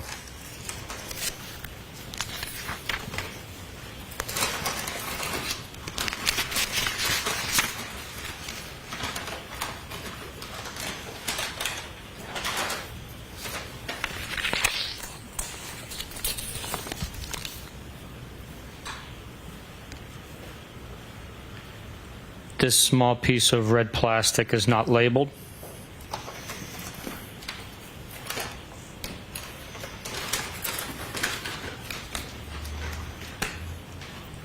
Thank you. You mentioned this was on February 8, 2022. Earlier in, are you done with that package? Yes. Earlier in your testimony, you had shared that you went back to 34 Fairview on February 10, 2022. Yes, I did. And on that date, you recovered pieces of taillight. Yes, I did. At that point, on February 10, 2 days after that February 8th production, was there still any snow on the ground at 34 Fairview? Yes, there was still snow on the ground. Obviously not in the amount that was there the first day. The second production from Mr. Proctor, do you know what date that was? Don't hold me to it. I want to say the 11th of February.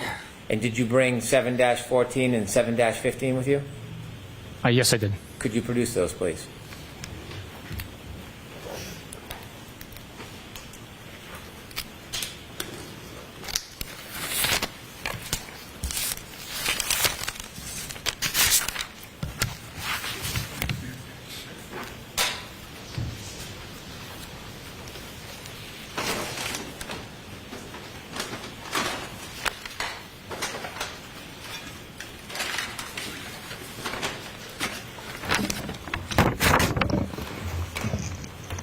Let's take one at a time, please. 7-14 and 7-15. Let's start with 7-14. I'd like to move that into evidence, please. No objection.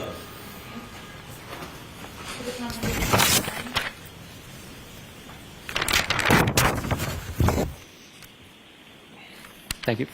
Regarding 7-14, can you show us what Mr. Proctor found on February 11, 2022? Yes, sir.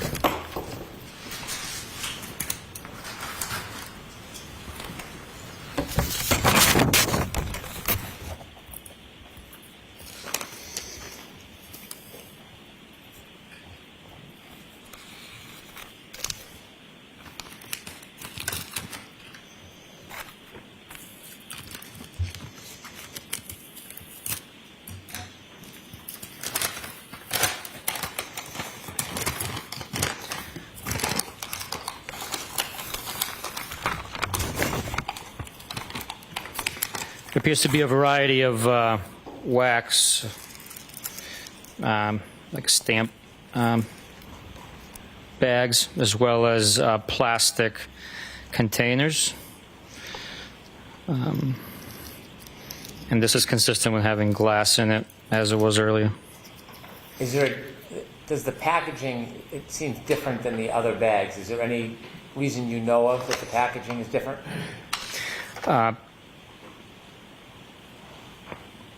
It appears that these are small fragments of glass, so for safety reasons, it appears that they were placed into a hard containers to prevent injury or maybe possibly losing it. Could you just hold up a few examples for the jury to see? Yes. This one here is labeled 714 and then A.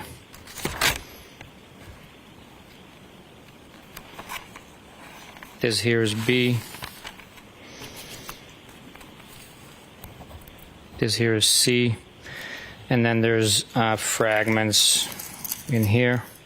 You don't need to take them out, just describe them generally. Small pieces of what appears to be glass inside the wax paper. If you can rebag all that, we'll move to the next item. Yes, sir.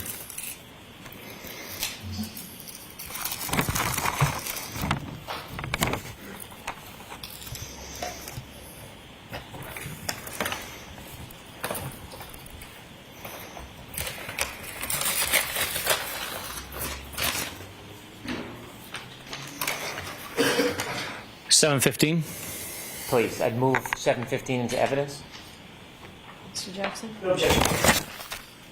Were 714 and 715 the two separate bags both found on February 11, 2022? I can confirm that as soon as I look back at the bag. Exhibit 130.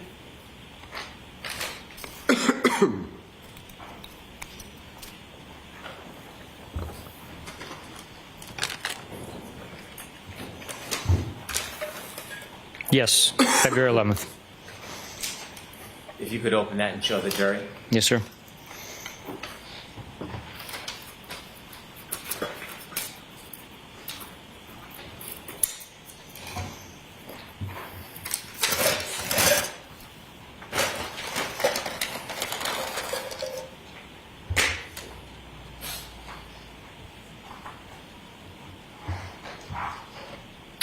This item is labeled with the same limbs number, 715, and the letter A.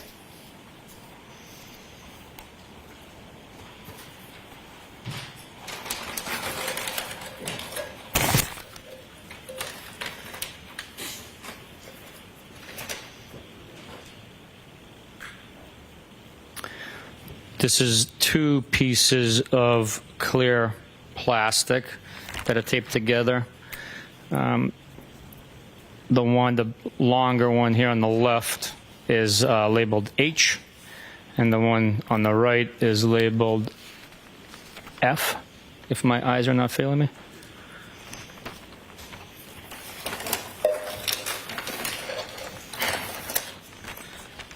This is a canister labeled debris collection with the same numerical identifiers. When would you use a canister as opposed to just putting it in a bag or a plastic bag? Is there a reason it's in a canister? I do not know the reason behind it. I would strictly be speculating. Thank you. This small red piece of plastic is labeled E, as in echo.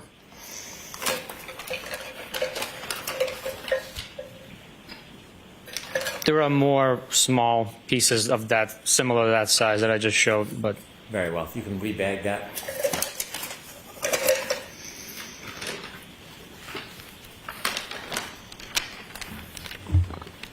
You mentioned there was 3 different days where Mr. Proctor found pieces of taillight at 34 Fairview. I'd like to go to that last day.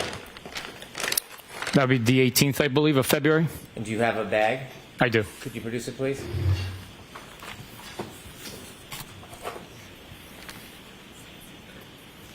It's 7-16. Yes, it is. Do you have it? I do. I'd like to move that into evidence, please. No objection, Your Honor.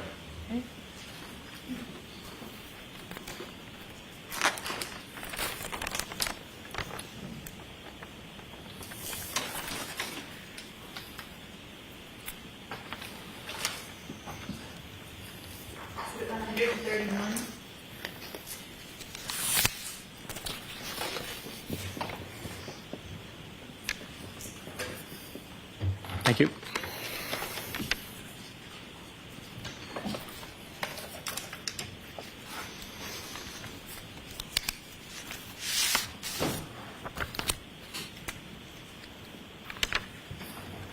If you could open it, please, for the jury. Yes, sir.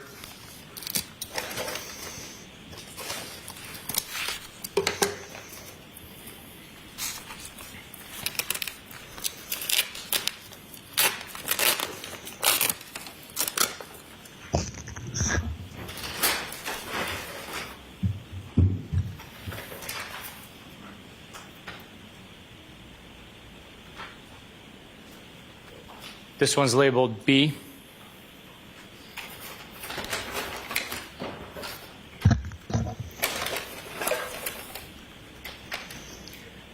Here we have 3 red taillight pieces taped together.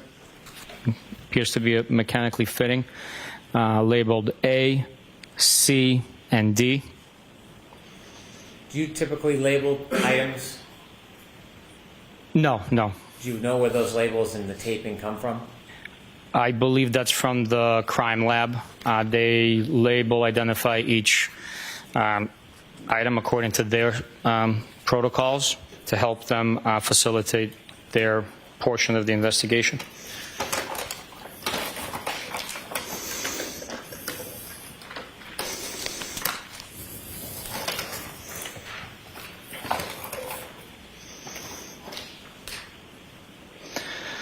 Small clear piece of plastic labeled E as in echo. Small piece of clear plastic labeled G as in golf.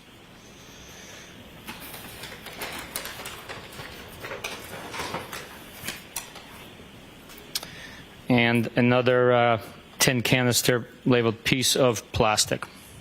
Thank you. Yes, sir.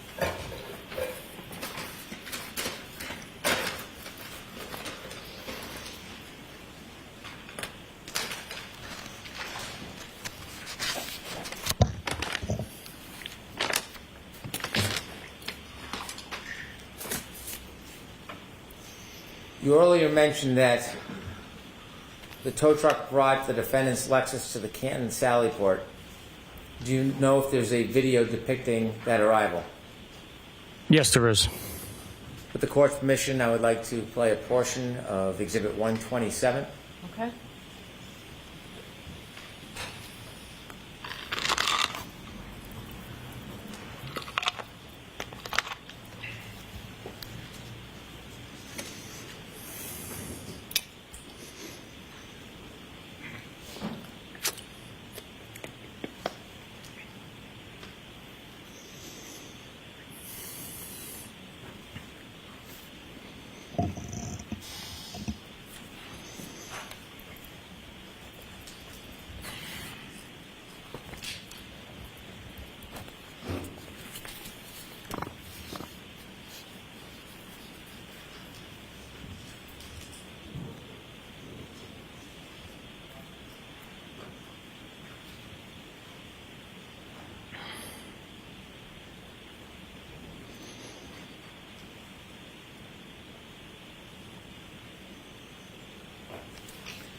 Have you seen that video before?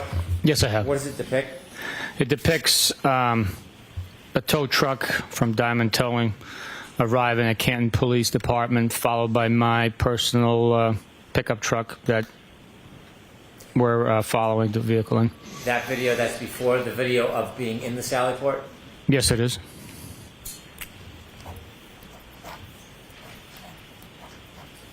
When you were considering the physical pieces of evidence as part of your investigation, were you considering the weather conditions that night? Yes. When you were evaluating pieces of physical evidence that were found at 34 Fairview, were you making any assessment about their location or depth or closeness to the ground when you were evaluating them? Yes. And why were you considering the closeness of items to the ground?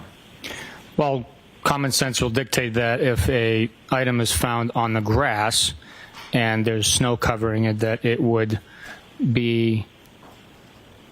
have to have been placed prior to the snow accumulating.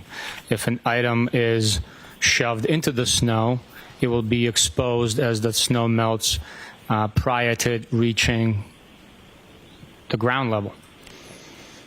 I'm going to ask you to, with the court's assistant, retrieve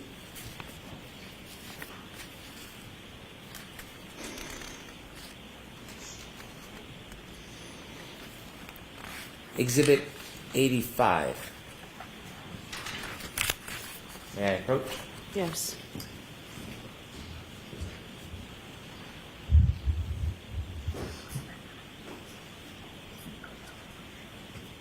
I have to go over and get it. You don't have it. I'm sorry. I just right across the way. My apologies. No, that's okay. Sure. Thank you. I'll bring it.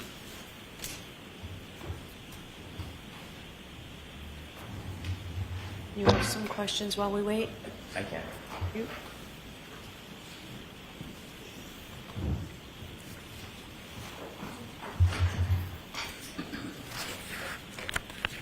When you retrieve pieces of taillight on February 3rd,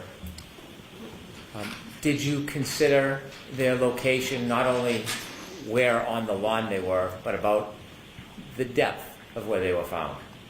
Yes, I did.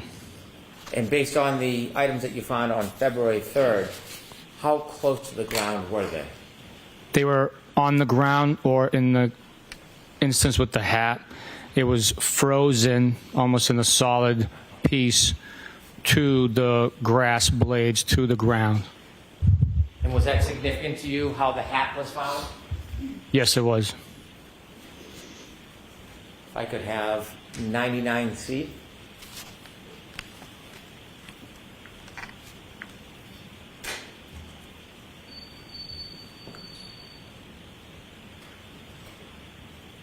And could we now have 99D?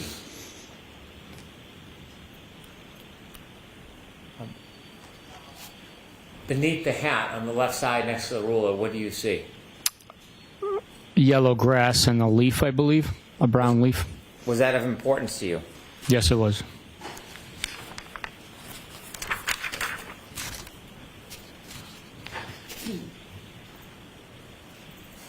I may approach, Your Honor. Yes. And if you could turn the lights on and take that down, please.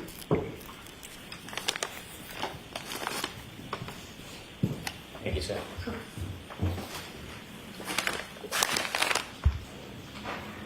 I'm approaching with exhibit 85. Could you take the item out of the bag, please, sir? Yes, sir.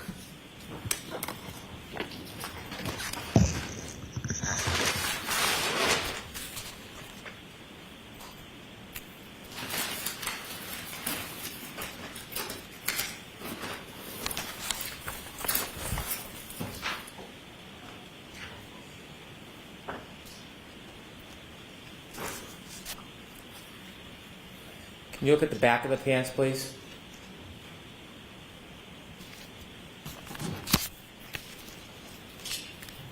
As part of your investigation and the significance of the evidence, did you consider any debris on the back of the pants as part of your analysis?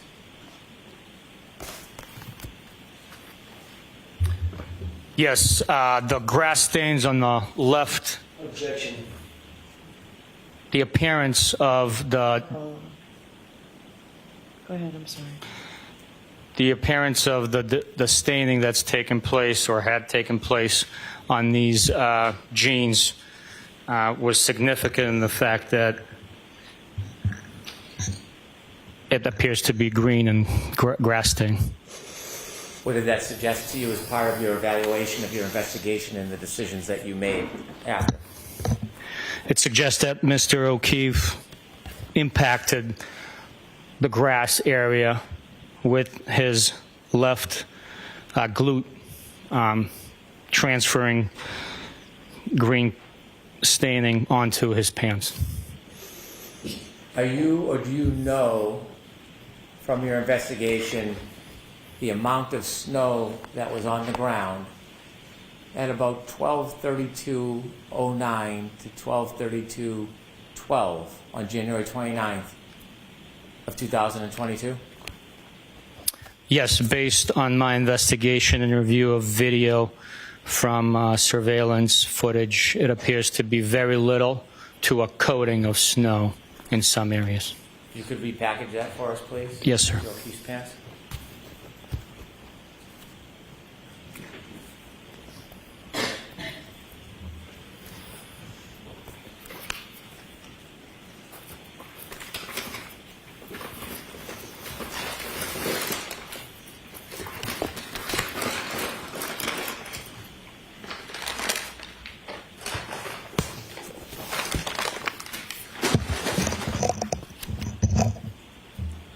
I have just a few final questions for you, Trooper Buchanan. Yes, sir. You were asked questions about interviewing Brian Higgins, Yes. and you shared with us that he provided you a number of text messages between him and the defendant. Yes. You began to explain that you vet information during your investigation. Yes, we do. What did you tell him you were going to do with the messages he was giving you? I explained to Mr. Higgins that we have in our custody and will eventually get into both the defendant's phone and Mr. O'Keefe's phone, so that protect his integrity as a law enforcement official.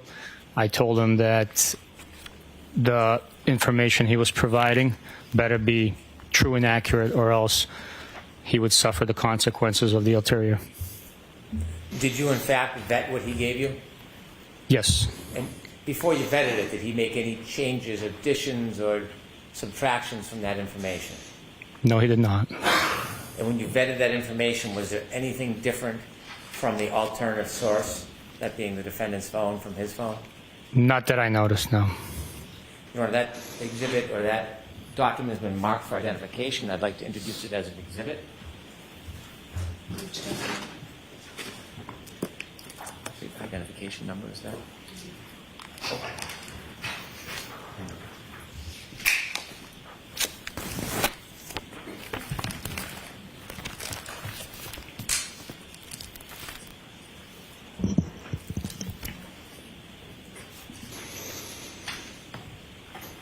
My apologies. I'll need to look. I don't know the number offhand.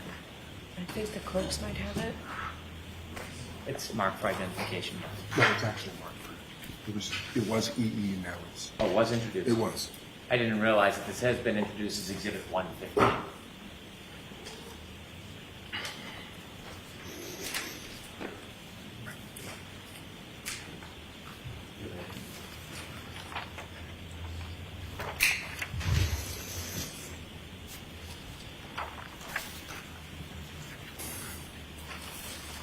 As part of your investigation, did you look to see if there was any animus or difficulty between Mr. Higgins and Mr. O'Keefe prior to Mr. O'Keefe's death?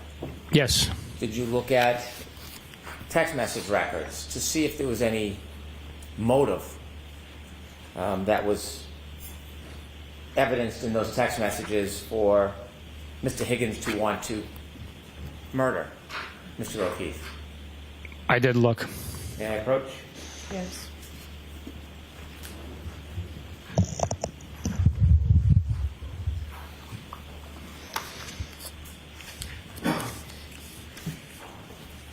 I handed you a document. Do you recognize that package of materials?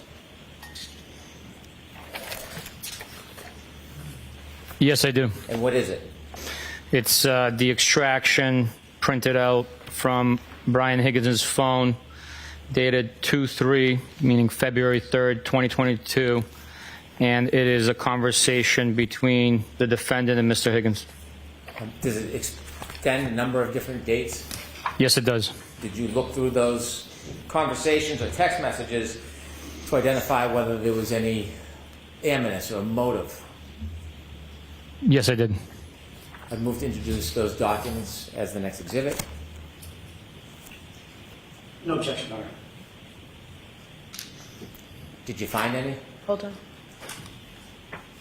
Exhibit 132. Thank you. Trooper Buchanan, did you find any evidence in the conversation? Hold on, I'm sorry. Proceed.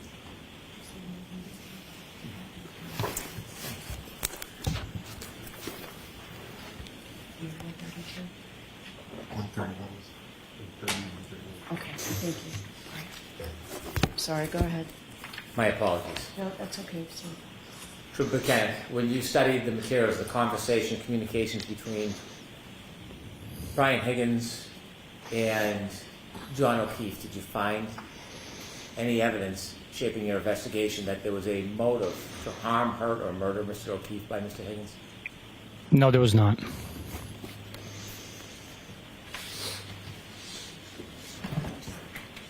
I have no further questions at this time. okay. Thank you, Your Honor. If I may. Sure.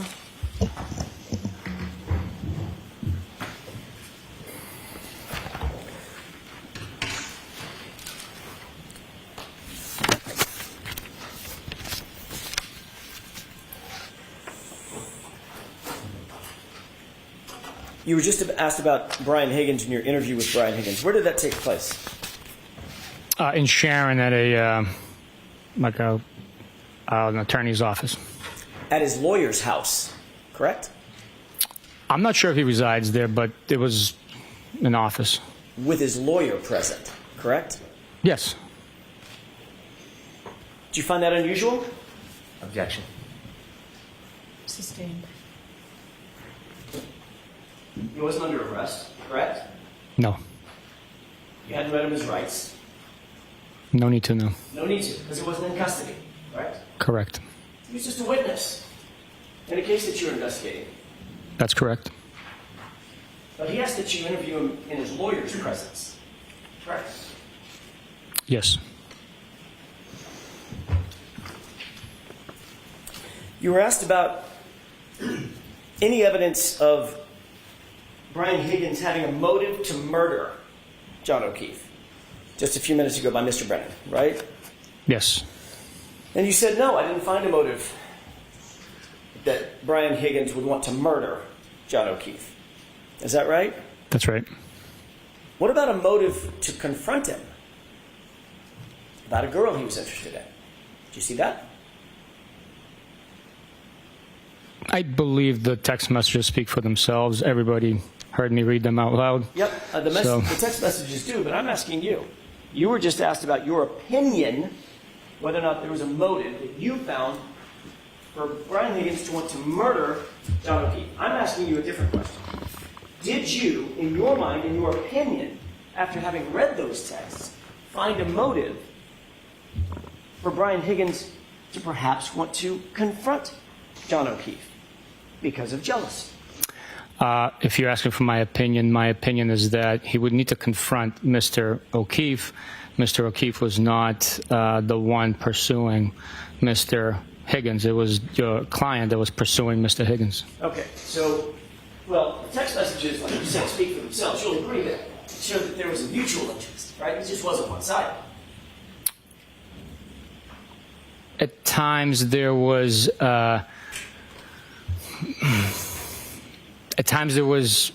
flattering text messages from both sides, but your client reached out to him first. Right.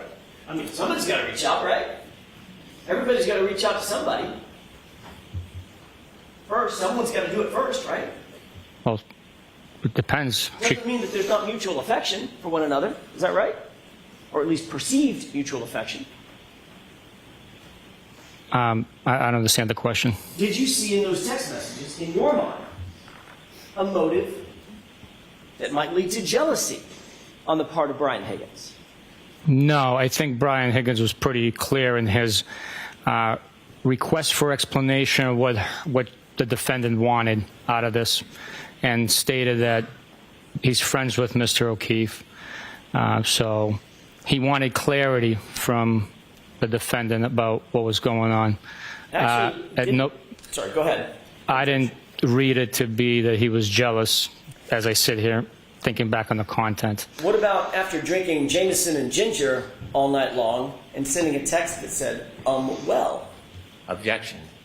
Won't allow that. Might that change things? I don't know what Mr. Higgins' state of mind was. Well, could mean many different things. They could have had a face-to-face interaction, a look. We'd be strictly speculating what was intended by that, or what was the intent of communication by that text message. After weeks of communicating with Ms. Reed in a romantic manner, and then seeing her walk in the door with John O'Keefe and sending the text message, well, after having been intoxicated, you see that, detective, as an investigator, as a reasonable, objective investigator, as a possible scenario for Brian Higgins to be jealous about John O'Keefe. There's a possibility there, but I didn't see it. Did you explore that possibility when you got all these text messages? We did not follow up on that aspect based on the totality of the entire investigation. Did you pull the tape at the waterfall and review the tape as we did here in court? That happened, yes. Okay. Did you see on the tape a time just before Brian Higgins left the location where he was confronted by Chris Albert? Objection. Change the wording. Sure. Did you see a circumstance, did you see a situation on that tape where Brian Higgins is standing and Chris Albert physically puts his hand on Brian Higgins' arm, on his left arm? I don't have a specific memory of that. You remember a circumstance on that tape where Brian Higgins pulled his arm away and looked past Chris Albert over toward the bar, which is where John O'Keefe was standing. You see that? I do remember you pointing that out, but we couldn't tell him who exactly he was looking at based on the video. Did you see a circumstance in which Brian Higgins then put his hand on his forehead and began rubbing his forehead like this? I don't have a memory of that. Did you see a circumstance in which he then motioned over toward that side of the bar with his left hand? That I remember, yes. Did that seem realistic to you? Let me ask it a different way. Did that seem to you as a reasonable interpretation? Hey, come on outside. Or come here. Very reasonable, since they've been invited to 34 Fairview.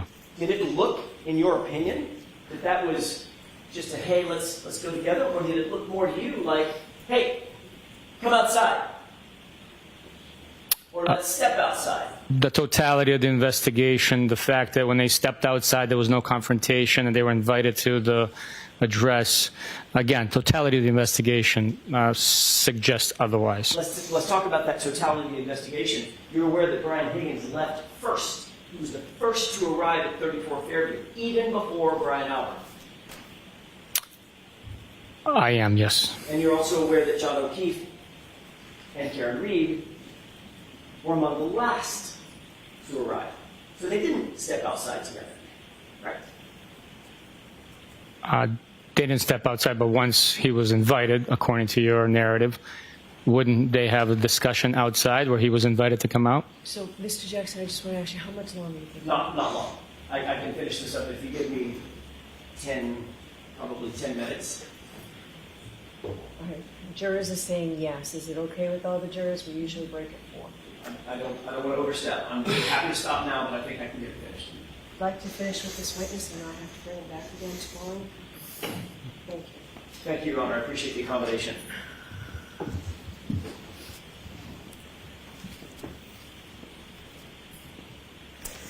you're aware that, according to the tape, John O'Keefe left about 10 minutes after Brian Higgins, or so.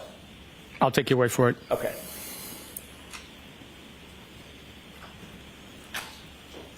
You would agree, as a homicide investigator, not every death starts off as an intended murder, correct?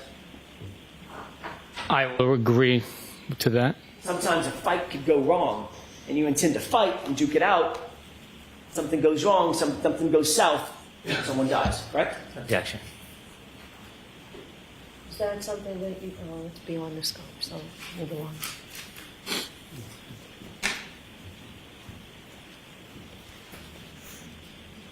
You were asked on redirect examination about taillight pieces that were found by the CERT team. I want to ask you real quick about that. Your testimony was you recall that the CERT team found a large piece of red taillight material during their initial search. Is that correct? That's my recollection, yes. Okay. Did the CERT, you had a debriefing with the CERT team, correct? Not the CERT team. I had a debrief with the members of our unit at the Canton PD conference room. I do not have a memory of the CERT team being there. Do you recall ever being told or informed that the CERT team actually recovered maybe 5 or 6 pieces, maybe 7 pieces of small plastic material in addition to the shoe? As opposed to a large piece of red taillight? The memory that stands out to me that I have is that there was a large piece of plastic recovered. It wasn't a shard. It was significant enough that, shown on the photograph taken by Detective Lieutenant Tully. And do you recall that the CERT team, or were you ever informed that the CERT team found those, according to the CERT team, within inches of one another, within about a 2-foot square radius? I don't have a memory of where they found them exactly. I wasn't there. Okay. You were asked about the taillight. You were shown a photograph of the taillight where almost the entirety of that lens material is missing. It's gone, correct? Yes. And you remember talking to Jen McCabe originally, interviewing her within days of this incident happening, correct? It was the 29th we interviewed. The day. The day, yes. Do you remember her saying that the taillight was cracked/broken? She communicated that over the phone to Michael Proctor, which was then documented later on in the interview report from earlier. I'm sorry, go ahead. And it was documented within the interview report. Okay. And in that interview report, it doesn't say the entire lens cap of that taillight is gone, correct? Correct. The report does not say that, no. And she didn't describe that, did she? I don't know what she described to Michael Proctor over the phone. You pulled out a pair of jeans belonging to Mr. O'Keefe just a second ago. Yes. And you noted that on his, what would be his left rear pocket, there was a stain? Yes. You said that was an apparent grass stain, and it was green. Based on my observation here holding them, that's what it appeared, yes. Maybe dirt, maybe other substances. That was my question. Did you seek to analyze what that discoloration was from? Or have caused that to be analyzed by the crime lab or anybody else? The genes were processed. I don't know what their protocol is to analyze it. They process those genes. There's pieces missing from cuttings and stuff like that. Understood. So as you sit here, you have no evidence at all that those are grass stains, correct? Strictly my experience of knowing grass stains and observing it. Could be dirt. Could be. Could be oil or grease. I don't know about that, but they look brown. Stains look brown, don't they? There's different parts of the stain. Some has brown, some has green, different parts of it. Could you get, in your experience, stains on the back of pants from being dragged? I've never dragged anybody, so from my experience, I can't tell you. I didn't ask if you've ever dragged anybody. You've never murdered anybody either, but you're a homicide investigator, right? Did you get those stains from being dragged? It's just a common sense question.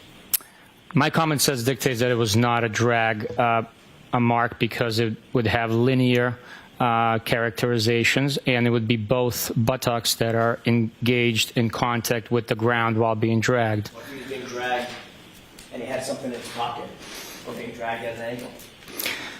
Being dragged through a crease spot that was only on the left. What about all those possibilities? Again, my opinion, common sense dictates it was not the case.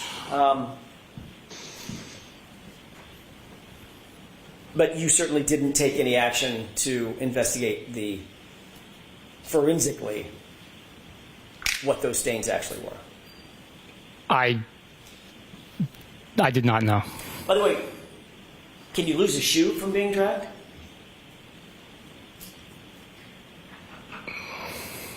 It depends. I guess you can, depending on how loose it is.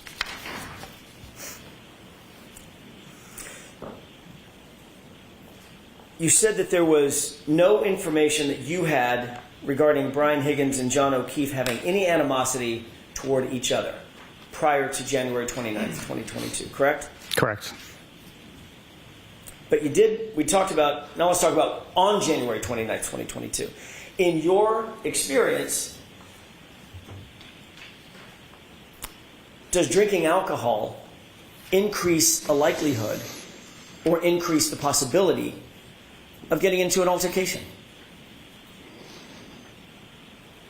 I would say, in my experience, in my opinion, the alcohol could become a social lubricant and exacerbate emotions. But to speak in a definitive form here, I can't. You've heard of beer muscles. That's a common phrase, right? Never heard that before, no. Beer guts? You ever heard that one? I've heard of beer gut, but not beer guts. Having the guts to walk up to someone you might not otherwise walk up to in a bar because you've had too much to drink. Is that what beer muscles could mean? I would say maybe liquid courage. Even better. What does liquid courage mean? Giving you courage that truly shouldn't be there. That you might not otherwise have if you weren't drinking. Yeah. Yes. Can we wrap this up, Mr. Jackson? I'm trying, Judge. I won't be much longer. You had evidence that Brian Higgins had been drinking most of the afternoon and evening or most of the night, that evening and night, at the time that John O'Keefe and Karen Reed walked into the waterfall, correct? I had information that Brian Higgins had returned from a police officer's funeral and then went to Waterfall after he changed clothes and took a shower. Went to the hillside before he went to Waterfall and started drinking there, correct? I don't have an independent memory of that, no. But you did, at the time, you didn't pull the tape at Gesundheit. At the time, you didn't pull the tape at CPD that we saw with Brian Higgins on the phone at 1:30 in the morning, correct? You didn't have that information. I'm sorry, can you give me a reference? When, Sure. at the time? At the beginning of your investigation, January 29th and probably the next, let's call it a couple months. Mm-hmm. You did not have that information, correct? No, we did not. And you didn't seek that information from CPD at that time? No, I had no information that he went there. Okay, and you didn't extract his phone, correct? That's correct. And finally, you indicated that you were asked on redirect examination, did you have any evidence that John actually went into the home? Did you ever interview Trooper Guarino during the course of your investigation at any time? Interview him? Talk No. to him about his extraction of John O'Keefe's phone and any of the data that came off of his phone? No. You did not realize that Trooper Guarino had information that John O'Keefe took 36 steps covering a distance of some 84 feet that would have placed Mr. O'Keefe inside the residence at 12:32:16. Objection. Did you have any information from Trooper Guarino about steps that were logged on Mr. O'Keefe's phone? No, I did not. Is that it, Mr. Jackson? You said finally, that's what I'm wondering. May I have just a moment? Yes. I'm trying to wrap this up. I only have a couple more things, but I may be able to finish it with one question. As you sit here now, are you aware of whether or not there's evidence that John O'Keefe, the phone describes John O'Keefe's phone taking 36 steps, covering a distance of about 84 feet at 12:32:16 on the morning of January 29th, 2022? Objection. Can you answer that? Are you aware of that? I am not, Your Honor. Okay, the answer is... The answer was? No, I'm not aware of that. All right. All right. Chairs, I appreciate you staying late, so Trooper Lieutenant, you do not have to return. Thank you, Your Honor. So, Thank you. folks, those same cautions, please do not discuss this case with anyone. Don't do any independent research or investigation into this case. If you happen to see, hear, or read anything about this case, please disregard it and let us know, and be careful with your social media use. We'll see you tomorrow morning. The rest of the jury. Thanks. So it's that.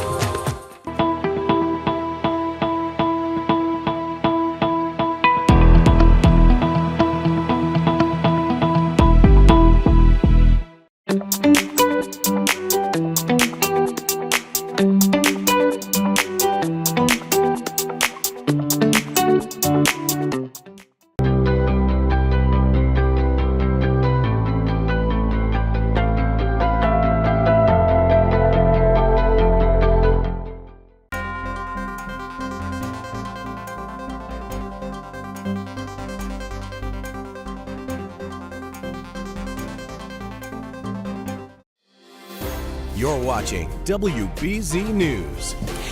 Pope Leo XIV met with journalists today in his first press briefing of his papacy, opening with a joke and ending with a blessing. Chris Livesay of CBS is at the Vatican with all the highlights. Thousands of reporters rose to their feet to welcome Pope Leo XIV in his first audience with the global media. Buongiorno. The world's only U.S.-born pontiff spoke in Italian, but broke the ice in English with a touch of humor. They say when they clap at the beginning, it doesn't matter much. If you're still awake at the end and you still want to applaud, thank you very much. Pope Leo called for the release of jailed journalists Giornalisti incarcerati and said free speech and the media are a precious gift. The 69-year-old took time to shake hands, share smiles, and even sign a baseball in a nod to his Chicago roots and love for sports.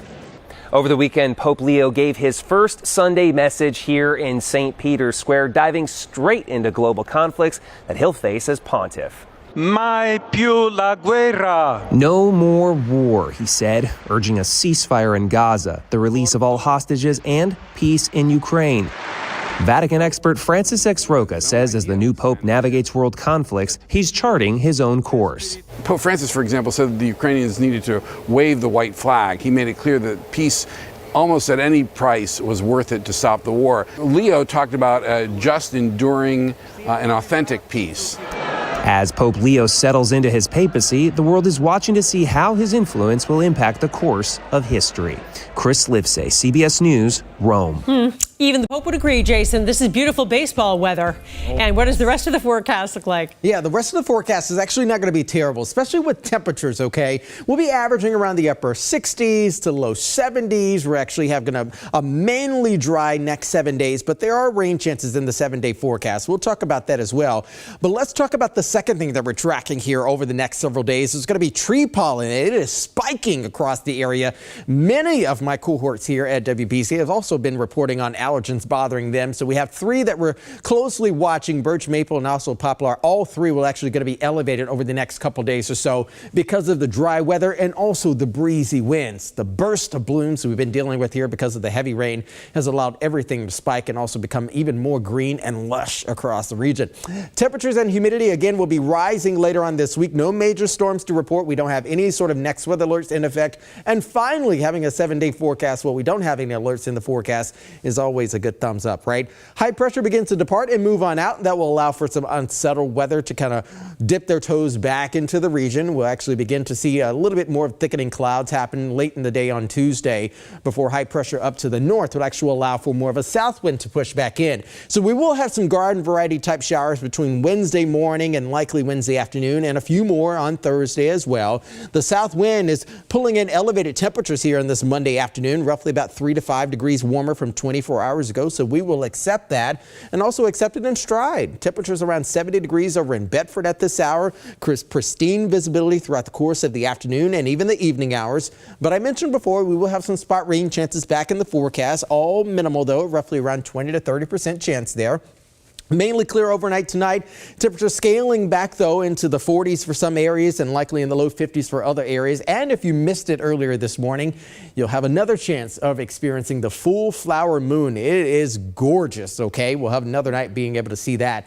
But also looking long term, how will temperatures respond? Well, the CPC, which is our Climate Prediction Center, is saying, yeah, I think we're actually going to have some slightly above average temperatures.